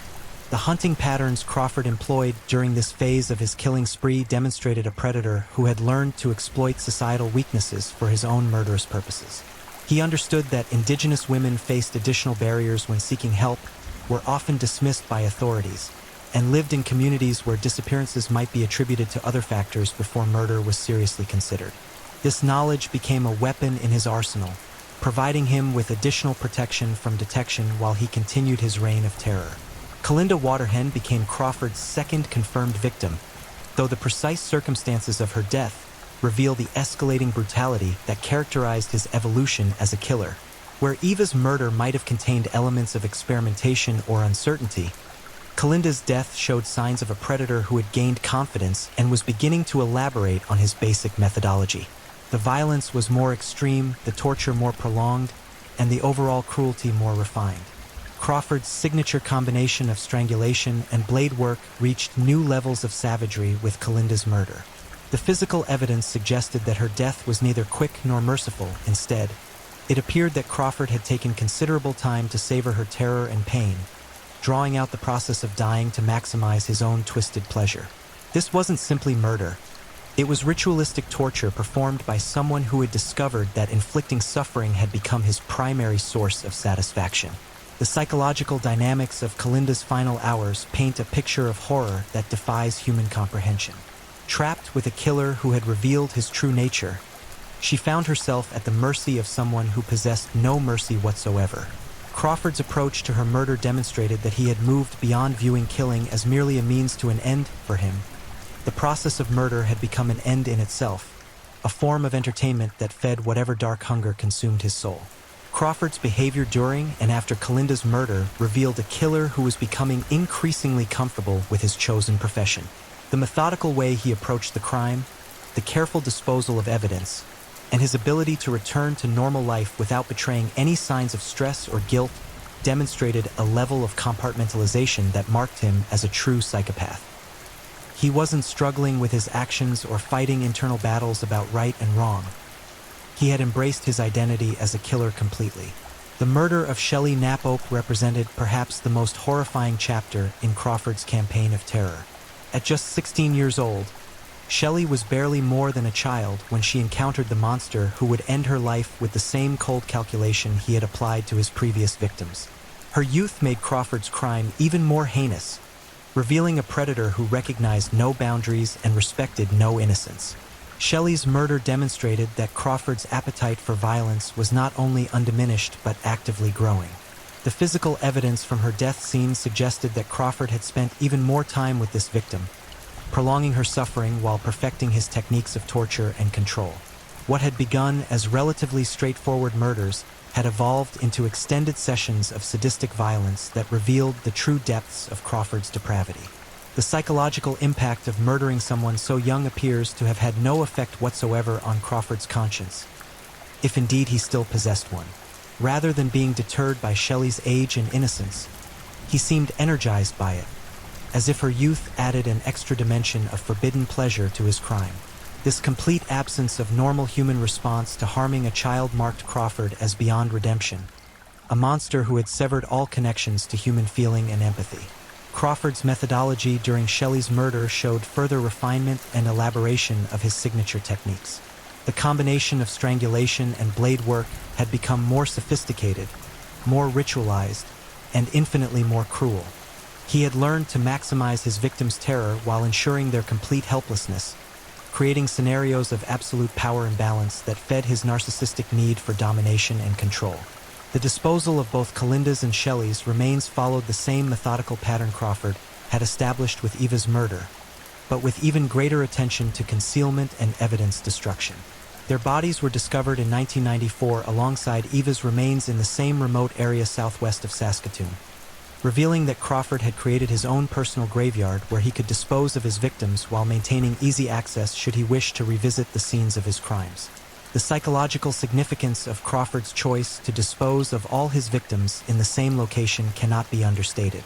This wasn't merely a matter of convenience. It represented a kind of macabre collection, a trophy room where Crawford could return to relive his crimes and bask in the memory of his victims' final moments. The location had become sacred to him, a shrine to his own twisted sense of accomplishment and power. Crawford's ability to maintain his facade of normalcy while actively engaged in serial murder reached its peak during this period. Friends and acquaintances continued to see him as unremarkable, perhaps troubled but certainly not dangerous. This skill at deception became his greatest weapon, allowing him to move freely through the community while planning and executing crimes that would have horrified anyone who truly knew what he was capable of. The investigation into the disappearances of both Kalinda and Shelley initially treated them as separate incidents, unconnected to each other or to Eva's earlier disappearance. This lack of recognition that a serial killer was operating in their midst provided Crawford with additional time to perfect his methods while planning future murders. The systematic failure to identify the pattern of violence allowed Crawford to continue hunting with impunity. During this period, Crawford came to police attention when he was put under surveillance for 4 months, though investigators had not yet connected him to the murders. During this surveillance, he picked up Teresa Camacho, brutally beat and raped her, and dumped her on the street, demonstrating that even while being watched, Crawford couldn't control his violent urges. This incident should have been recognized as a clear warning sign of the monster hiding in plain sight. The psychological profile that emerges from Crawford's crimes during this period reveals a killer who had found his calling and was actively working to perfect his craft. Each murder built upon the lessons learned from previous kills, with Crawford constantly refining his approach to maximize both his victim's suffering and his own satisfaction. He had become a student of murder, treating each crime as both an end in itself and a learning opportunity for future violence. The community impact of having multiple Indigenous women disappear without explanation began to create an atmosphere of fear and uncertainty, particularly among those who recognized the pattern even if authorities had not yet connected the dots. Families lived with the constant anxiety of not knowing whether their daughters, sisters, and mothers would return home each night, while Crawford continued to prowl the streets in search of his next victim. As 1992 drew to a close, Crawford had successfully murdered at least 3 women and had managed to avoid detection despite increasingly bold behavior. The monster had reached full maturation. His techniques had been perfected through practice, and his appetite for violence showed no signs of diminishing. The killing spree that had begun with Eva Taysup's murder was far from over, and Crawford was already planning his next attack on an unsuspecting community that had no idea they were sharing their streets with one of Canada's most dangerous predators. The winter of 1994 brought with it more than just the bitter cold that perpetually gripped Saskatchewan. It brought the discovery that would finally expose John Martin Crawford's reign of terror and begin the long journey toward justice for his victims. When the skeletal remains of Eva Taysup, Kalinda Waterhen, and Shelley Knapp were discovered southwest of Saskatoon, investigators realized they were dealing with something far more sinister than isolated disappearances. They had uncovered the hunting ground of a serial killer. The crime scene that greeted investigators was a testament to Crawford's methodical approach to murder and body disposal. The fact that all 3 victims were found in the same location immediately suggested the work of a single killer who had chosen this remote area as his personal graveyard. The state of decomposition, while hampering the investigation in some ways, also provided crucial forensic evidence that would eventually link Crawford to the crimes. The forensic analysis of the remains revealed the full horror of Crawford's signature methodology. Evidence of both strangulation and blade work on each victim confirmed that investigators were dealing with a killer who employed specific techniques consistently across multiple murders. The physical evidence painted a picture of prolonged torture and deliberate cruelty that shocked even experienced investigators who thought they had seen everything. The discovery of the bodies transformed what had been separate missing person investigations into a coordinated manhunt for a serial killer. Police resources were redirected, task forces were formed, and the full weight of law enforcement machinery was brought to bear on identifying and capturing the monster responsible for these heinous crimes. The community that had lived in fear while women disappeared suddenly understood the true scope of the danger that had been stalking their streets. Crawford's reaction to the discovery of his victims' bodies provided crucial insights into his psychological state and criminal sophistication. Rather than fleeing or dramatically altering his behavior, he maintained the same facade of normalcy that had protected him throughout his killing spree. This calculated response demonstrated a level of criminal intelligence that made him particularly dangerous and difficult to apprehend. The investigative process that followed the discovery was complicated by the advanced state of decomposition and the passage of time since the murders. Traditional forensic evidence that might have provided immediate identification of the killer had been compromised by weather, wildlife, and the natural processes of decay. Investigators were forced to rely on more sophisticated techniques and patient detective work to build their case. Crawford's behavior during the investigation period revealed a killer who couldn't completely control his violent urges even while under suspicion. His brutal assault on Teresa Camacho during the 4-month surveillance period demonstrated that whatever compulsions drove him to kill were too powerful to be suppressed even when discretion should have dictated restraint. This lack of self-control would ultimately contribute to his downfall. The breakthrough in the case came through a combination of traditional detective work, forensic science, and Crawford's own inability to completely hide his true nature. Witness testimony, physical evidence, and behavioral analysis began to paint a picture that pointed inexorably toward Crawford as the perpetrator of these horrific crimes. The web of evidence was slowly but surely tightening around the monster who had terrorized Saskatoon. Crawford's arrest marked the end of one of Saskatchewan's most horrific crime sprees, but it also began a new phase of trauma for the victims' families and the broader community. The revelation that the killer had been living among them, hiding in plain sight while planning and executing his crimes, shattered whatever sense of safety and security the community had managed to maintain during the investigation. The legal proceedings that followed Crawford's arrest provided the first public glimpse into the full scope of his crimes and the devastating impact they had on his victims and their families. In 1996, Crawford was convicted of 1 count of first-degree murder and 2 counts of second-degree murder, charges that reflected the premeditated nature of his crimes and the deliberate cruelty he had inflicted on his victims. The courtroom testimony that emerged during Crawford's trial painted a picture of systematic violence that shocked even those who thought they understood the case. Forensic experts detailed the torture and suffering each victim had endured, while investigators explained how Crawford had selected, stalked, and murdered these innocent women with the calculated precision of a professional killer. Crawford's behavior during his trial revealed a defendant who showed no remorse for his actions and no empathy for his victims or their families. His cold, detached demeanor in the face of overwhelming evidence of his guilt demonstrated that he viewed the proceedings not as a reckoning for his crimes, but as an inconvenient interruption to his preferred lifestyle. This complete absence of normal human emotion reinforced the prosecution's portrayal of him as a remorseless predator. The victim impact statements delivered during Crawford's sentencing hearing provided heartbreaking testimony to the lasting damage his crimes had inflicted on those left behind. Family members spoke of years of uncertainty, of hoping against hope that their loved ones might still be alive, and of the devastating finality that came with learning the truth about their deaths.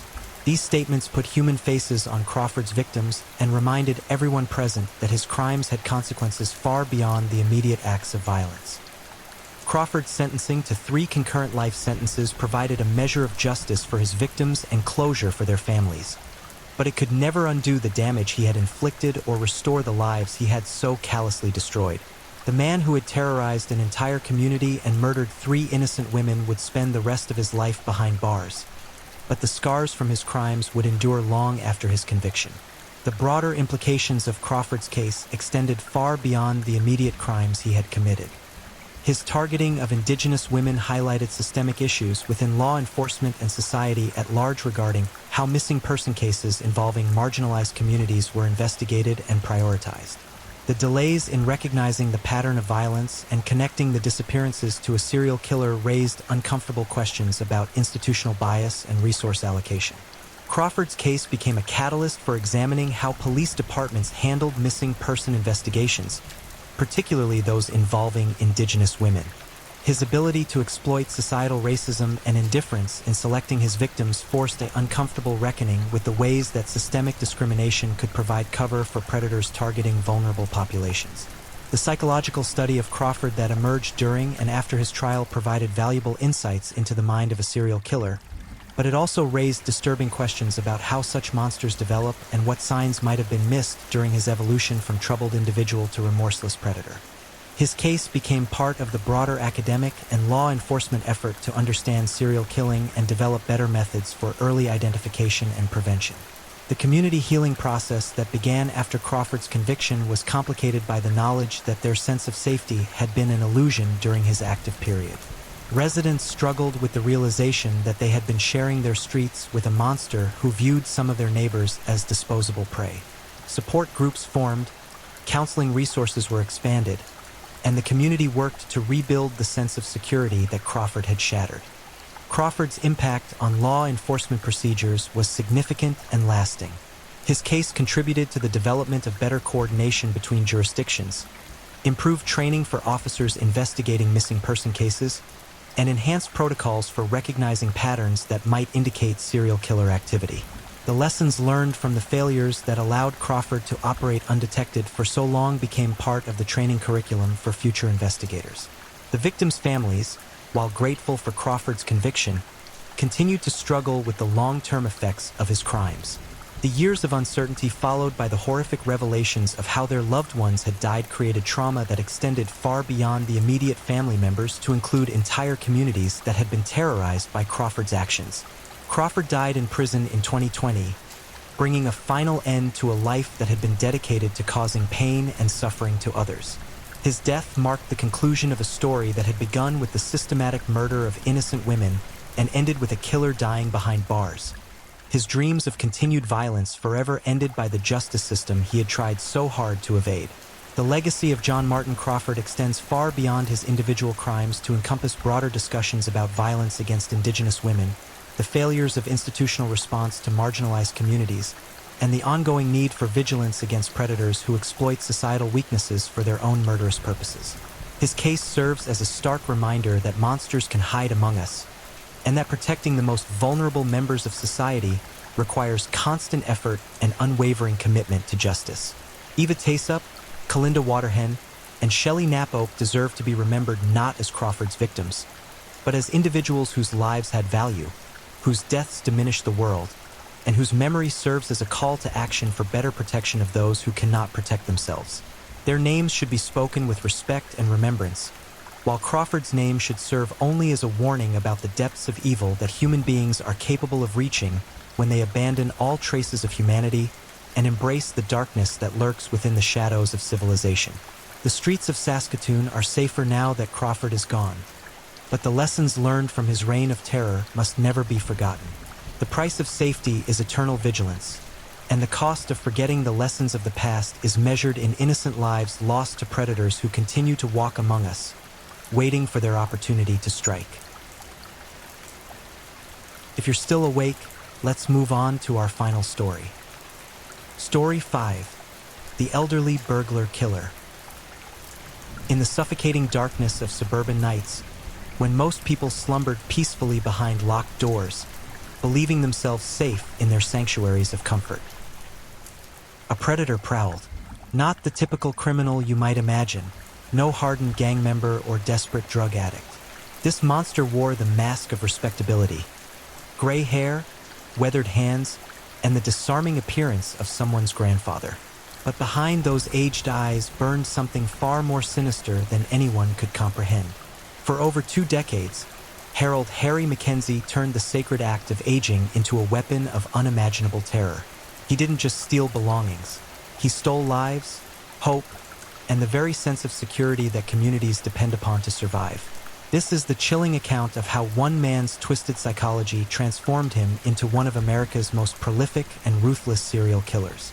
A man who used society's trust in the elderly as his hunting license. A predator who proved that evil has no expiration date. The body count would eventually reach 23 confirmed victims. The true number may never be known. The morning of September 15th, 1987, began like any other in the quiet residential neighborhood of Maplewood Heights. Coffee percolated in kitchen windows, children waited for school buses, and elderly residents tended to their meticulously maintained gardens. It was the kind of place where neighbors knew each other's names, where front doors remained unlocked during daylight hours, and where trust flowed as naturally as conversation over backyard fences. Martha Henderson, 72 years old and recently widowed, had no reason to suspect that death was about to knock on her door. She'd lived in the same modest two-story home for 47 years, raising 3 children and watching the neighborhood evolve from farmland into a thriving community. Her days followed a comforting routine. Morning tea while reading the newspaper, afternoon gardening, and evening phone calls with her daughter in the neighboring state. At approximately 2:30 p.m., as autumn sunlight filtered through her lace curtains, Martha answered her doorbell to find a pleasant-looking elderly gentleman standing on her porch.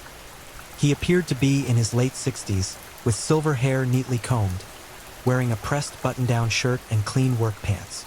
His weathered hands clutched a small toolbox, and his smile radiated the kind of warmth that instantly put people at ease. "Afternoon, ma'am," he said, his voice carrying a slight rasp that suggested years of cigarettes but nothing threatening. "I'm Harold Mackenzie. I've been doing some electrical work for your neighbor, Mrs. Patterson, and I couldn't help but notice your porch light flickering yesterday evening. Dangerous thing, faulty wiring. Could start a fire." Martha's heart warmed at this unexpected kindness. In an era where neighbors barely acknowledged each other, here was someone genuinely concerned about her safety. She'd indeed noticed the flickering light, but hadn't gotten around to calling an electrician. The cost worried her. Fixed income meant every dollar counted. "That's very thoughtful of you, Mr. Mackenzie," she replied, unconsciously stepping aside as he gestured toward the problematic fixture. "I have been meaning to have someone look at that.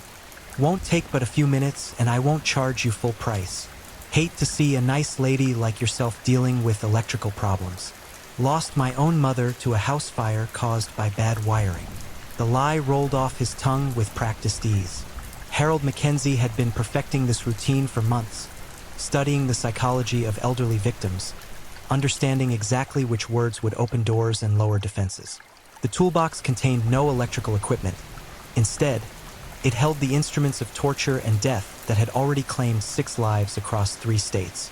Martha invited him inside, offering him a glass of iced tea while he examined the porch light from the interior switch.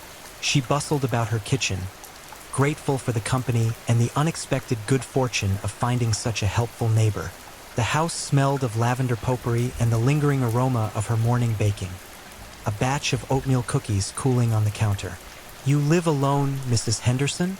Harold asked casually, his fingers tracing the light switch while his eyes cataloged every detail of her home. The antique jewelry box on the mantel, the prescription bottles lined up on the kitchen counter, the family photographs that indicated children who lived far away.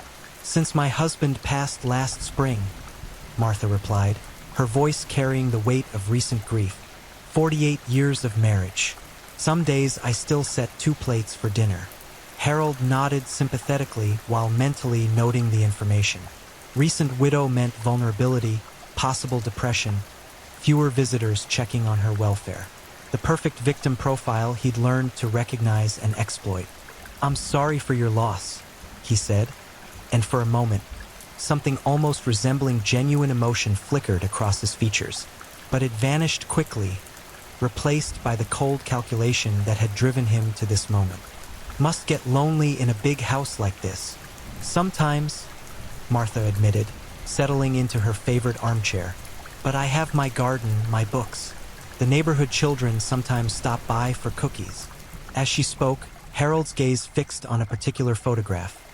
Martha surrounded by grandchildren at what appeared to be a recent birthday celebration. Their addresses would be written in the address book he'd spotted near the telephone. More potential targets for future hunting expeditions. "Your light switch seems fine from here," he announced, setting down his toolbox with a metallic clank that seemed unusually loud in the quiet living room. "But I should check the fixture itself. You wouldn't happen to have a step ladder I could borrow?" "Of course, dear. It's in the basement. Just follow me." The basement steps creaked under their weight as Martha led him down into the dim, musty space beneath her home. Cardboard boxes lined the walls, containing decades of memories. Christmas decorations, children's school projects, her late husband's fishing equipment. A single bare bulb provided inadequate illumination, casting long shadows that seemed to dance and writhe in the corners. It was here, in this forgotten space beneath the home where Martha had experienced her greatest joys and deepest sorrows, that Harold Mackenzie revealed his true nature. The first blow came without warning, a wrench from his toolbox striking the base of Martha's skull with sickening precision. She crumpled immediately, her body hitting the concrete floor with a sound that would haunt the crime scene investigators who would later piece together her final moments. But Harold wasn't finished.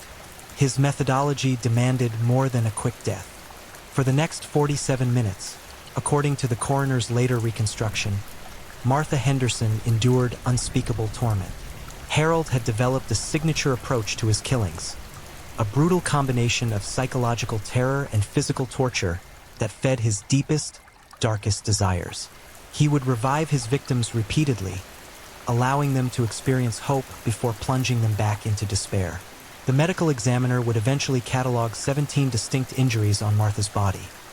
Broken fingers from Harold's systematic destruction of her hands, burns from the cigarette lighter he carried for this specific purpose, and cuts from the razor blade he used to carve his initials into his victim's forearms. Not deep enough to cause immediate death, but sufficient to create excruciating pain and mark his territory. But the true horror lay in Harold's psychological methodology. He would force his victims to beg for their lives while he calmly explained exactly how their deaths would benefit him. Martha's jewelry would be sold at pawn shops 3 states away.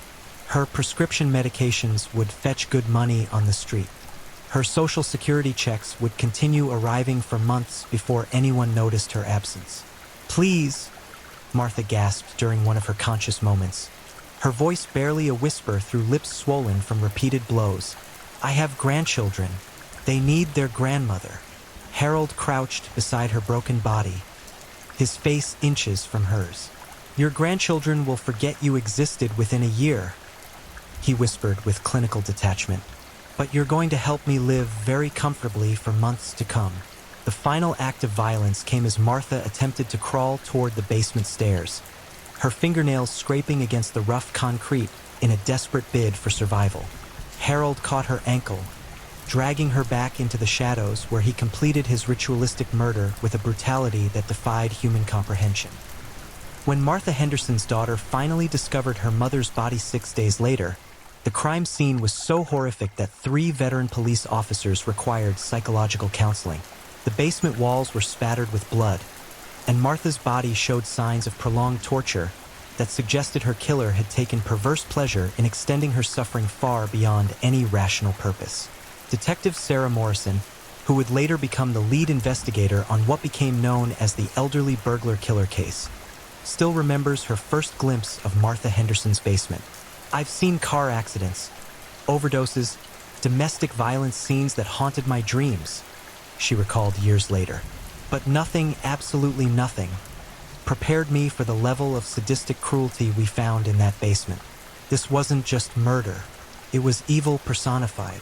The initial investigation focused on Martha's limited social circle.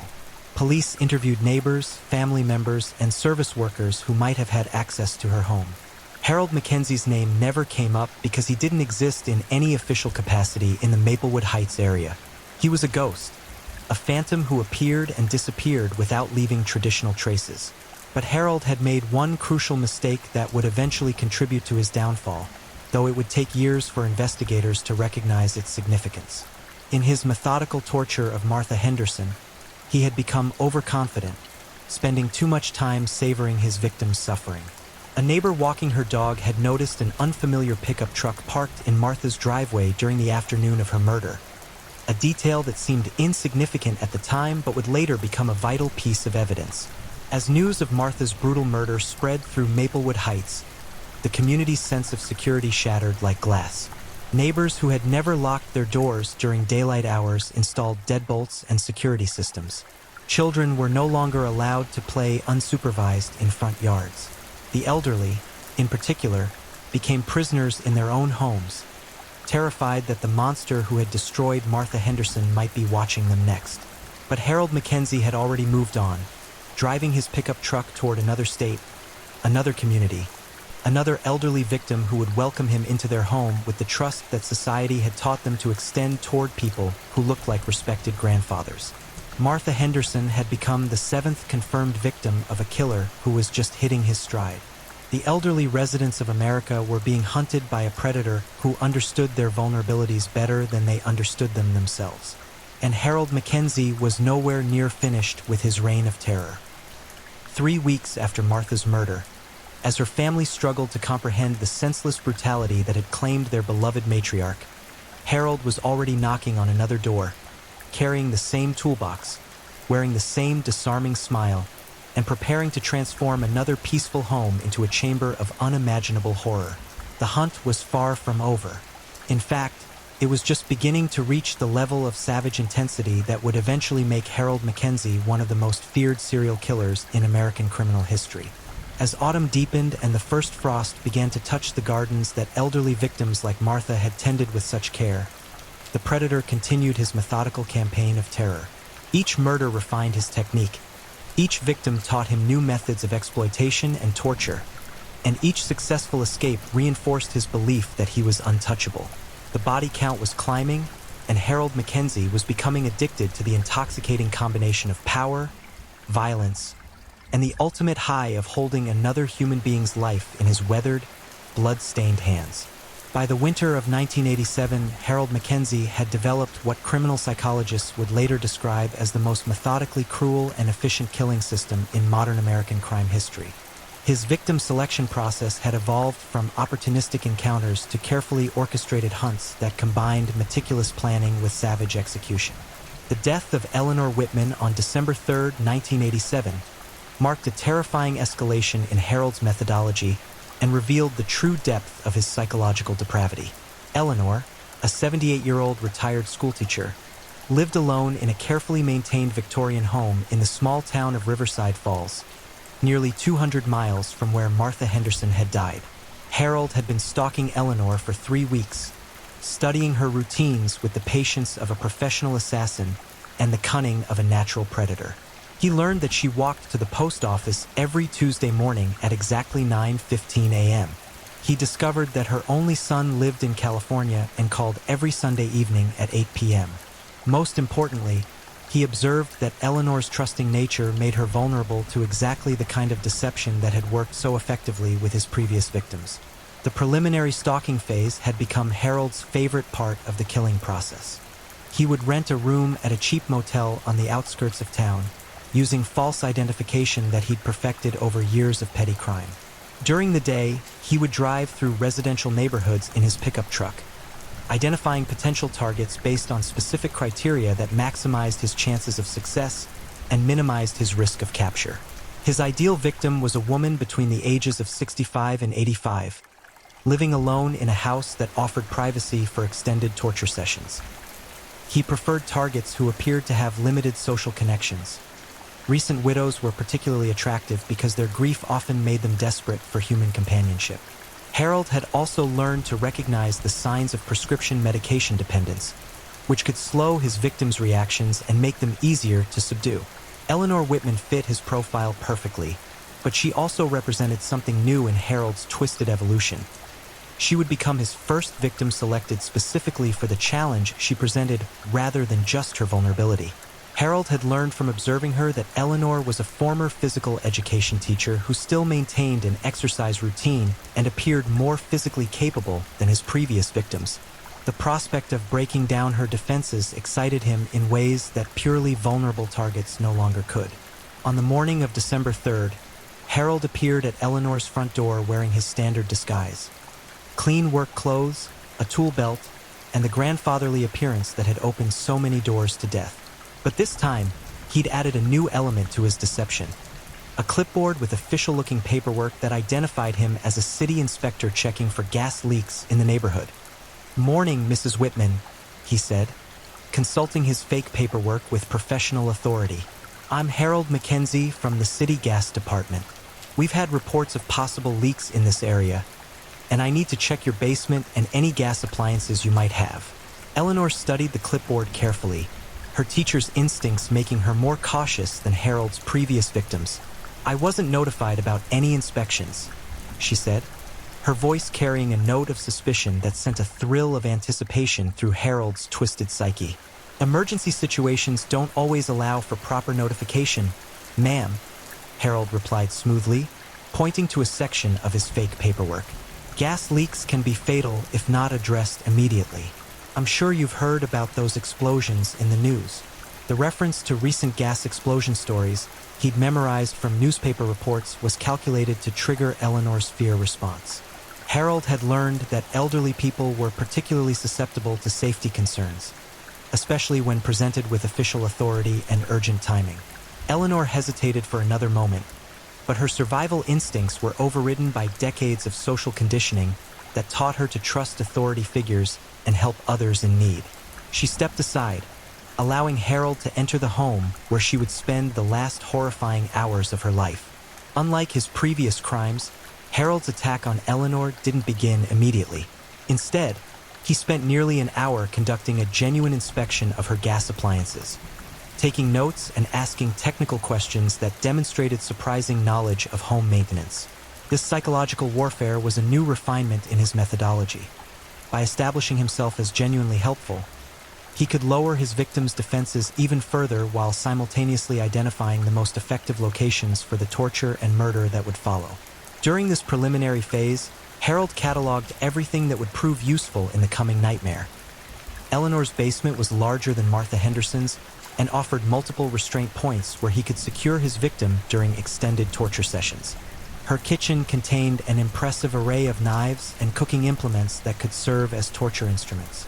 Most importantly, her house was situated on a large lot with mature trees that would muffle any screams that might escape during his methodical destruction of her body and mind.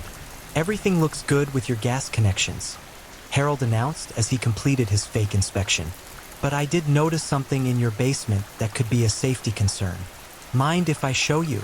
Eleanor followed him down the basement stairs, trusting in his professional authority even as every survival instinct she possessed should have been screaming warnings. The basement smelled of detergent and old wood, with Christmas decorations stored in neat boxes that spoke of decades spent creating holiday magic for students and family members who would never again experience Eleanor's warmth and generosity. The attack, when it finally came, was swift and brutal. Harold's first blow struck Eleanor in the solar plexus, doubling her over and driving the air from her lungs before she could scream. As she gasped for breath, he secured her hands behind her back with zip ties he'd hidden in his tool belt, then forced her down onto the concrete floor where her true nightmare would begin. What followed over the next 4 hours represented the absolute pinnacle of Harold's sadistic evolution. Eleanor's background as a physical education teacher had indeed made her stronger and more resilient than his previous victims, which only heightened Harold's pleasure as he systematically broke down her defenses through a combination of physical torture and psychological terror. Harold had brought new instruments of torture specifically for Eleanor. A small blowtorch that he used to create precise burn wounds on her hands and feet, a set of pliers that he employed to break her fingers one by one while forcing her to watch, and most horrifically, a collection of photographs showing his previous victims in their final moments of agony. "This is Martha Henderson," Harold whispered, holding a photograph inches from Eleanor's swollen eyes. "She begged me to stop just like you're doing, but I didn't stop with her, and I won't stop with you. You're going to suffer for as long as I want you to suffer." The psychological component of Harold's torture had become as refined as the physical elements. He forced Eleanor to look at images of Martha Henderson and 5 other victims while he described in clinical detail exactly how each woman had died. He made her listen while he explained how he would dispose of her body and how long it would take for anyone to discover her remains. But Eleanor's teacher spirit proved more resilient than Harold had anticipated. Even as he broke her body through systematic torture, she refused to beg for mercy in the way that fed his psychological needs. Instead, she began to pray aloud, her voice growing stronger even as her physical condition deteriorated. "Our Father, who art in heaven, hallowed be thy name," Eleanor recited through lips cracked and bleeding from his abuse. The prayer enraged Harold in ways that pure fear had never done. He had developed his torture techniques to break his victims' spirits completely, to reduce them to animals begging for death. Eleanor's defiance represented a challenge to his absolute power over life and death, and he responded with escalated brutality that shocked even his own twisted psyche. Harold's final assault on Eleanor lasted another 2 hours, during which he employed every torture technique he developed and several new methods inspired by his rage at her continued resistance. He carved his initials not just into her forearms but across her back and chest, creating wounds designed to cause maximum pain without immediate death. He used the blowtorch to create burn patterns that would be discovered by investigators and classified as ritualistic torture. When Eleanor finally died, it wasn't from Harold's direct violence but from cardiac arrest brought on by the sustained trauma and terror he'd inflicted. Her heart simply stopped beating, unable to endure any more of the systematic destruction Harold had imposed upon her body and soul. But Eleanor's death didn't end Harold's ritualistic violation of her dignity. In a new development that would become his signature, Harold spent an additional hour after her death arranging her body in a specific position and staging the crime scene to maximize the psychological impact on whoever would eventually discover her remains. He positioned Eleanor's body at the bottom of her basement stairs, making it appear that she had fallen and died accidentally. But he left deliberate clues that would alert investigators to the true nature of her death. His carved initials were prominently displayed on her forearms, and he arranged her torture implements in a neat row beside her body, creating a grotesque display that would haunt crime scene investigators for years. Harold's staging of Eleanor's death scene revealed another terrifying dimension of his psychological profile. He wasn't just killing for personal gratification. He was deliberately creating crime scenes designed to terrorize law enforcement and spread fear throughout the communities where he hunted. Before leaving Eleanor's home, Harold completed his standard robbery, taking jewelry, prescription medications, and cash that would sustain him during his next hunting expedition. But he also took something new. Eleanor's class photographs from her teaching career, dozens of images showing her surrounded by smiling students who had trusted her to guide them through their formative years. The discovery of Eleanor's body 3 days later by her concerned neighbor created a media firestorm that spread Harold's terror far beyond the borders of Riverside Falls. News reports described the brutal torture and ritualistic elements of the crime, causing elderly residents across the region to barricade themselves in their homes and suspect every stranger who knocked on their doors. Detective Robert Chun, who led the investigation into Eleanor's murder, recognized immediately that they were dealing with a serial killer whose methods were evolving and becoming more sophisticated.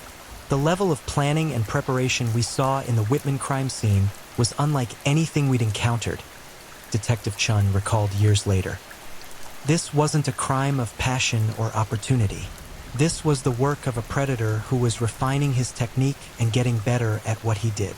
The connection between Eleanor's murder and Martha Henderson's killing became apparent when investigators compared the carved initials and torture methods used in both crimes. A multi-state task force was assembled to track what had officially become known as the elderly burglar killer. But Harold Mackenzie remained a ghost, appearing and disappearing across state lines with an efficiency that suggested careful planning and possibly law enforcement experience.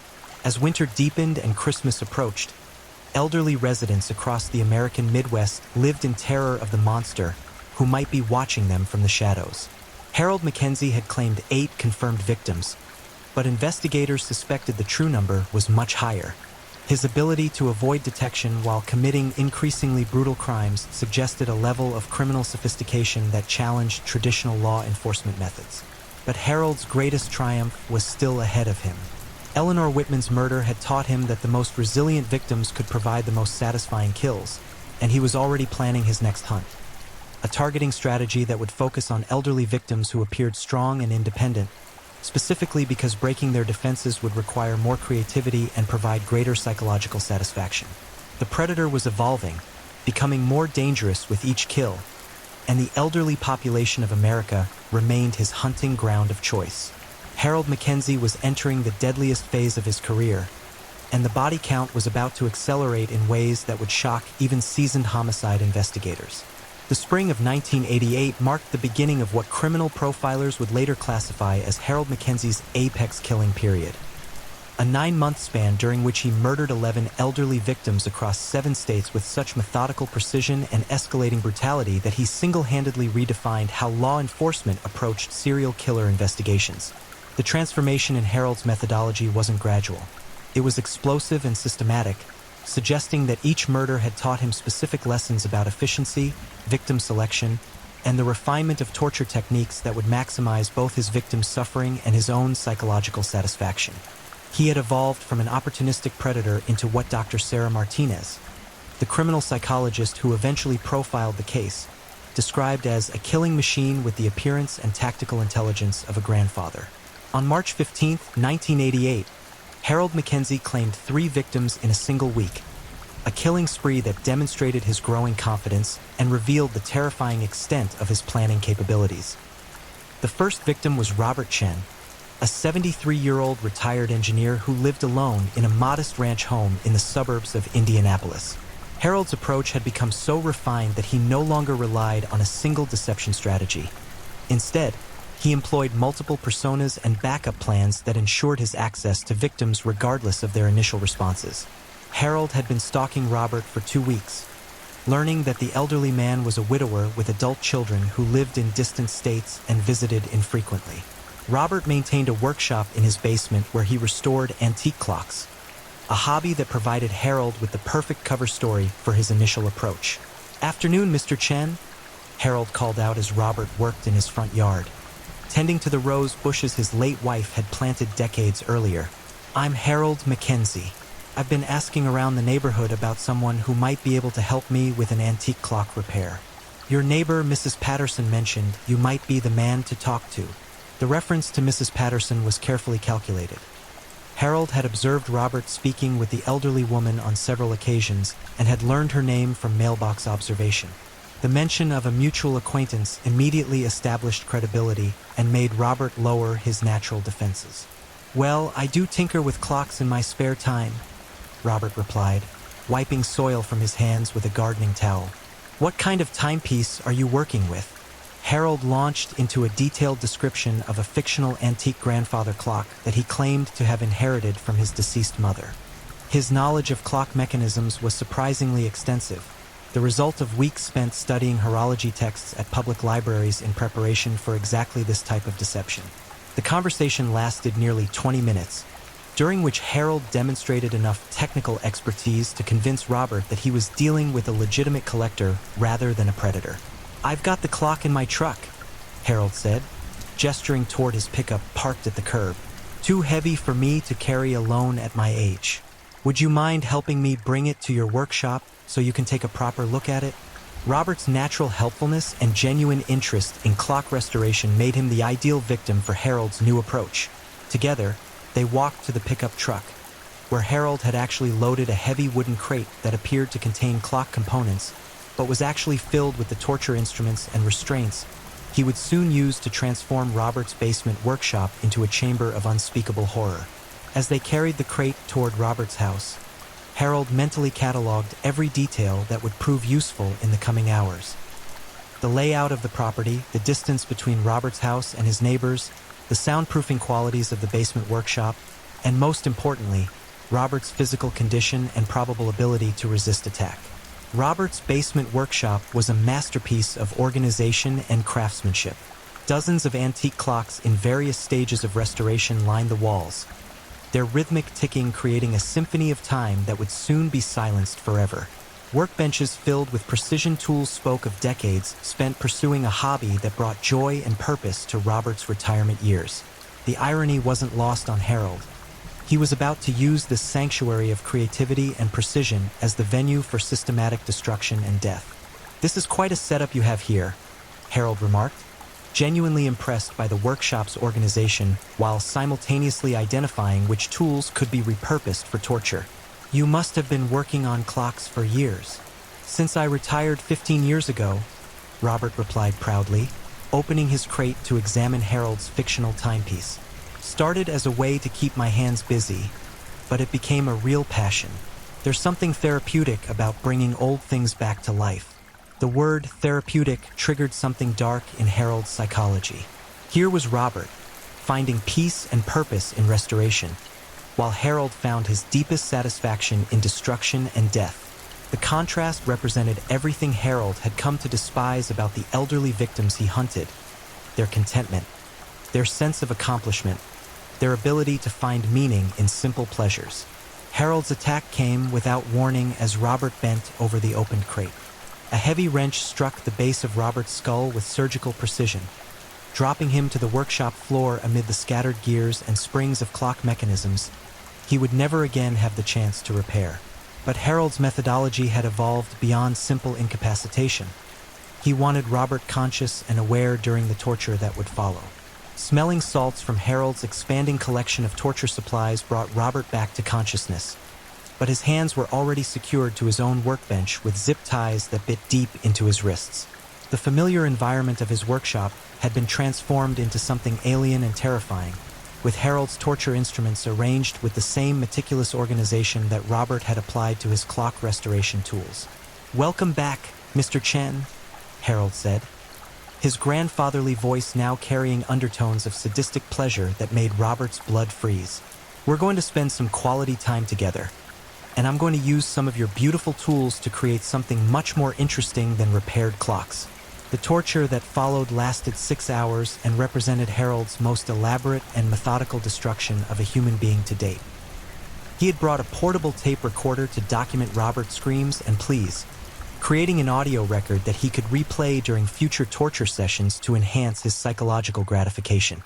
The basement workshop's sound insulation meant that Robert's agony remained contained, allowing Harold to work without fear of discovery.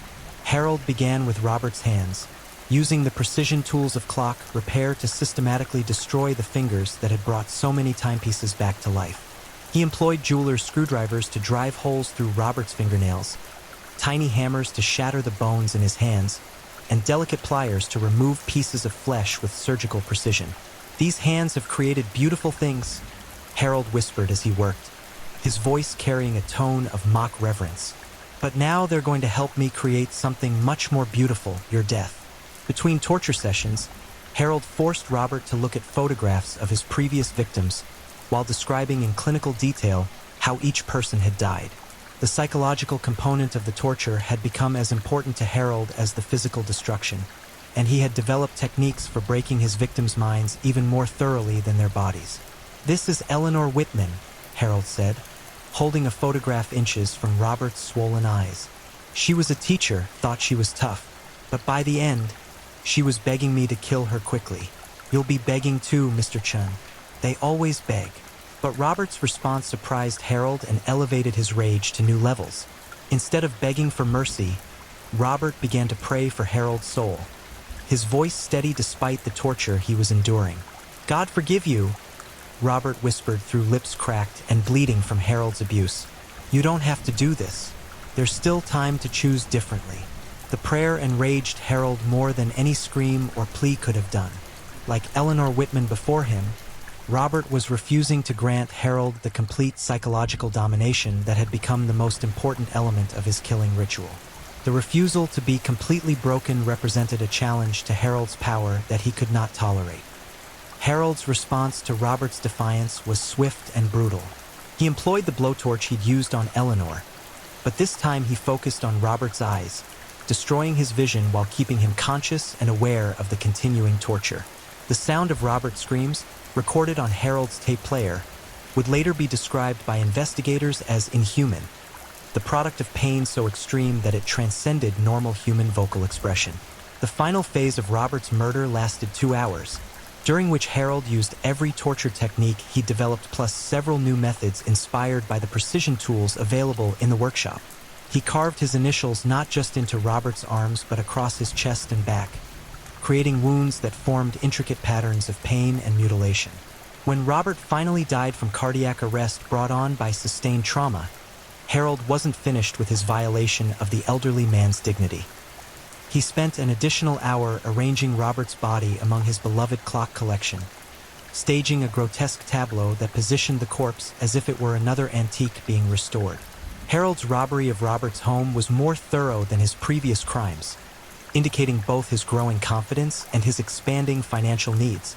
He took not just cash and jewelry, but also several of Robert's restored antique clocks, which he would later sell to collectors who had no idea they were purchasing items stolen from a torture victim. 3 days later, Harold struck again. This time his victim was Margaret Foster, a 71-year-old retired nurse who lived alone in a small town 60 miles from Indianapolis. Harold's approach had become so refined that he was able to gain access to Margaret's home within minutes of their first contact. Using a story about needing medical advice for his fictional sick wife, Margaret's background as a nurse made her particularly susceptible to Harold's medical emergency deception. When he appeared at her door claiming his wife was having chest pains in their car parked around the corner, Margaret's professional instincts overrode any caution she might have felt about helping a stranger. "She's in the back seat, barely conscious," Harold gasped, his acting skills perfected through practice with previous victims. "I don't know what to do. Someone said you used to be a nurse." Margaret grabbed her medical bag and followed Harold to his pickup truck, where he claimed his wife was waiting. But there was no wife in distress. Only Harold's latest collection of torture instruments and restraints waiting to transform another basement into a chamber of unimaginable horror. Harold's abduction of Margaret demonstrated a new level of tactical sophistication. Instead of attacking her in her own home, he forced her into his truck at gunpoint and drove to an abandoned farmhouse he discovered during his preliminary scouting of the area. The isolated location meant he could torture Margaret for days without fear of discovery, and the unfamiliar environment would increase her psychological terror. The abandoned farmhouse had been empty for years, its windows boarded up and its basement transformed by Harold into what could only be described as a purpose-built torture chamber. He had spent weeks preparing the space, installing restraint points, soundproofing, and organizing his expanding collection of torture instruments with the precision of a surgeon preparing an operating room. Margaret's torture lasted 3 days, during which Harold employed every technique he developed plus new methods inspired by her medical background. He used her knowledge of human anatomy against her, inflicting wounds that would cause maximum pain while keeping her conscious and aware of her suffering. "You know exactly what I'm doing to you," Harold whispered as he employed medical instruments from Margaret's own bag to torture her. "You understand how much pain the human body can endure before it shuts down. That knowledge is going to make this so much more interesting." Harold forced Margaret to use her medical expertise to advise him on torture techniques, threatening to escalate her suffering if she didn't comply. The psychological violation of being forced to participate in her own torture broke Margaret's spirit more completely than any physical assault could have achieved. "Tell me how long someone can survive with these injuries," Harold demanded, showing Margaret photographs of his previous victims' wounds. "Use your medical knowledge to help me make this last longer." Margaret's professional training had taught her to heal and comfort, but Harold perverted that knowledge into an instrument of prolonged agony. When she finally died on the 3rd day, it was from a combination of blood loss and trauma that Harold had carefully calculated to maximize her suffering while extending the torture for as long as possible. The 3rd victim of Harold's March-killing spree was Dr. William Hartford, a 79-year-old retired physician who lived in an upscale neighborhood 40 miles from the abandoned farmhouse where Margaret had died. Harold's selection of Dr. Hartford represented a significant escalation in his targeting strategy. Instead of vulnerable widows living alone, he was now actively seeking victims whose professional backgrounds would present greater challenges and potentially greater satisfaction when broken. Harold's approach to Dr. Hartford required weeks of preparation and demonstrated tactical sophistication that impressed even veteran investigators when they later reconstructed his methodology. He had learned that Dr. Hartford volunteered at a free medical clinic for indigent patients, arriving every Tuesday morning at precisely 8:30 a.m. Harold positioned himself as a homeless man suffering from chest pains, timing his medical emergency to occur just as Dr. Hartford was arriving for his volunteer shift. "Doctor, please help me," Harold gasped, clutching his chest and stumbling toward Dr. Hartford in the clinic parking lot. "I think I'm having a heart attack. I don't have insurance, but someone said you help people like me." Dr. Hartford's medical ethics and decades of training made it impossible for him to ignore someone in apparent medical distress. He immediately began examining Harold, checking his pulse and asking questions about his symptoms while guiding him toward the clinic entrance. Harold's acting was so convincing that Dr. Hartford never suspected he was being manipulated by a predator who had studied medical emergency presentations specifically to deceive healthcare professionals. "Your pulse is elevated, and you're showing signs of distress," Dr. Hartford said, his voice carrying the calm authority of someone accustomed to managing medical crises. "We need to get you inside where I can do a proper examination." Harold allowed Dr. Hartford to lead him into the clinic, knowing that the building would be empty except for the two of them. He had studied the clinic schedule and knew that other volunteers wouldn't arrive for another hour. The isolation was perfect for what he had planned.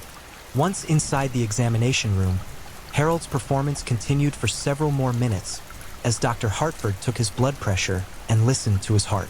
The irony of the situation, a serial killer being examined by a doctor who was trying to save his life, provided Harold with psychological satisfaction that enhanced his anticipation of the torture to come.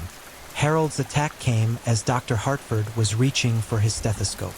A chloroform-soaked rag pressed against the elderly physician's face dropped him into unconsciousness within seconds. Harold had refined this technique through practice with previous victims, learning exactly how much chloroform to use to incapacitate without causing immediate death. Dr. Hartford regained consciousness in Harold's prepared torture chamber at the abandoned farmhouse, his hands secured to a medical examination table that Harold had stolen from an abandoned hospital and modified for his purposes. The familiar medical environment had been perverted into something nightmarish, with Harold's torture instruments arranged alongside legitimate medical equipment in a grotesque parody of a physician's examination room. "Welcome to your final house call, Dr. Hartford," Harold announced as the elderly physician struggled against his restraints. "Today you're going to experience medicine from a very different perspective." The torture of Dr. Hartford lasted 5 days and represented Harold's most elaborate and methodical destruction of a human being. He used the doctor's own medical knowledge against him, employing legitimate medical procedures as instruments of torture while forcing Dr. Hartford to remain conscious and aware of every violation of his body. Harold had brought medical textbooks to the torture session, consulting them while he systematically destroyed Dr. Hartford's body using techniques that maximized pain while preventing unconsciousness or death. He employed surgical instruments to create precise wounds, medical syringes to inject painful substances, and monitoring equipment to track Dr. Hartford's vital signs while calibrating the torture to keep him alive and aware for as long as possible. "You've spent your life healing people?" Harold whispered as he worked, his voice carrying mock reverence for the doctor's former profession. "But now you're going to help me perfect the art of causing pain. Your medical knowledge is going to make this so much more educational." Harold forced Dr. Hartford to explain the physiological effects of each torture technique while it was being applied, creating a grotesque educational experience that violated everything the physician had sworn to uphold during his medical career. The psychological component of being forced to analyze his own torture broke Dr. Hartford's spirit more completely than the physical assault alone could have achieved. When Dr. Hartford finally died, it was from carefully calculated trauma that Harold had orchestrated using medical knowledge gleaned from the doctor's own textbooks. The murder represented Harold's most sophisticated killing to date, demonstrating tactical evolution that alarmed investigators when they eventually discovered the crime scene. The discovery of these 3 murders within a single week created a media firestorm that spread panic throughout the elderly population of the American Midwest. News reports described the escalating brutality and sophisticated planning that characterized Harold's killing spree, causing senior citizens across multiple states to barricade themselves in their homes and view every stranger with suspicion. Detective Sarah Morrison, now leading a multi-state task force dedicated to capturing the elderly burglar killer, recognized that they were dealing with a predator whose capabilities were evolving faster than law enforcement could adapt. The level of planning and preparation we saw in these 3 murders was unlike anything we'd encountered, Detective Morrison recalled years later. This killer was learning from each crime and becoming more dangerous with every victim. Harold's confidence was at its peak following his successful triple murder, and he was already planning his next killing spree. But his greatest triumph and most elaborate torture session was still ahead. a victim who would challenge his methods and ultimately contribute to his downfall in ways he never anticipated. The body count had reached 11 confirmed victims, but investigators suspected Harold had killed many more elderly victims whose deaths had been classified as accidents or natural causes. His ability to avoid detection while committing increasingly brutal crimes suggested a level of criminal sophistication that challenged traditional law enforcement methods and terrified communities across the region. As summer approached, Harold Mackenzie was entering the deadliest phase of his criminal career. He had perfected his victim selection methods, refined his torture techniques to achieve maximum suffering, and developed operational security procedures that kept him invisible to law enforcement. The elderly population remained his preferred hunting ground, and he showed no signs of slowing down or making the mistakes that typically led to serial killer captures. The monster had become a machine, efficient and relentless in his pursuit of victims who trusted him because of his grandfatherly appearance. And the worst was yet to come. The summer of 1988 brought Harold Mackenzie to the pinnacle of his murderous career, but it also contained the seeds of his ultimate downfall. His confidence had evolved into dangerous overconfidence, and his psychological need for increasingly elaborate torture scenarios would eventually lead him to make the crucial mistakes that law enforcement had been waiting for. On July 22, 1988, Harold selected what he intended to be his masterpiece, a victim whose torture and murder would represent the ultimate expression of his sadistic evolution. Rose Kowalski, an 81-year-old retired librarian, lived alone in a Victorian mansion that she had inherited from her wealthy parents. Unlike Harold's previous victims, Rose was neither isolated nor vulnerable in the traditional sense. She was active in her community, maintained regular contact with numerous friends and family members, and lived in a neighborhood where her absence would be noticed quickly. Harold's selection of Rose as his next victim represented a fundamental shift in his psychological profile. He was no longer hunting purely for efficiency or safety. He was seeking the ultimate challenge that would test every skill he had developed over his 18-month killing spree. Rose's strong social connections and alert mental state made her the most dangerous target he had ever selected. But those same qualities made her the most attractive victim for someone whose primary motivation had evolved beyond simple murder into a quest for the perfect expression of power and control. Harold spent 6 weeks stalking Rose, learning her routines with obsessive attention to detail that exceeded even his previous surveillance operations. He discovered that she volunteered at the local library 3 days per week, tended an elaborate garden that was featured in the town's annual garden tour, and hosted a weekly book club meeting in her home every Thursday evening. Most importantly, he learned that Rose's late husband had been a judge, and the house contained a private study filled with legal texts and case files that could provide the perfect setting for Harold's most elaborate torture scenario. Harold's approach to Rose required a completely new deception strategy. Her education and social prominence made her too sophisticated for his standard repair service or medical emergency tactics. Instead, he spent weeks researching her late husband's legal career, learning enough about specific cases to present himself as a former colleague or client seeking to settle old business. On the afternoon of July 22nd, Harold appeared at Rose's front door dressed in a business suit and carrying a leather briefcase filled with legal documents that he had forged specifically for this encounter. His appearance was more professional than his previous disguises, but his grandfatherly features still provided the disarming quality that had opened so many doors to death.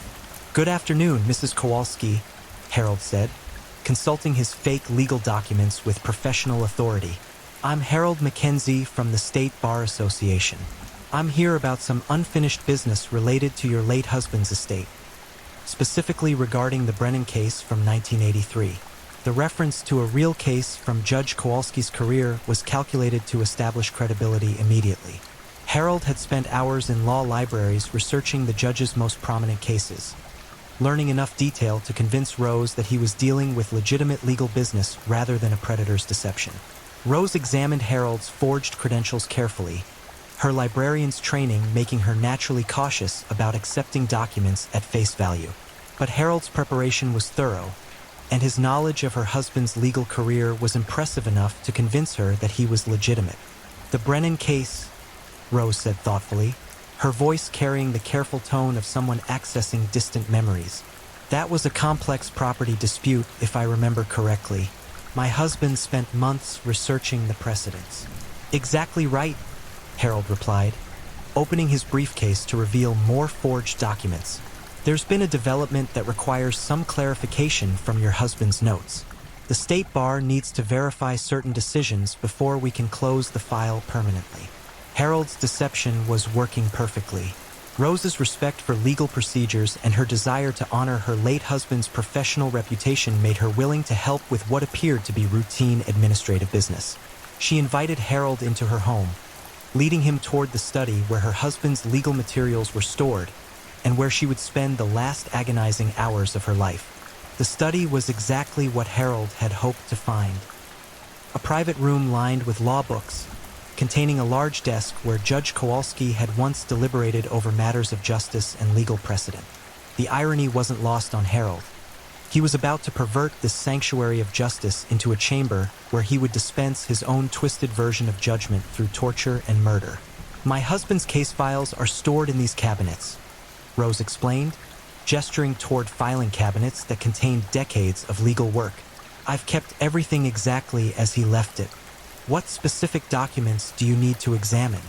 Harold's attack was delayed longer than usual as he savored the psychological setup that he had created. Here was Rose, trusting and helpful, surrounded by the symbols of justice and legal order that her husband had dedicated his life to upholding. Harold's destruction of that trust and his violation of this space would represent the ultimate corruption of everything the elderly woman held sacred. Actually, Mrs. Kowalski, Harold said, his voice beginning to carry the undertones of menace that his victims had learned to fear. I'm not really here about your husband's legal work.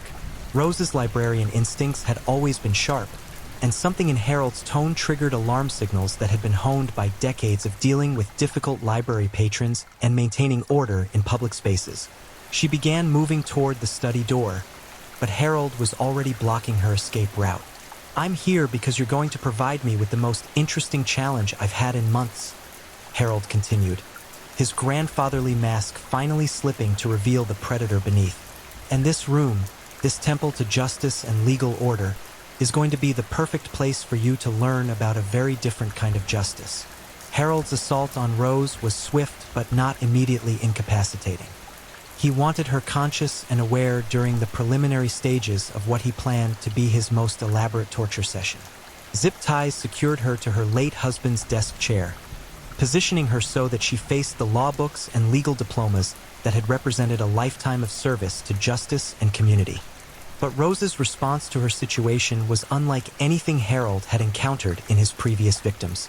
Instead of panic or immediate begging, she began to study Harold with the same analytical attention she had applied to difficult research problems during her library career. Her mind was still sharp despite her age, and she began to catalog details about her captor that would prove crucial if she survived to provide testimony. "You're the one they call the elderly burglar killer," Rose said, her voice steady despite the terror of her situation. "I've been reading about your crimes in the newspapers. 18 victims so far, if the reports are accurate." Harold was simultaneously pleased and annoyed by Rose's recognition. He enjoyed the fear that his reputation inspired, but he preferred his victims to be focused entirely on their own impending doom rather than analyzing him as a case study. 23 victims, actually, Harold corrected with pride. "The police haven't connected all of my work yet, but you're going to be special, Mrs. Kowalski. You're going to help me create my masterpiece." Harold's torture of Rose began with psychological warfare rather than immediate physical assault. He spent the first hour describing his previous murders in clinical detail, forcing her to listen while he explained exactly how each victim had died and how their suffering had provided him with pleasure and satisfaction. "This is Martha Henderson," Harold said, showing Rose photographs of his first victim. "She died slowly, begging for mercy that never came. And this is Eleanor Whitman. She tried to resist, but I broke her eventually. They all break, Mrs. Kowalski. You'll break too." But Rose's reaction was not what Harold expected. Instead of the terror and despair that usually fed his psychological satisfaction, Rose began to respond to his revelations with the analytical approach she had applied to difficult library patrons throughout her career. "You collect trophies," Rose observed, studying Harold's photographs with professional detachment. The photographs, the descriptions, you're trying to relive these experiences because the actual murders don't provide lasting satisfaction. That's why you keep escalating. Harold's rage at Rose's analysis was immediate and intense. She was treating him like a research subject rather than acknowledging his power over her life and death. The clinical detachment that had served Rose well in her library career was now infuriating the predator who demanded complete psychological dominance over his victims. Harold's physical torture of Rose began with unprecedented brutality, as he attempted to break through her analytical calm and reduce her to the begging, terrified state that his psychology required.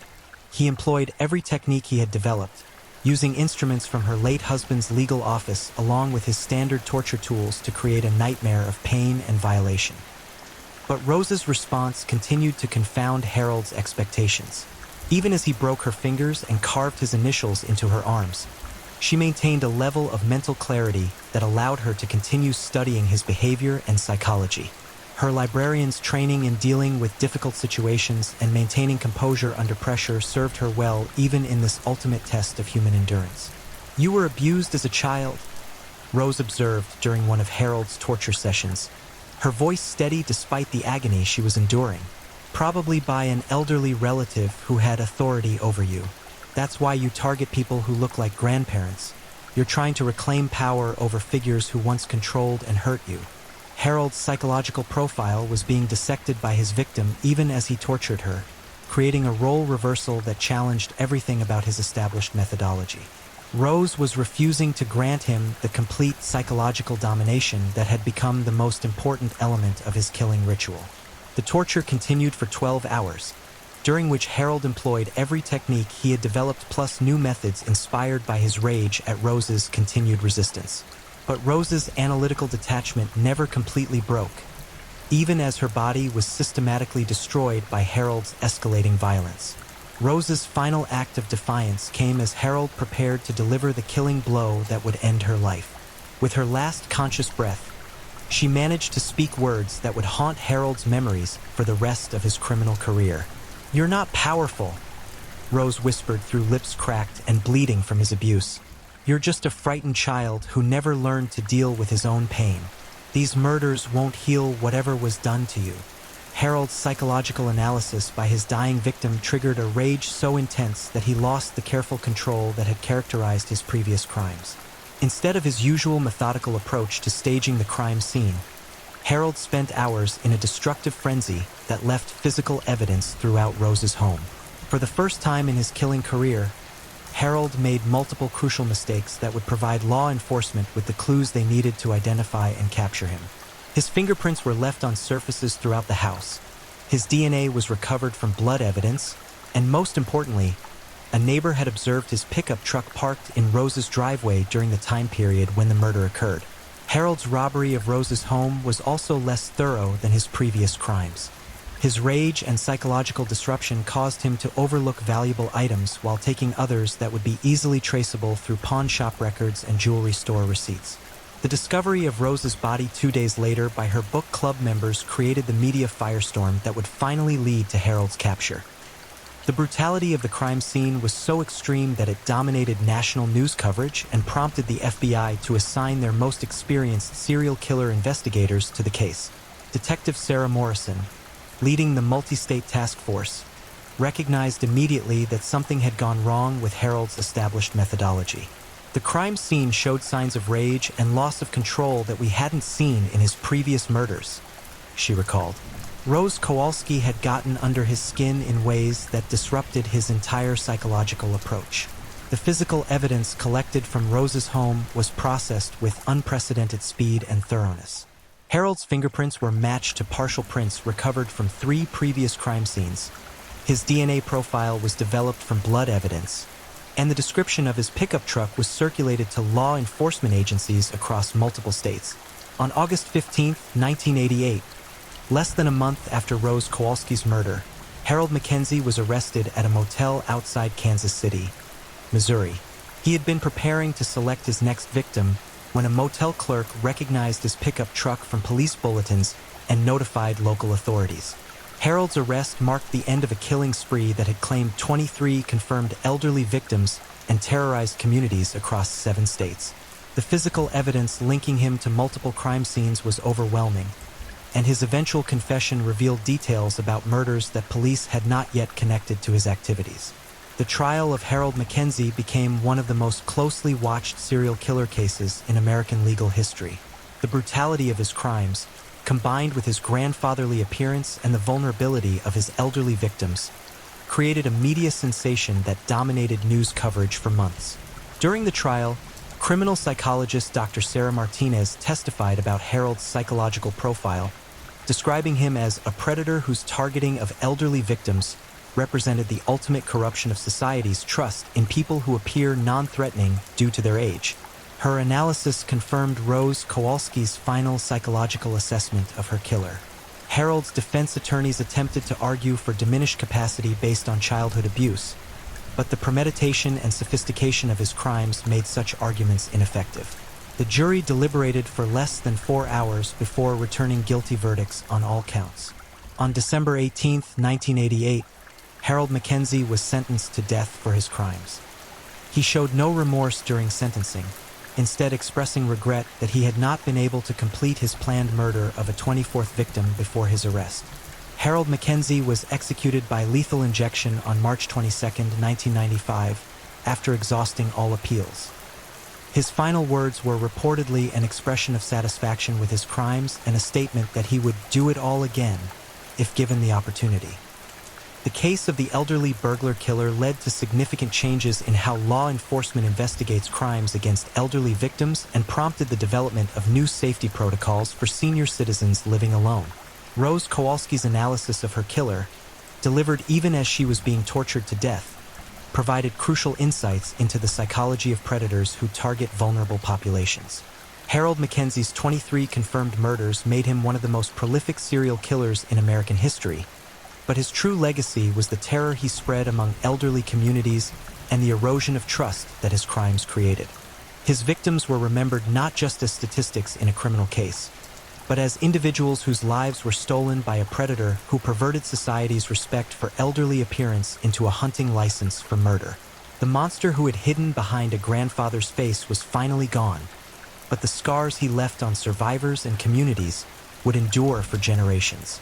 His name became synonymous with the ultimate betrayal of trust, proof that evil can wear any face and that appearances mean nothing when confronted with true predatory behavior. The elderly burglar killer case remained a sobering reminder that serial killers can emerge from any demographic and that society's most vulnerable populations require protection from predators who understand exactly how to exploit their weaknesses. Harold Mackenzie's reign of terror was over, but the lessons learned from his crimes continued to influence law enforcement and victim protection strategies for decades to come. Thank you for watching and joining us as we explored these chilling and mysterious stories.